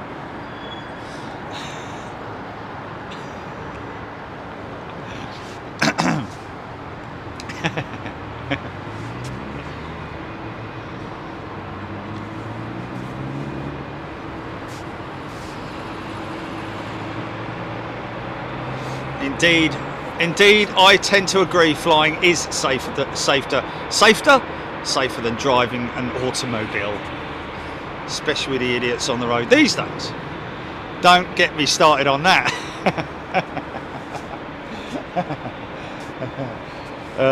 Dear.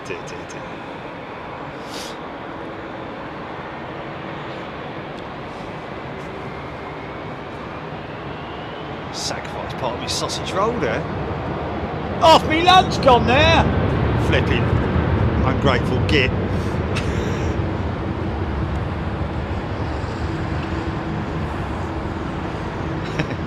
As if he's gonna come down.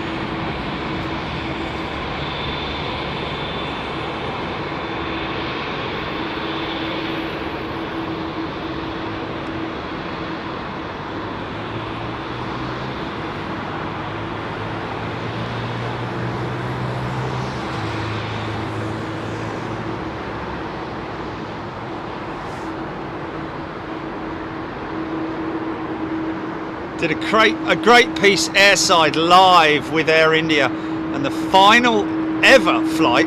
We didn't realise it was going to be the last ever flight, but it turned out to be the last ever flight with Captain Nivedita flying with Air India.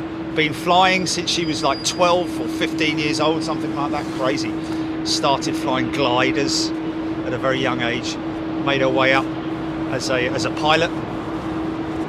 Flew the A300s, I think, with Air India from way back in there, and we caught her on her final mission out of.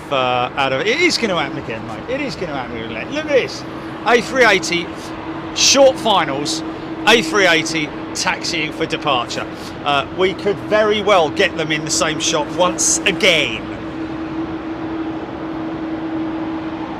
Yeah, Rob Ashplant. The windows are cool the way they've done that. It's a design characteristic from a long time ago. Air India coming up with that design. People saying that they remember it on the 707s. Or it might be a little bit. Yeah, it will be actually. It will be shot once again for Emirates. Leslie White, yes indeed, they are carrion, aren't they? They don't eat live, they don't catch live.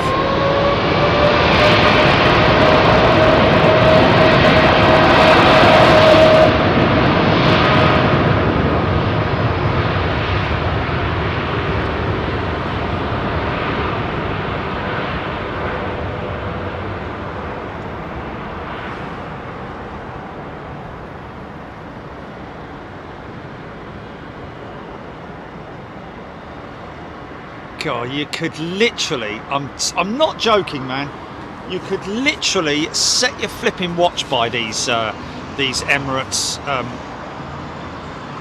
schedules. Absolutely insane, man.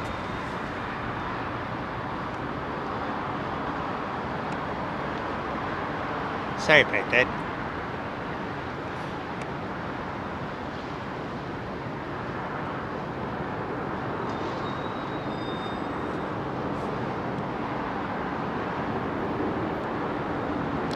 Amazing when you consider how many passengers you've got to get on the aircraft, all the luggage, any freight, everything has to fall massively into alignment And look at this, within minutes of each other, literally. Look at that, screen grab that.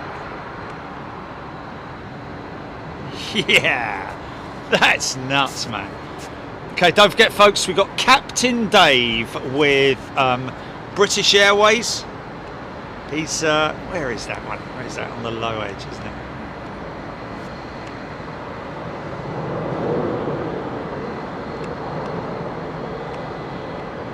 Come on, son.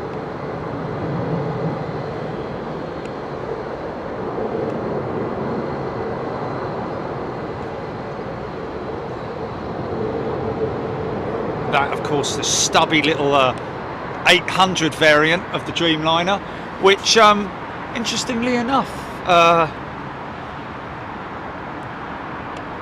Air India not seeming to have any issues with their Boeing 787s, which is a good thing. I'm guessing that almost all 787 operators are having the wing paint peel issues. And to be honest with you, I think that whole 350 thing was more a paint peel issue rather than physical delamination of the carbon. I mean, if it is, then obviously it needs to be fixed, and that's something that Airbus are going to address. Of course they are. Of course they are.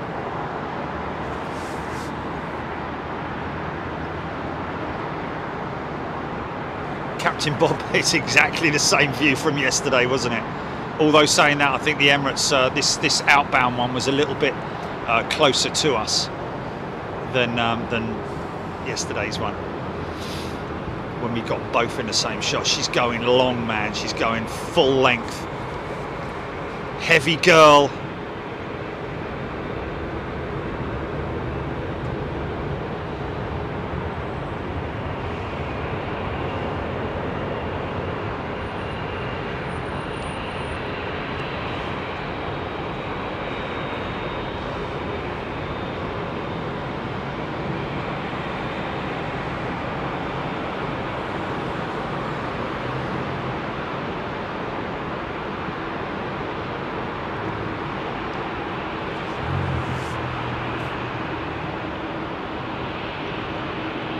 Oh, Brian Waite, cheers, Jerry. Great shots of EK29 arriving with family member at the helm. That was it. An absolute pleasure, Brian. If they want a clean shot of it, then by all means let us know via contact@bigjet.tv, and we'd be happy to transfer you the file. Look into those engines, man. Isn't that insane?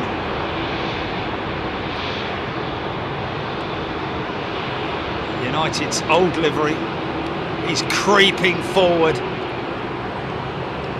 He wants to be on time.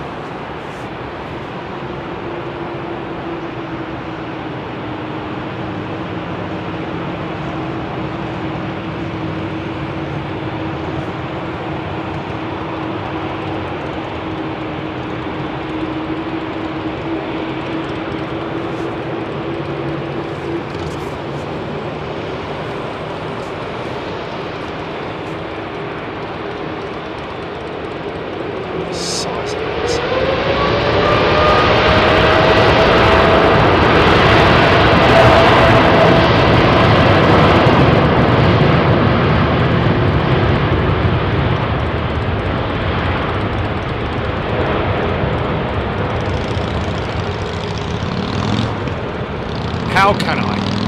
It just looks it. It just looks it. Sometimes you just, yeah, you know when you see a goods vehicle that looks like it's heavy on the road. This just looks heavy.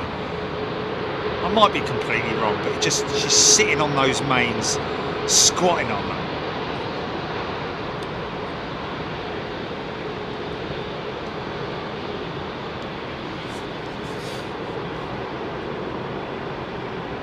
Oh, thank you, Kate. That's a very nice thing to say. Kate Green, was it? Oh, Kate Greaves. Sorry, Kate.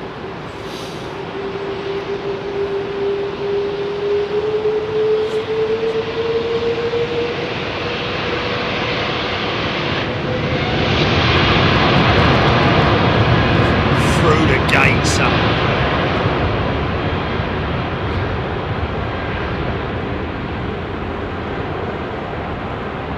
now we'll see how heavy or light she is, or whether she's just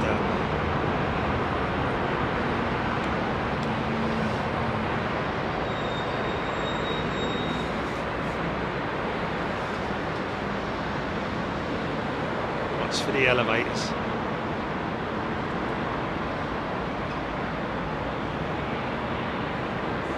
There they go. Okay, she's not that heavy then.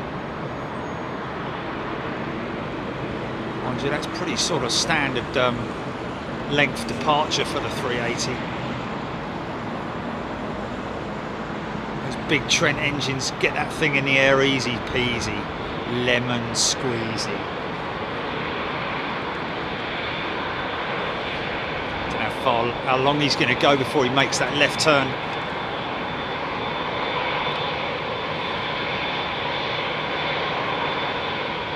She's smoking a bit now.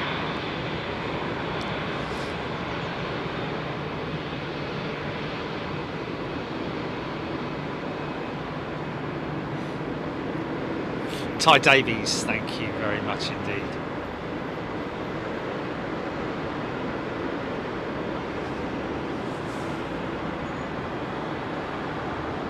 Left turn, Clyde.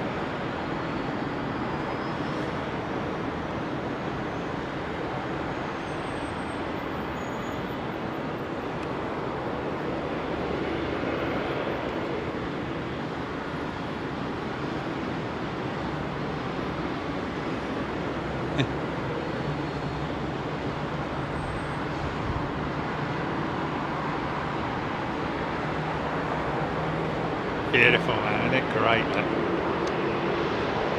Big lump in the sky. Look at that, just look at it.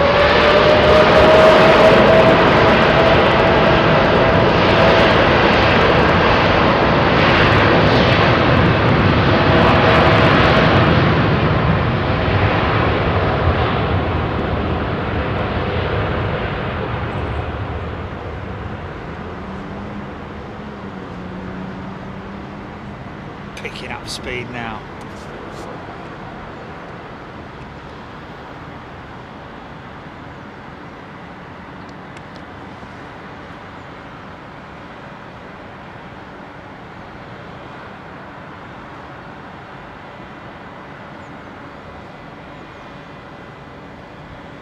Oh, is that Latam's 777? Has he just landed or is he coming out?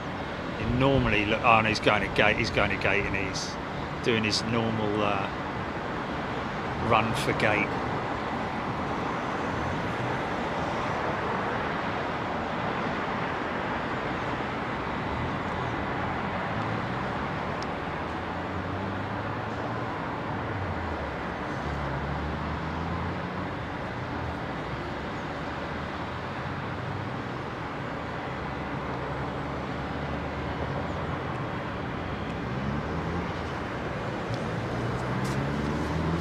Hello everybody! Got some new members. Bradley Penny Aviation is welcome back, Bradley. And Matty Thompson, welcome to First Class as a new member. And also Nicholas Major, welcome to First Class, Nicholas. Two folks going to be joining us along with all our other First Class and Super Class members in Seattle on September. September. I'll start that one again. Going to be joining us in Seattle on February the 10th, the 9th and 10th from Boeing Painfield and Boeing Field, where we are on the hunt for the 777X, ladies and gentlemen. Look forward to seeing you there. It's not in September, it's next month. Why even say September? Whatever. Yeah, he's turning into gate there, isn't he? We got Captain Dave on radar, folks. Get ready. Here we go. This is one of our very special friends, along with all our other pilots who work for other airlines around the world that we've kindly stood in and filmed for. Always enjoy doing it. Always enjoy doing it.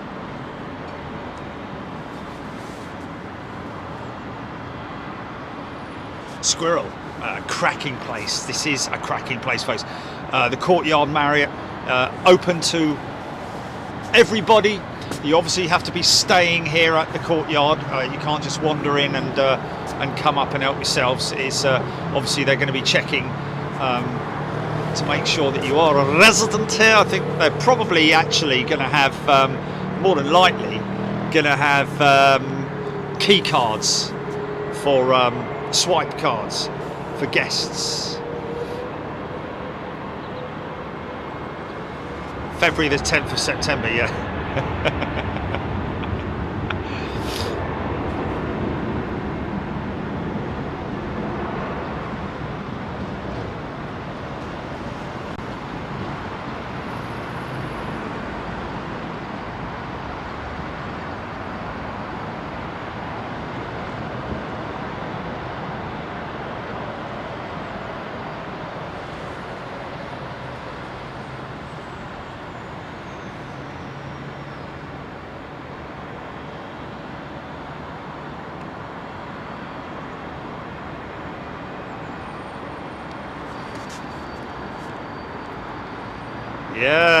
Yes, that is a good one.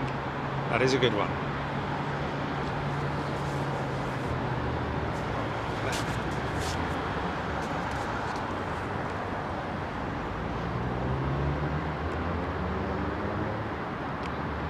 Now you can see quite clearly see there, folks, the old hangars versus the new hangars. That sandy coloured front end with the big doors on it, that's a bolt-on structure, superstructure that's been bolted onto the existing old hangars, and you can just see how low the aircraft were back in the old days, like Comets and 707s, and they've obviously needed to bolt an extension onto the front of the building in order that they can enclose the entire aircraft, because otherwise they wouldn't get it through because of the height of the tail. Look how the 747s used to go in there, didn't they? Look at that. Look at the notch at the top there. Used to be the 747s. You get them in. Oh, it's just a little old reminder of the good old days that we miss so much. Used to see multiple. Well, we've got a nice 767 freighter coming out, a cargo jet. Possibly, don't know where he's heading to, but Cincinnati or Hamilton. Okay. No, not Hamilton, no. Montreal, wow. Okay. Well, they are a Canadian operator, aren't they, cargo jet, I think.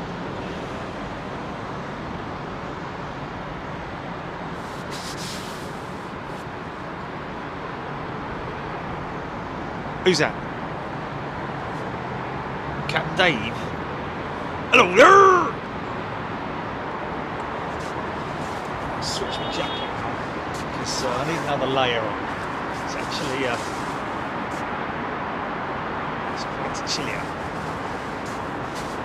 Speaking of Merriman's and Sink, EK2 was just departed as is just a mile or so ahead of EK16, which has just taken. Yeah.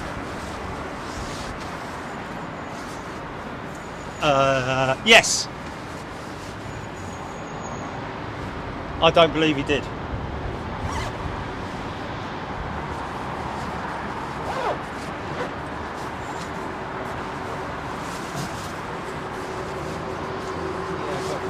That's almost impossible.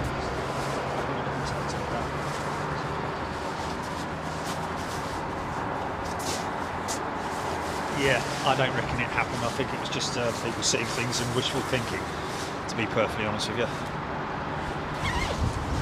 BA could have also put their DC-10s and L1011s in that hangar. Jeff Anderson saying, yes, of course, Jeff.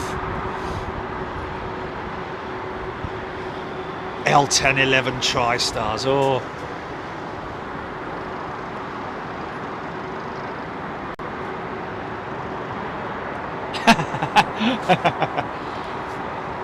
And there's game for 4, that's 4 runs, another 4 runs. He's got him, he's bowled him. Someone saying it sounds like a one-day commentary for a cricket match.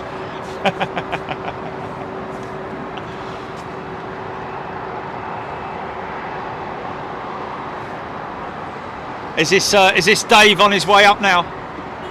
This is Dave on his way up now, folks. He's going to light it up like a Christmas tree, he said. And before that, we've got a 767. It's going to be quite good, actually, because Dave's coming out when there's not a lot going on. Here we go, folks. Get sharing. And while you hit that share button, folks, go to the left or the right or wherever it is and hit the like button as well. Go on. Go on, I dare you. Don't be shy.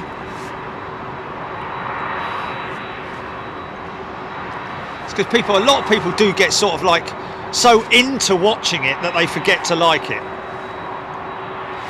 which is understandable. I wish that hotels and car hire companies would have the same email where they say, how did you enjoy your experience? How did you enjoy your stay at the H2 hotel or whatever? And I'm like, I'm not even going to bother, because as soon as you say, you know, you click enjoyed it, it takes you to a page where you've got to put everything in, including your inside leg measurement, who your mum's grandmother was, you know, and all that sort of stuff. It's like, mate, you don't need all that information. Why don't you just let us put, yes, it was great, give you a star rating, and just be able to sort of like make a little note if you want to, a bit like Amazon does. You don't need to know all that information, man. It puts people off. Just make it easier. You get much more response. Don't make it so complicated and inconvenient for the person that's just giving you a load of money to stay at your hotel. Listen to this beautiful jet, man. Oh, she's lovely, isn't she? Ex-Air Canada jet, probably, or Qantas or something like that. Pure-blooded. CF6 powered, I think. Looking at the length of those exhausts.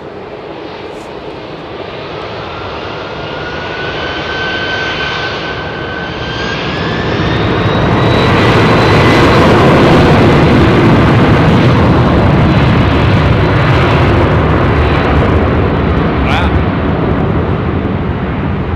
That started its life in the UK with who, sorry?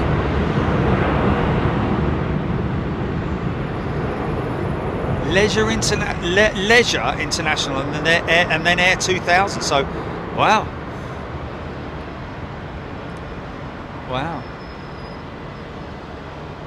nothing. And then Thompson, and now a cargo jet. So many people. There's a good chance that a few people who are watching this show right now might well have actually flown on that aeroplane, seeing as it was a with Air 2000 and other holiday market operators. Wow, look at this. Captain Dave, ladies and gentlemen.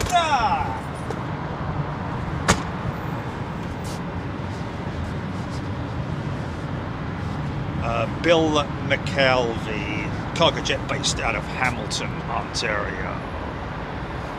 Oh, what does it matter? Oh, mind you, they probably, you know, just, you know, not meaning that in a nasty sort of way. They just say, "Oh, really? Oh, what? Why is he so famous? Why is he so famous?" Well, in the aviation industry, he's got a big Twitter account. He's well known. He likes to reply to people as well on his feed if he puts anything. He's a very nice man. He's a very, very nice man.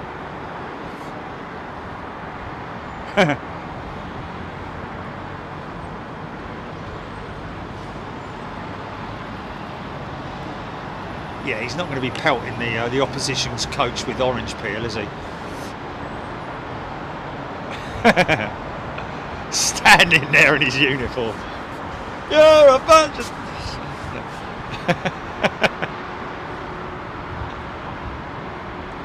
Jeff and Massey, yes indeed, Boeing 777 freighters being purchased by Cargo Jet.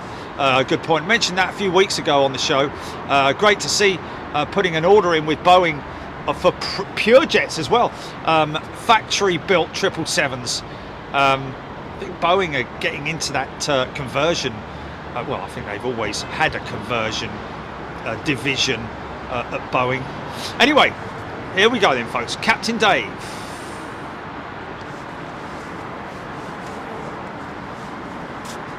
Bengaluru bound. See, he's already got the. Oh, did we get a little flash there? Did we get a little flash from the belly light there? He definitely turned it off and on.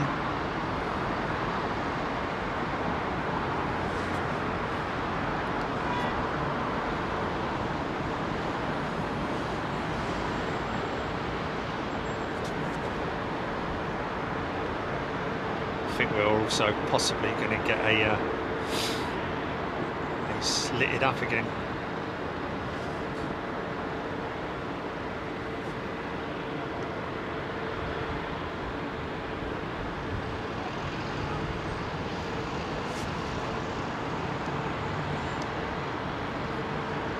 Ex-A380 pilot as well, Captain Dave. So he's been around a bit.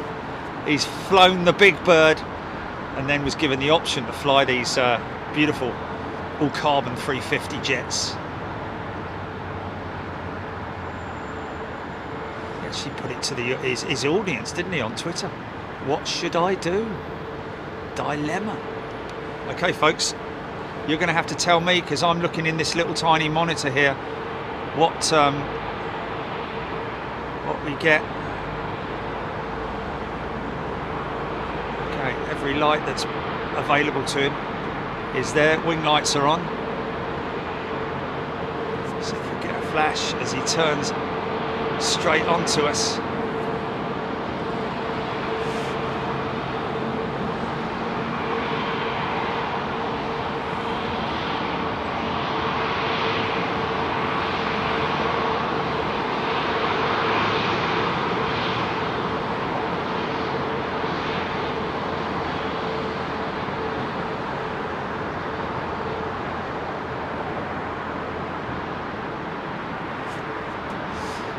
In terms of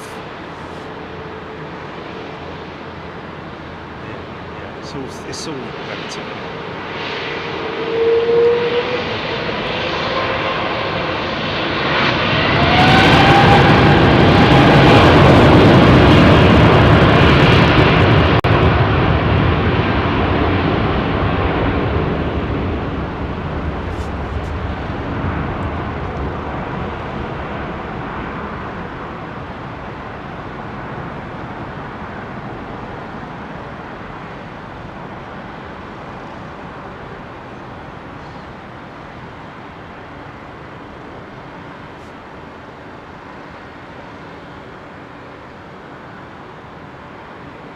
There's far less road noise and interference up here, I've got to say, compared to other hotels. The higher up you are, wow, that's a steep climb out, man. He's gone up steep, look at that. Go to Dave. Oh, 2,000 feet per minute or something like that. Not quite along the lines of a DHL 757 or A300, but 2,800 feet per minute. Okay, she's leveled out now though. So if he's going to India, he's likely to go left, I would have thought. There we go. Now comes the turn. He's got that left stick in his hand. It's like a bleeding games console, crazy. Turning that beautiful big aeroplane.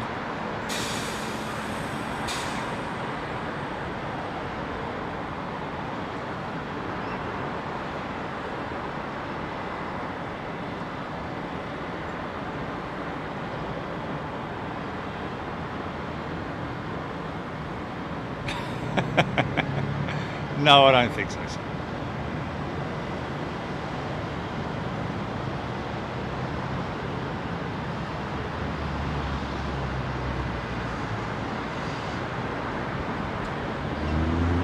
think he just done his. I think he. Sorry, it's the flashback. There's a definite flash as he was taxiing up towards us. But it looked like he was. Oh, here comes our Japan Airlines Dreamliner, which now the pilot, one of the pilots on this aircraft, was at Aviation Retail Direct yesterday, and apparently this is a cargo flight, we believe.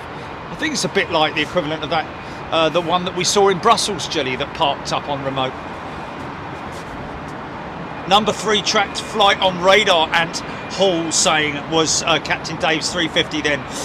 Steve Jeff, good afternoon to you. Sandy Humby, was it Sandy who was Sandy who was waiting for her luggage, Gilly? She got it, obviously. It's not still there on the carousel, is she? Reminds me of Peter Griffin sitting on it. They shouldn't have called it a carousel. He thinks it's a... Yeah.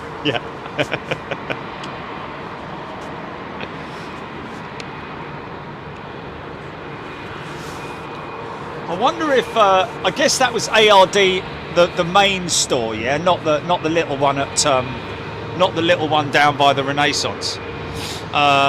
Because I'm wondering if they've got his details. If they have, then obviously we can send him the footage of this departure.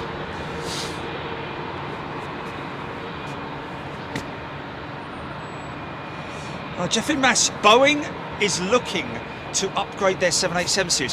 Heard that the other day, actually. Now, what upgrades are they talking about? Modifying? Is that modifications or upgrades? I mean, they can't go any longer than what they are at the moment with that 10, with the 7810.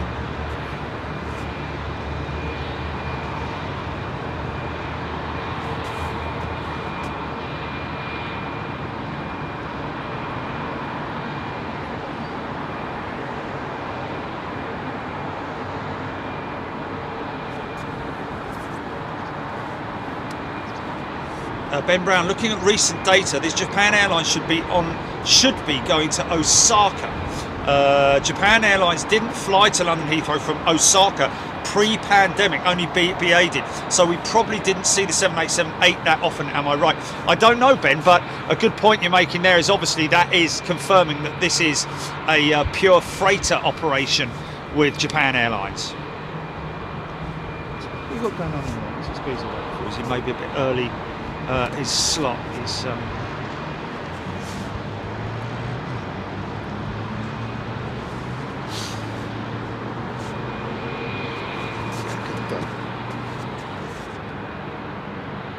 might get a good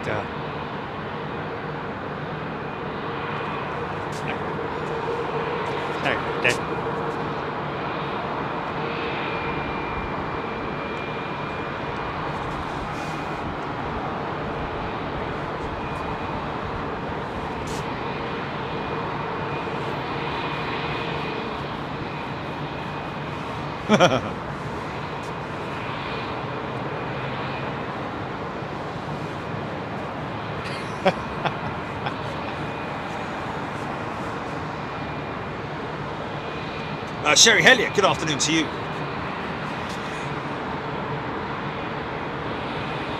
Ben Brown, 787-11.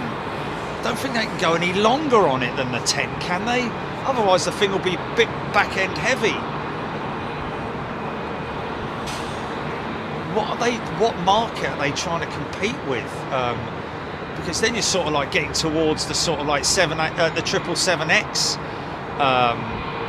I mean, obviously the 777X is going to be the ultra long range aircraft in Boeing's arsenal, I would have thought.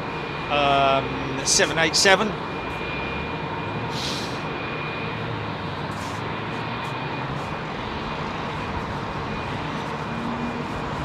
Oh, and Paul showed him a bit of our stream, did he? Oh, Kelvin showed him. Oh, brilliant. Oh, so that means potentially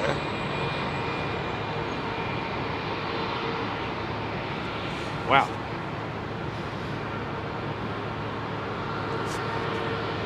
Do we have his name?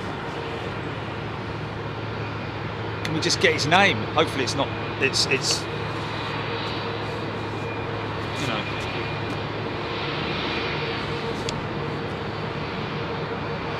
Hopefully it'll be something easy like Mr. Wong or something like that. I don't know, I might be white, I might be Wong.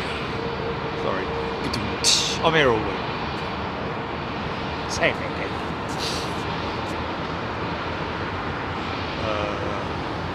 Tony McCall saying they were after a 787 with a higher max takeoff weight. Don't recall what the point of it was. Yeah. I just don't understand it. Higher maximum takeoff weight. Well, that will be that you're not going to get that by extending it, aren't you? You're more likely going to get it with a more powerful engine, possibly. They're not going to stick that bleeding 9X on the thing, are they?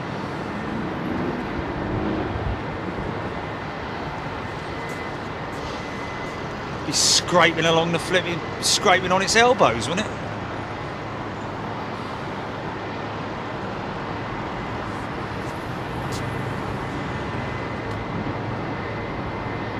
Motor psychology. Is this an A330? What's he talking about there? Motor psychology. Which aircraft was he talking about there? I don't know. Motor psychology. That is an A330, my friend. I think he's a new member. That is an A330-300 over there with Turkish Airlines. And that's a 787 right there.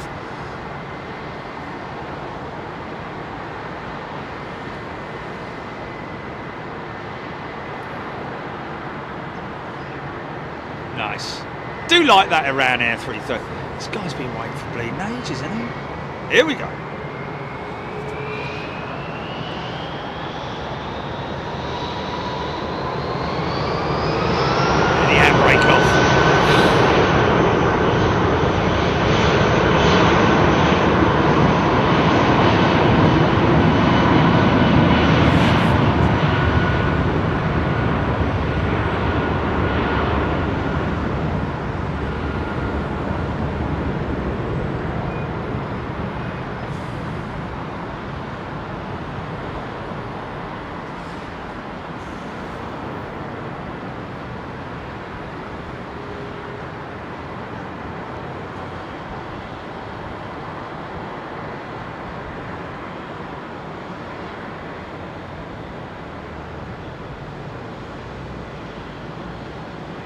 Our man.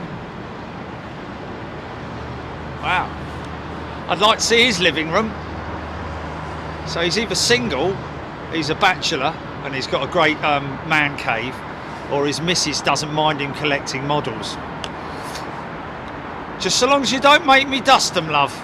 That's all that matters. Because I ain't dusting them. They're your bleeding planes. I ain't touching them. Because they do get dusty today. You know what I've got to dust my models? I've got a for dusting my models, I use an oil basting brush.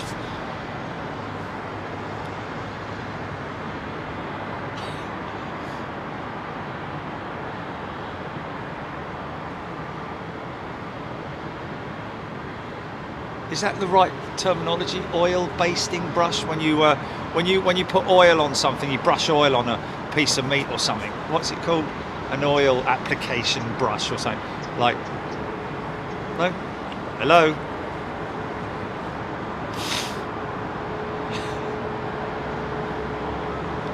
It's like got, yeah, a very fine one, and with a pastry brush. There we go, pastry brush. Yeah.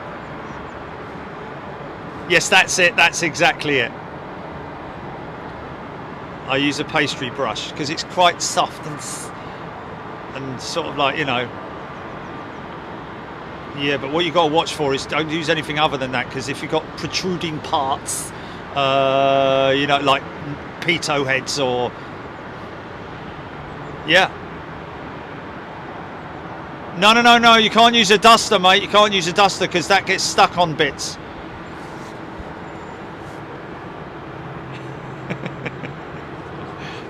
stuck on bits. But you know what I mean, you know what I mean. For God's sake. Blimey, Russell, I have 560 200 scale models out on display in my home. My goodness me. We got some flipping, like, you know, temperature controlled environment there. It's unbelievable. Unbelievable, Jeff. 200 models. Blimey, O'Reilly.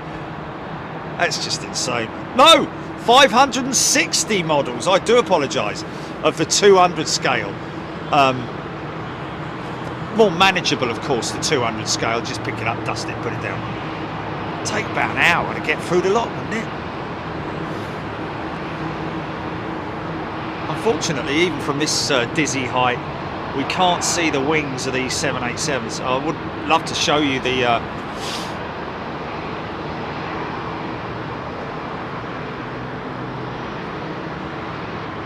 Oh, okay. A D-Duster.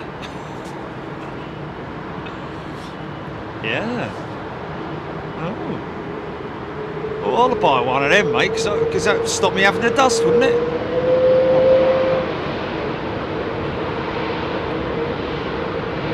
I'm going to...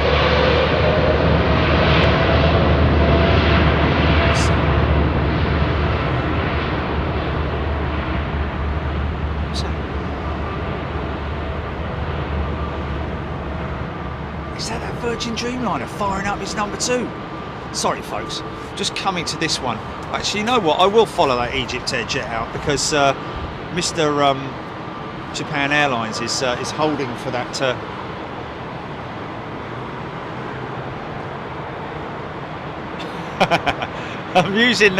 I'm not putting oil on me models, Jeff. Come on, man. I'm using a brush that you use for applying oil, applying milk or whatever to pastry. It's a very fine, long-haired brush.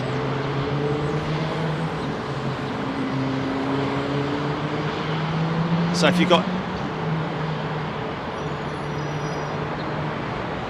Yeah, we did a big show from ARD a couple of weeks back, folks. Look back to that one. Some great stuff, some great examples he's got there. I wonder what this gentleman from Japan Airlines purchased from the store this time. Linda Lagney, do you remember that? Do you remember the DC-8 I built during lockdown? The Japan Airlines Super Stretch 72 DC-8, and I did it with the undercarriage just being retracted. 6Y's got 60 or 70 1200 scale models in a cabinet to keep the dust off. There we go. That's the way to do it.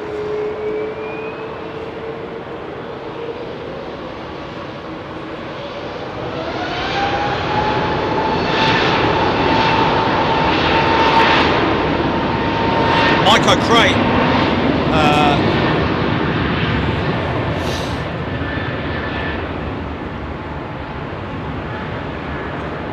Ben and Amy Bergman tuning in from California. Good day to you, Ben and Amy. Fast as fun. I have no static aircraft model radio control stuff. Oh, he's got radio control stuff. Cool.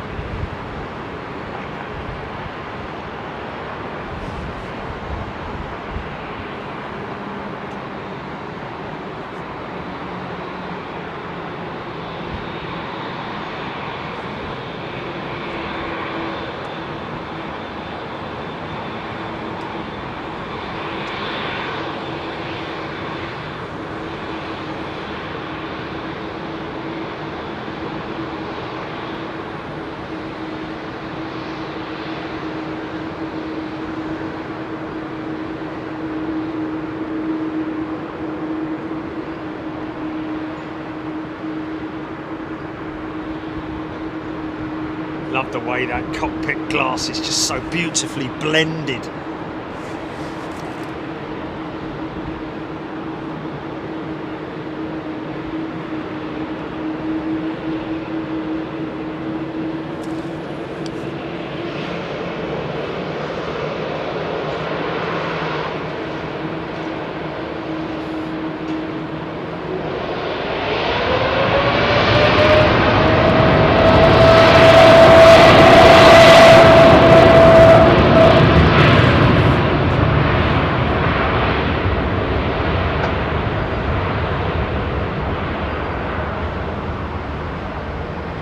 could go up very quick, this aircraft.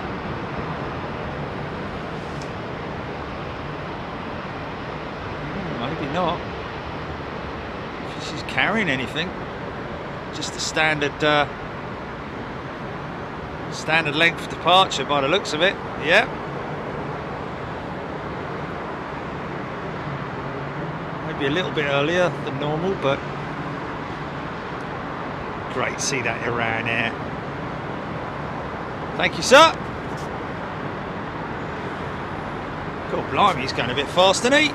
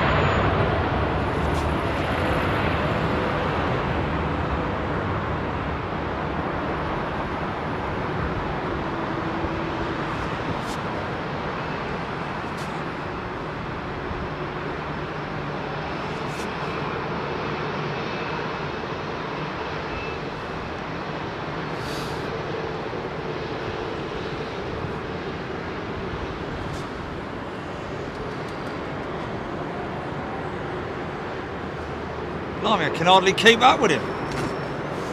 Is that police car coming?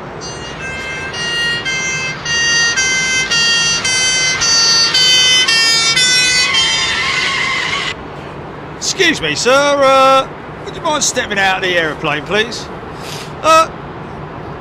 So how fast do we think we were going then, sir? I don't care that you're in a hurry to get to hospital because your wife's having a baby. Right, well, we'll let you go this time, sir, but just bear in mind in future. Lovely old 737, look at this. How long that wing is, man. It's crazy how long that wing is, isn't it? And of course that that winglet, that sharklet style winglet, blended really. That's a number of different derivatives of it.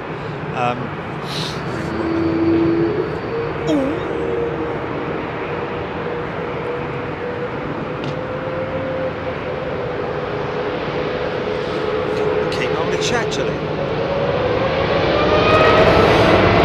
Line up there.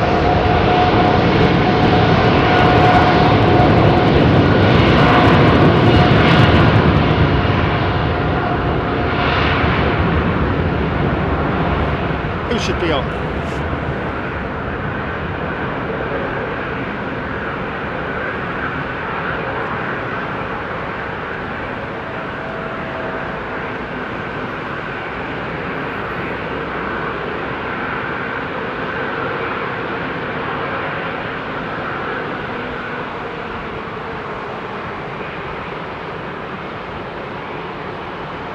Yeah.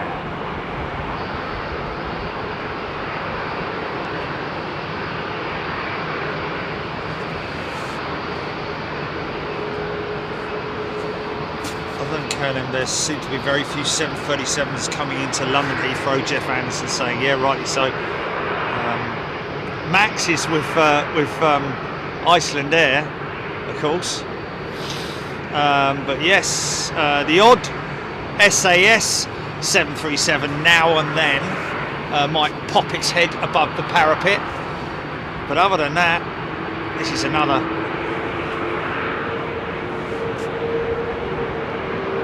Test Kit Express.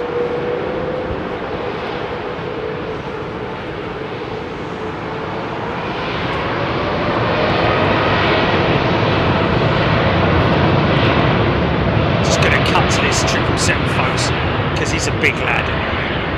Just get him, man.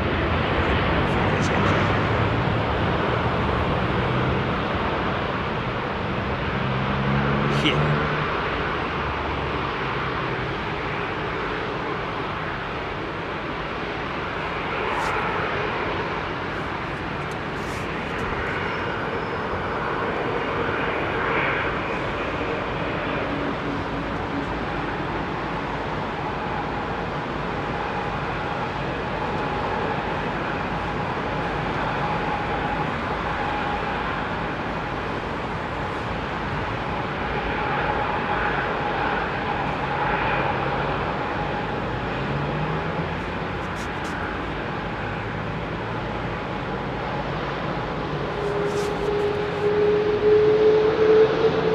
on, son. Get them rollers fired up.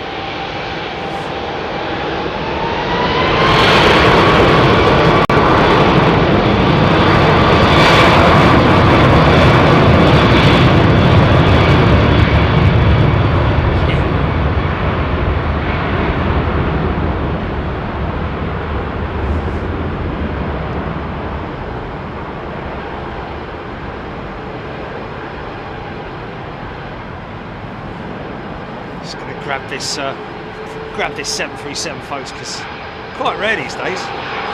737. Sounds like he's a bit angry.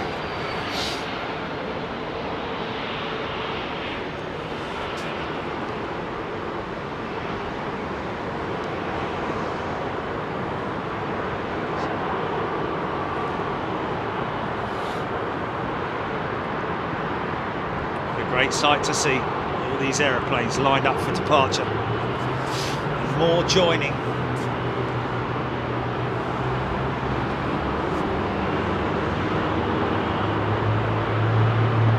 Jeff Anderson, take care, all the very best to you.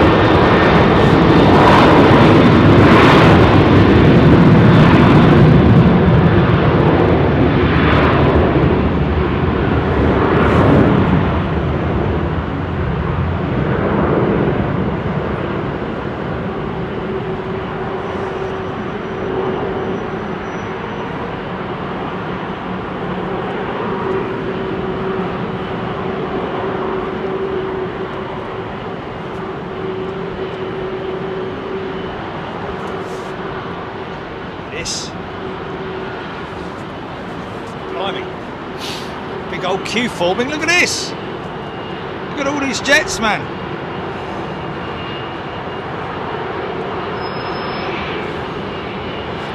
Look at that. Look at that. Look at it. China Eastern A330.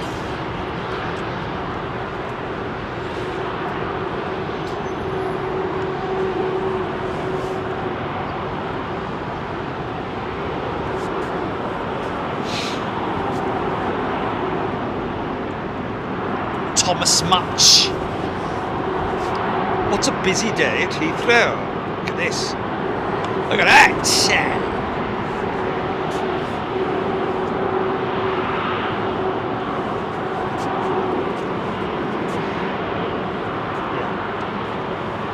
Right.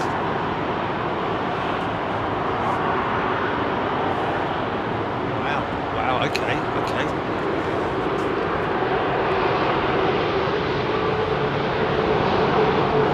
Got to reverse a door placement there.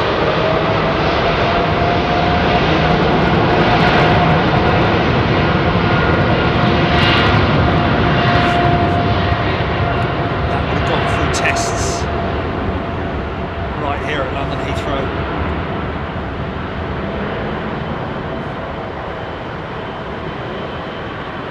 Sending them out like a bomber stream, man.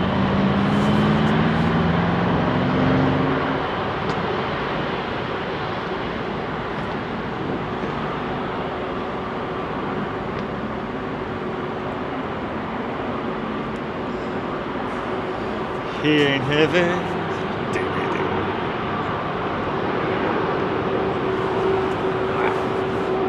No messing about. Wow. 200 feet off the deck, yeah? What wake turbulence? Yeah. Nah, don't worry about that. We'll deal with that wake turbulence. Big old boy like me, I can make my way through it. No worries at all.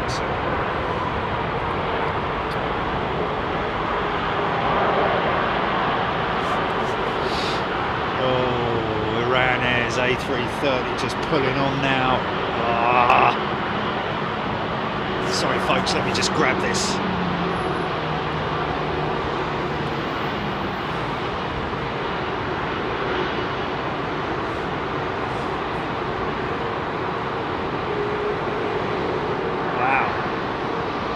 Chucking them out, man.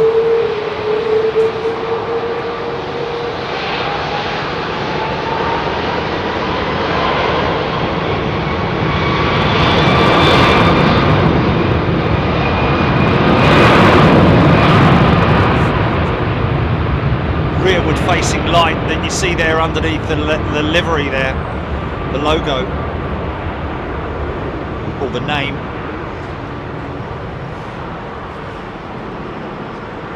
Engine inspection light, really, more than anything else.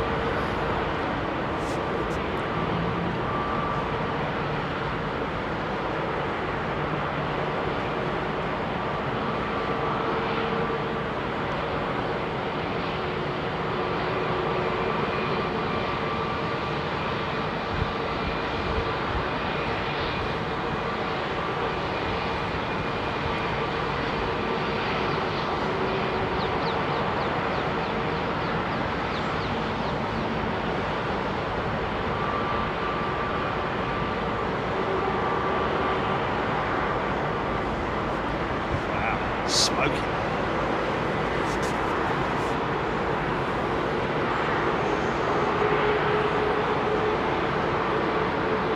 My favourite little single aisle jet coming out now.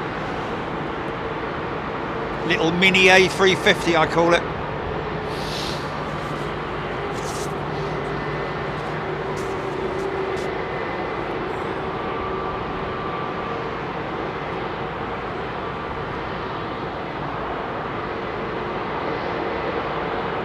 Sound like an intercity train coming through your lounge, essentially.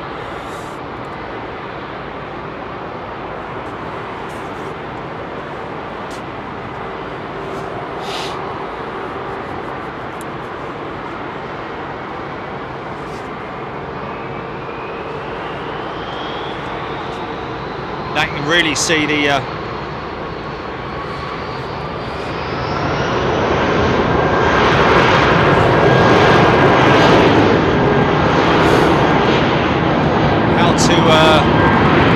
identify the Pratt & Whitney engines there with that green inner lining. It's actually Kevlar. It's a Kevlar lining inside that Pratt & Whitney engine that you can see the sort of like green lining that you see there, which protects the outer casing of the engine from any blade off situation. I think these are LEAP engines possibly on this little Sky bus.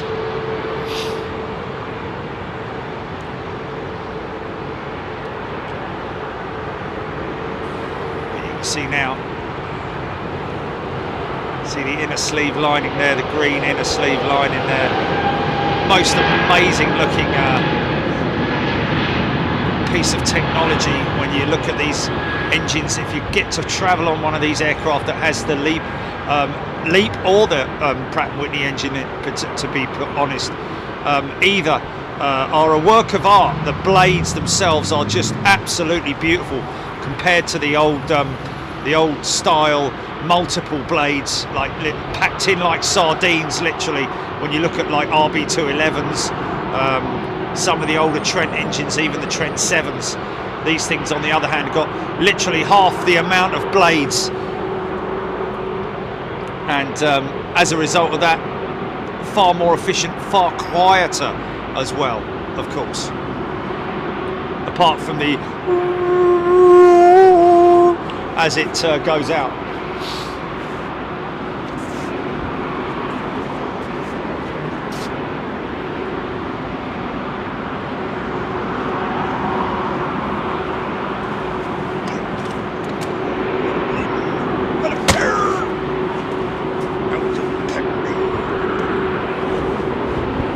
Oh, hello.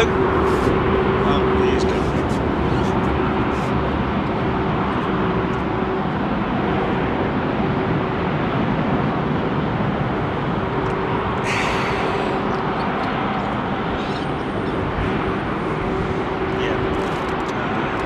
Trevor Russell mentioning about yesterday's storms. All a bit of fun for a lot of people, of course. But devastating for some people, and unfortunately a couple of people paying the ultimate price yesterday. A young lad, I think, little lad, 4 years old, something like that, unfortunately. Here we go.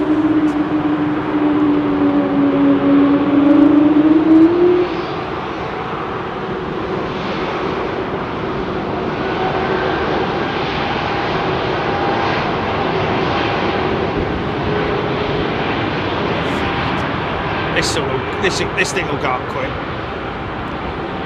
Don't need a lot to get this thing in the air, I tell you. Great for short takeoff and landing strips, like London City.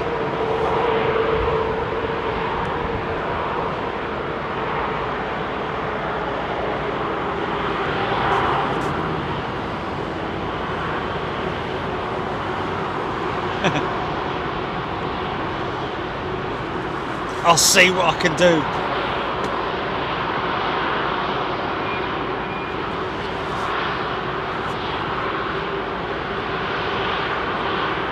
Come on, 5,000 people right now. Hit that like button. Come on, you stingy bunch.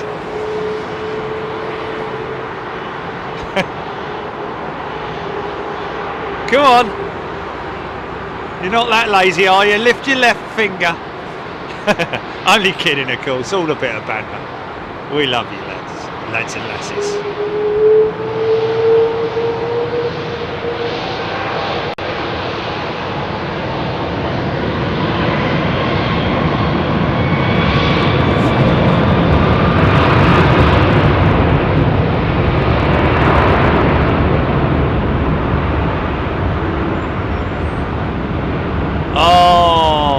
This is what I've been waiting for. Got a 767-400 with Delta coming out, and looks like we have an BA380. Wow! Thank you, folks. I'm only kidding with the likes, but it is much appreciated. It is very much appreciated. You're very generous. Thank you so much.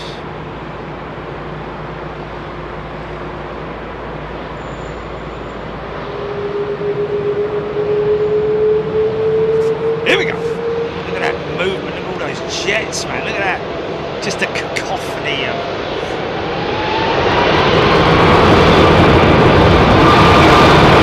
I shouted Dick Dastardly out this morning. He obviously didn't hear me, did he? Chill out, man. Oh, okay, fair enough. Sorry, Dick. Or Richard, or... Because I did give him a shout out earlier on, didn't I? Dick Dastardly. And Martley!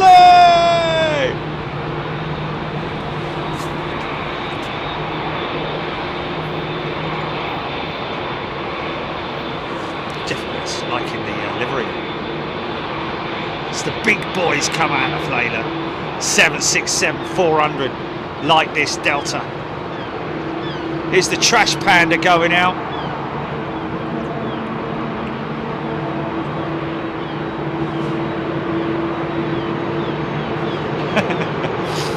Backup service. Jilly's the Control-Alt-Delete button.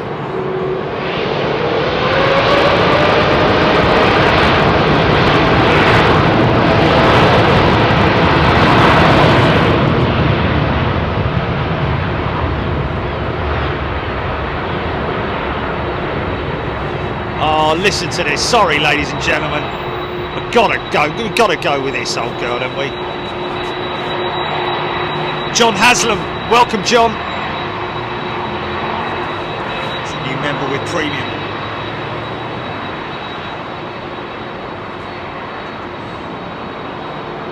Keith Cornell. Jerry, keep your eyes open for a FedEx MD-11. Looks like it's going over Leatherhead. Okay. Keep an eye out for that, GP, because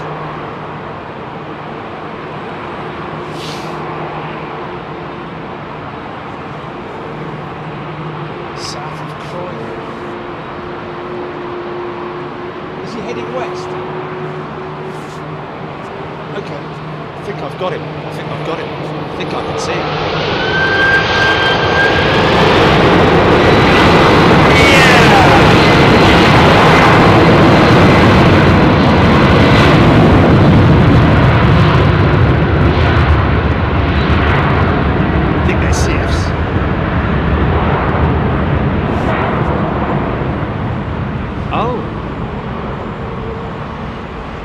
Okay. We'll have to get up there for the reopening then, won't we? Yeah.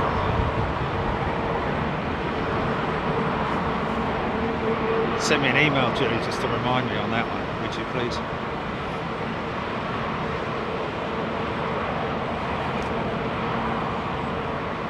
Reach for the skies.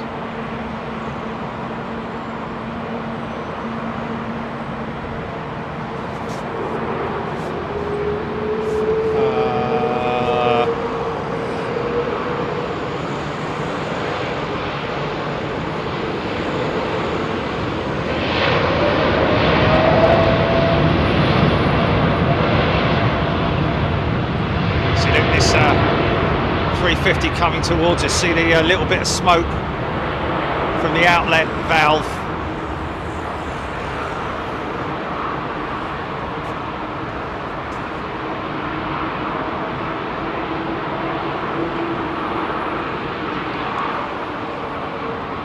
It's actually not smoke, you know. It's actually it's venting. It's just high pressure, not steam. It's just I guess you could say it's just venting gases, whatever it might be.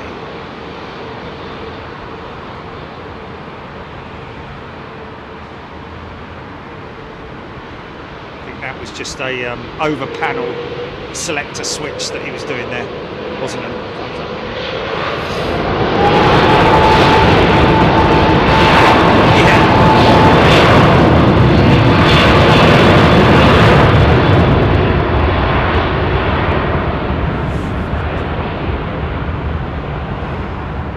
10 minutes of departures left.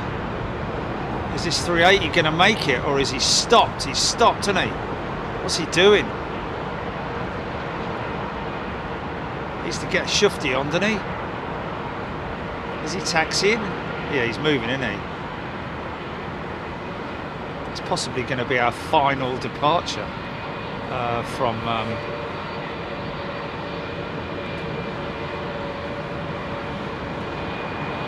yeah, like I said this morning, folks, big shout out to a bunch of Mancunians who turned up yesterday to do some plane spotting down here at London Heathrow. I think they've gone home now. They were leaving at 1 o'clock, so a big shout out to all those chaps. I hope you have a safe journey back. Possibly, I don't know if they drove down or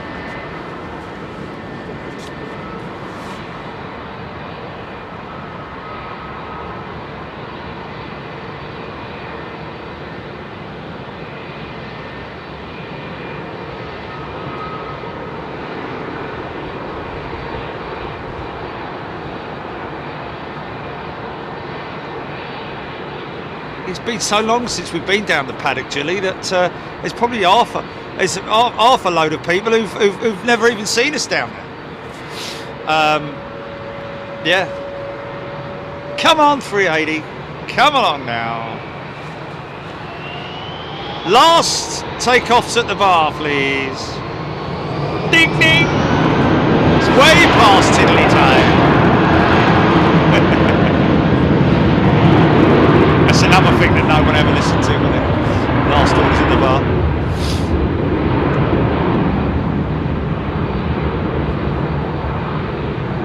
Last orders at the bar, please.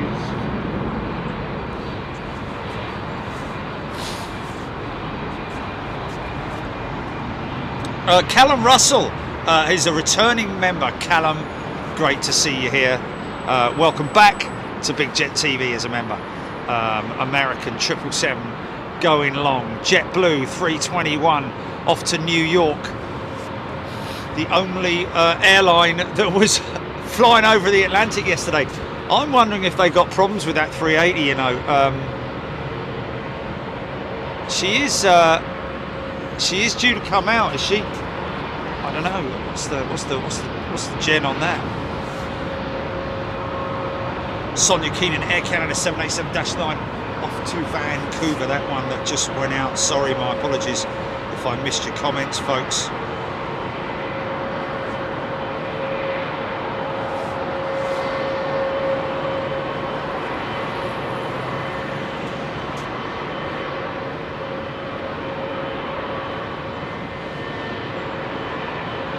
Oh, Jamie Hoare saying A380 will not be leaving. That's not be leaving. Over. Thank you, Jamie. The average 777 needs over 600 litres for a paint job. Wow, Michael K. 600 litres. You're not going to get that down Wicks, are you?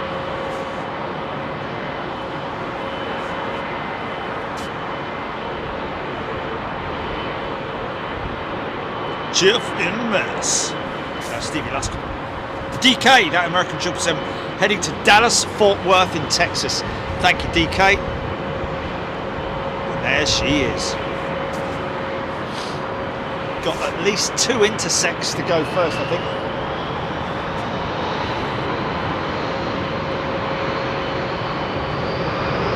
Harvey Witt cut off. Just picked up on radar. That's it here.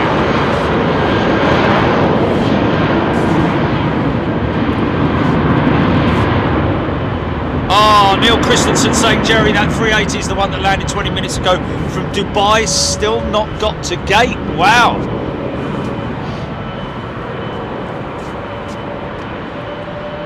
Sonia Keenan also confirming just in from Dubai. Helen Clapp, good afternoon. Neil Schwab, the BA380 is waiting for Stan. Thank you, Neil. Hope you're well, my friend. Out there in South Africa. Richard Torb. Rich Torb, it's the slow boat to NYC. There's our friend Richo. He's a driver, he drives one of these. The flying baguette, he calls it. Bit of cheese, bit of tomato, some butter. Looks like this has got Pratt & Whitney's as well. I just caught a glimpse of that sleeve, but the silent type. Not the Howler, I don't think. And this, of course, the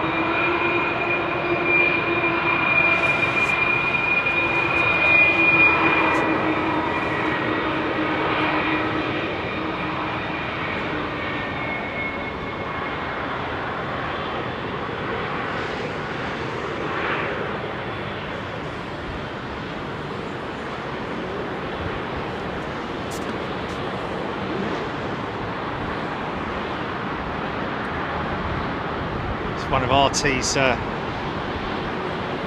airline ships. RT flying for American Airlines.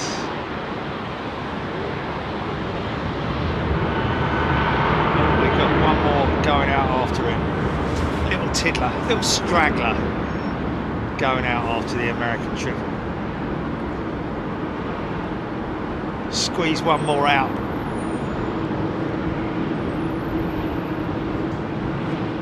I want to see when he lights this thing up whether we see the see it squatting on its oleos. Highly unlikely, I'd thought. It's not like a, you know, a street car that sort of like, you know, squats on its rear wheels because of all the power being delivered. But I swear I saw earlier on when I filmed a jet that was literally at the point of going through the gate, the power sort of pushed the back end down. Highly unlikely, I would have thought, but you can but dream, can't you? Hey, hey!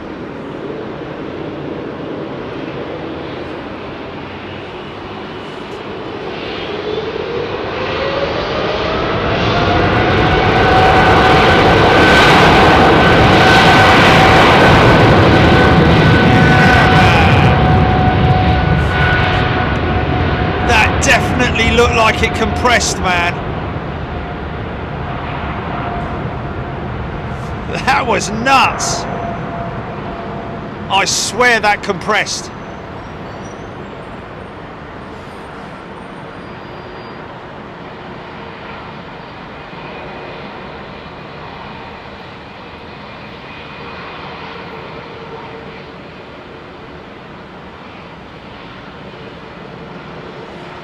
Fully extended now.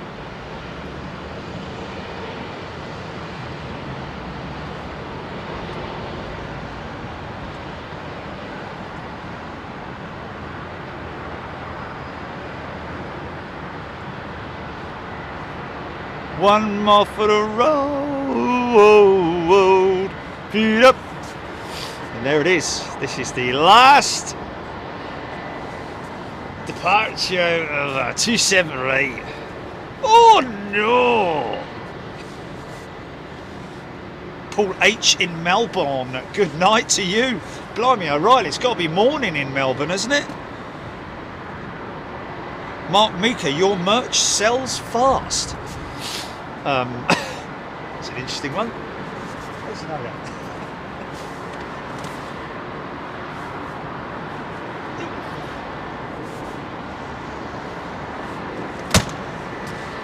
Do I have why you little Avishal Agarwal is a new member. Welcome, Avishal. Cheerio.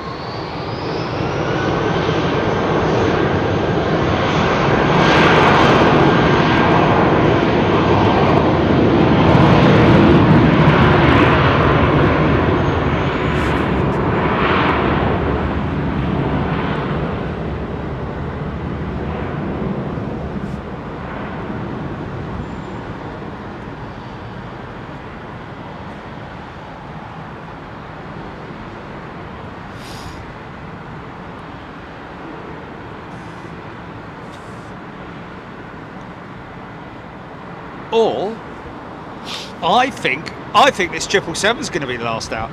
Is he making a run for it? He's not going to meet. He's not going to get there in 60 seconds, mate. They're quite strict here at London Heathrow, unless he doesn't intersect. Looks to be in a bit of a hurry.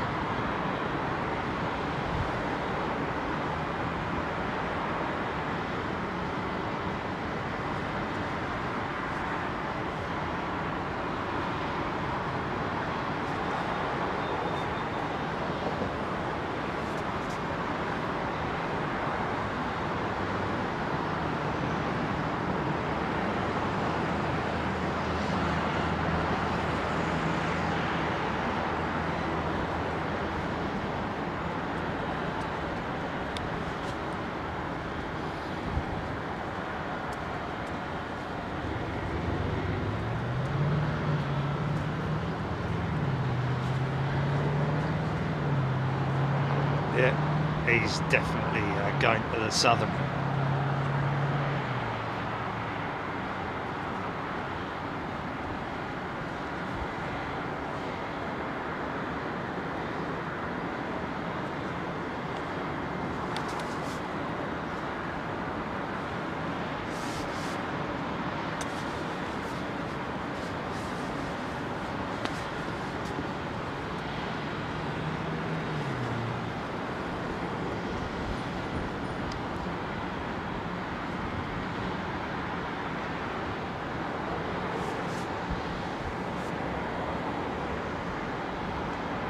Oh right, yeah. I said that he said that your merch sells fast. We're just out of stock of they. Yeah. We got more orders of the remove before flights coming in. Mark, don't worry, they'll be back in stock as soon as they are. We'll try and make remind you that they are back in stock.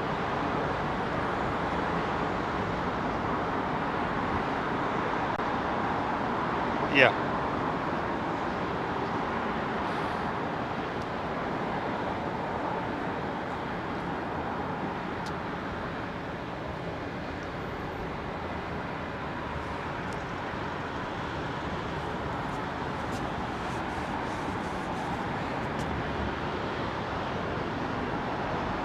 Well, there are two ATC organisations in the UK, aren't there?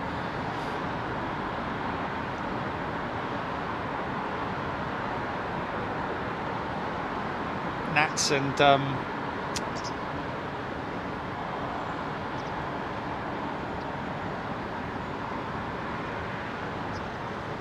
think Swanage is the last call, isn't it? Or the first call, should I say, of either departing or approaching aircraft. It's an interesting vehicle. What's that vehicle down there? Oh, it's a van.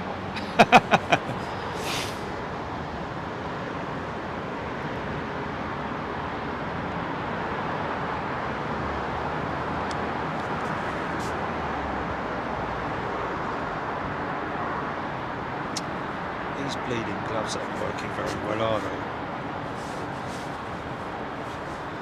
Neil Christensen is a returning member on Big Jet TV. Neil, great to see you here. Going to be joining us in Seattle, Boeing Field and Payne Field, and maybe if we can squeeze it in, a couple of other positions as well. Yeah.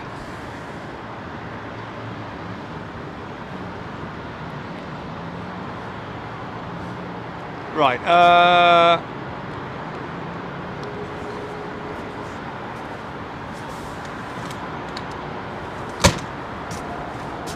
Oh yeah, I've got that as well.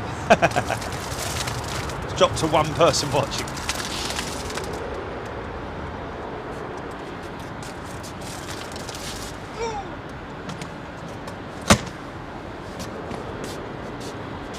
Smudger's nature.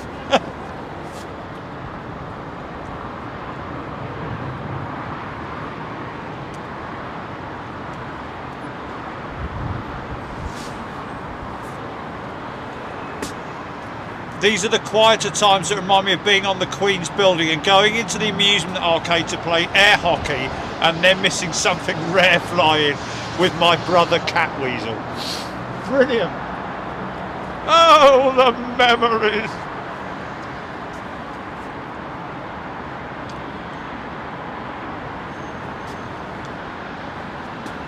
Ben Whitaker, the Belugas actually now, the old Belugas are going to be put into service. Airbus opening a separate arm of offering their aircraft, their old Belugas, for freighter operations, for heavy lift stuff. Well, not so much heavy lift, but oversized freight. Competing with the likes of the IL-76 and the AM-124. Certainly got the capability of a height advantage with the Beluga, of course.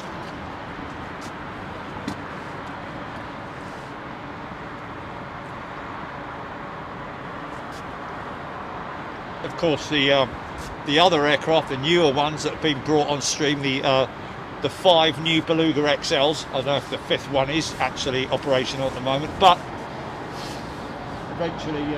oh, hello, what was that? That looks like DHL there, lads.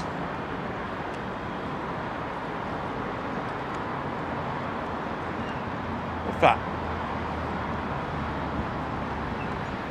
That's definitely DHL, isn't it?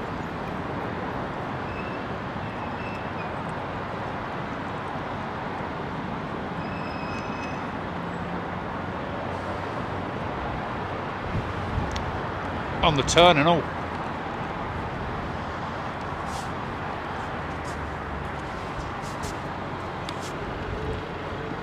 Oh! 777 going into Brussels.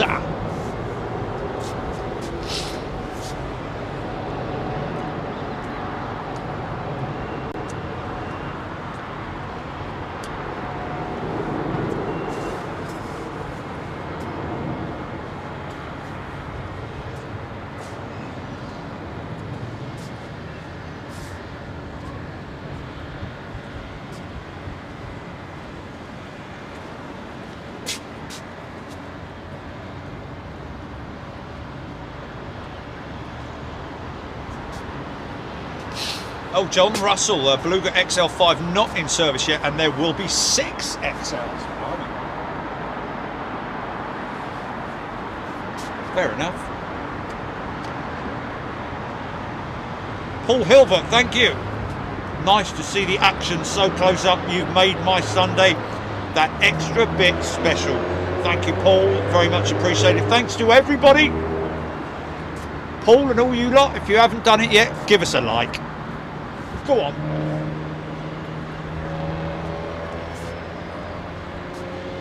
It's like me walking around with the little thing at the church in it for the like. Oh, mind that. Collections, yeah. 50p.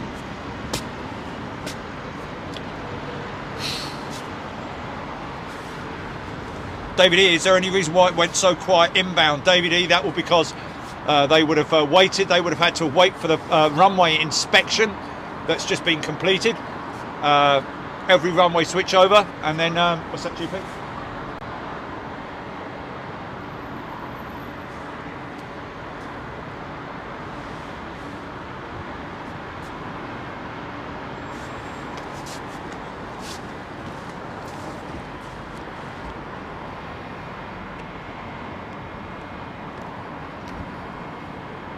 What's that then?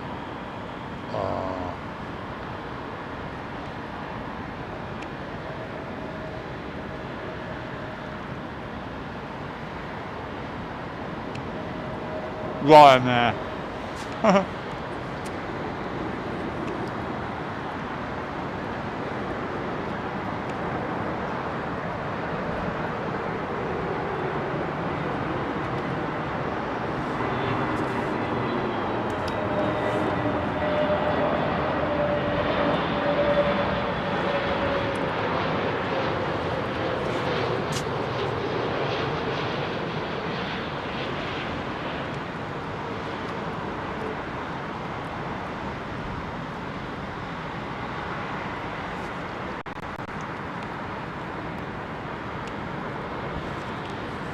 Okay.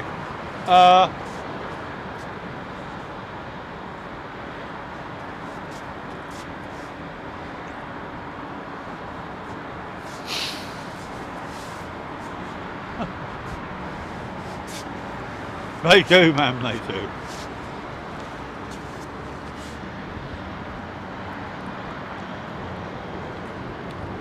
Little TAP CEO. Wow. Not many of these around these days, I wouldn't have thought. TAP's got to be one of the youngest fleet in operation, aren't they? More A339s than anyone.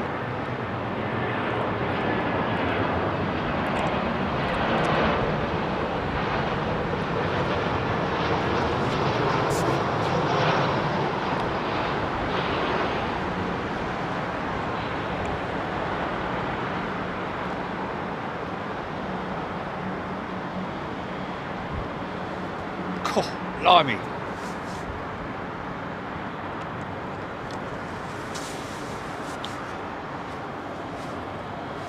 We got you, Mark.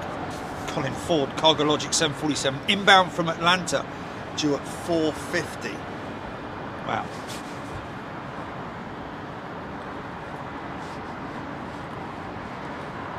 Cat Mama. Why do they make this switch over? It's done every day, Cat Mama. It's more a sort of well, it's just been something that they've done for many, many years, and giving the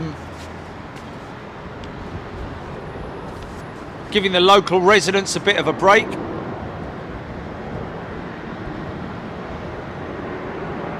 But then that doesn't really make a great, yeah.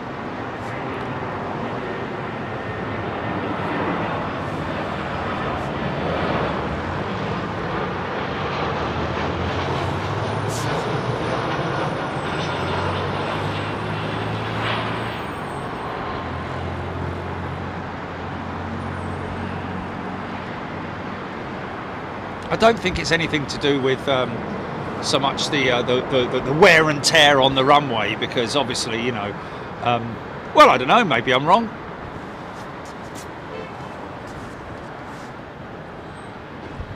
But I think it is just literally a something that they've done, I would say, traditionally here for as long as I can remember, anyway.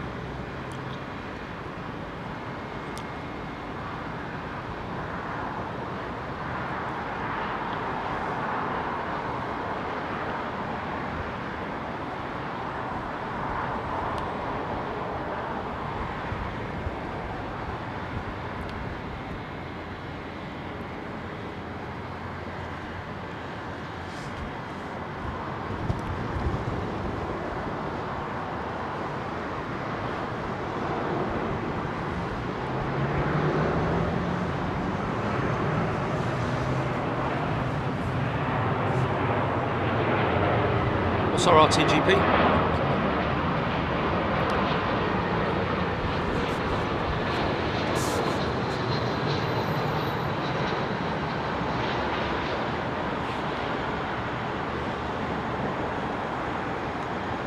I think it's much more lively from here for departures, I've got to be honest with you.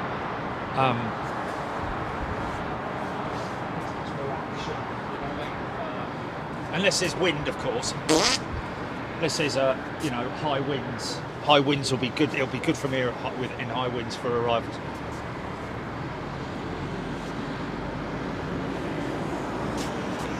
Oh yeah, thinking of that little ground, sort of like, you know, I don't know, maybe some kind of apron.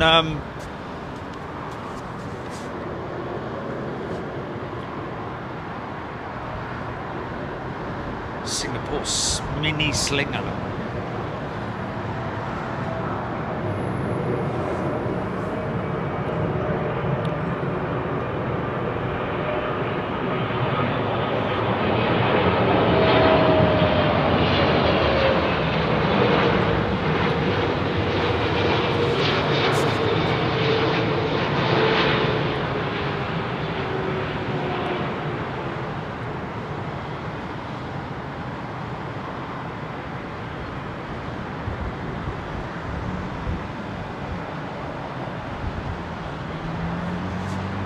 Right then, folks.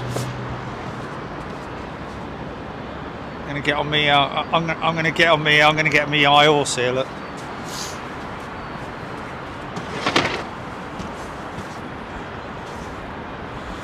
There you go, folks. How about that? What another fantastic show with all our friends here on Big Jet TV. Thank you to everybody for tuning in. Thank you for all of your support as well. Thanks for your likes. Hit that like button, and a warm welcome to all our new members as well. Don't forget, folks, this is one for your diary. You need to make a point of this. Next Tuesday night, excuse me, bit of sausage roll. Next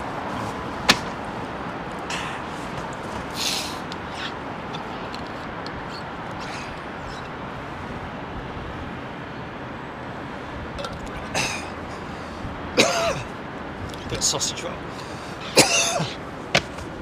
It's difficult. Let me do some filming and then I'll come back to that.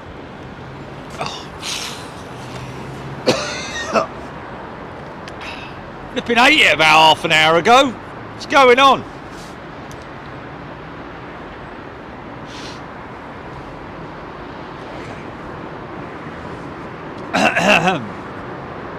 Okay, I think I've got it.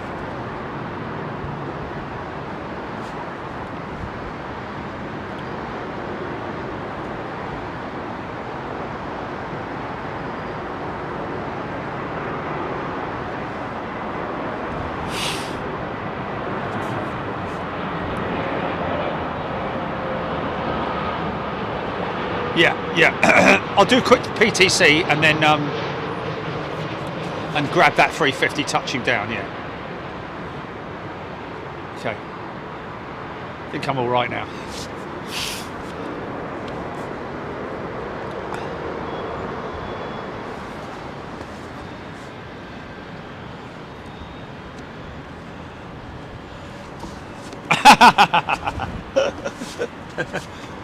Yeah. Okay, there you go.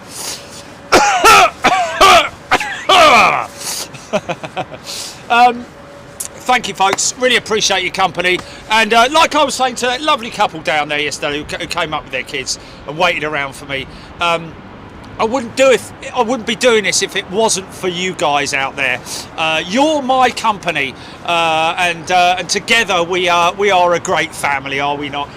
Listen, Tuesday night into Wednesday morning, going to be live from East Midlands, folks. We're doing a freight night special, and we're hoping that all things being as they are planned, that the 777 new DHL 777-200 freighter will be operating, well, not operating, but arriving directly from Payne Field in the US, from the Boeing manufacturing plant or assembly plant, straight to East Midlands, where it will then go on to do other stops, I believe.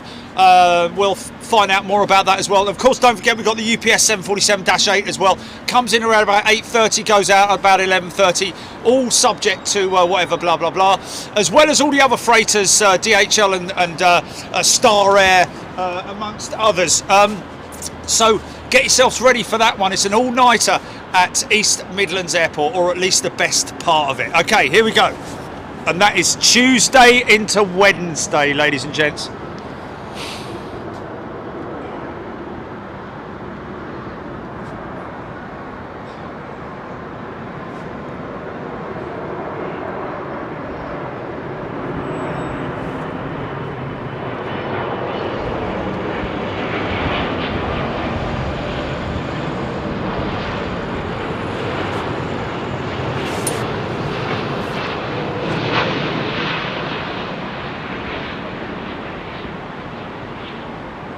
Grease that.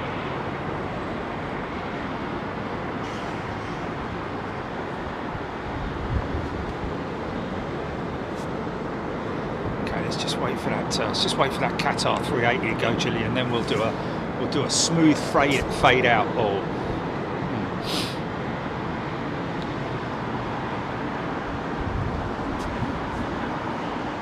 Jamie Hall, see you all Tuesday night. There we go.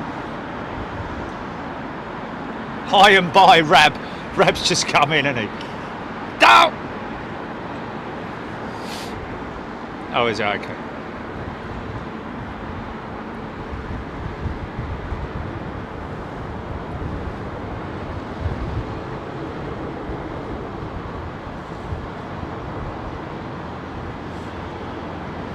Being retired?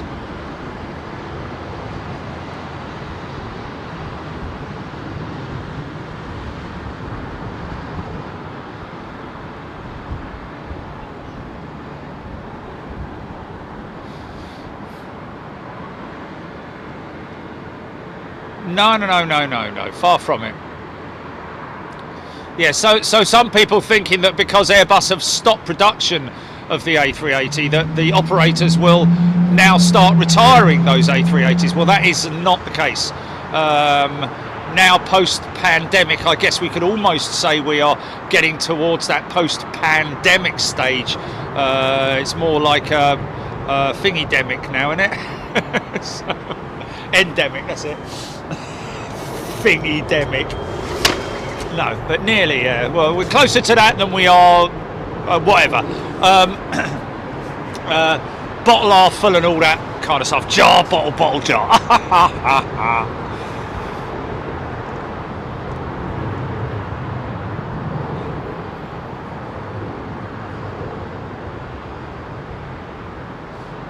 Interesting. Virgin Atlantic A350. Is he on tow? What's he doing coming up the other taxiway?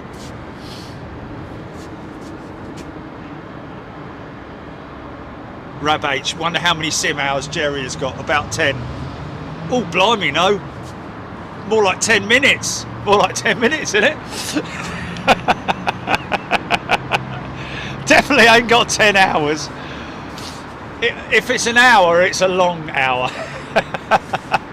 Because with me, it's like, nah, sod, it's not working, I'm going to go. I've had enough of that. Okay. There we go, folks. Going to let you go with this final song from Qatar. Good night and welcome.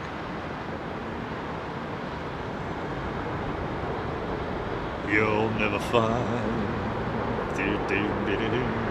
for as long as you.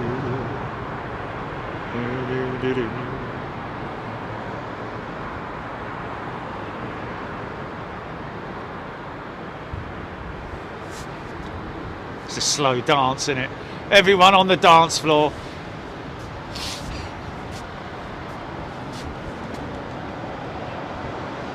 Tarnison was a pandemic, now a kettle-demic. Thank you, Paul Smith. Thank you, everybody. Thank you, everybody. No, you haven't.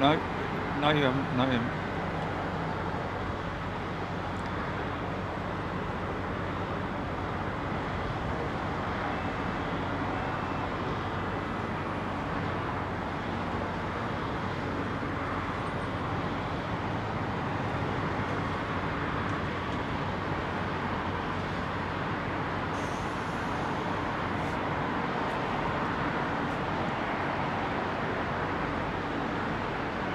You're gonna miss my loving. You're gonna miss my loving. You're gonna miss my love.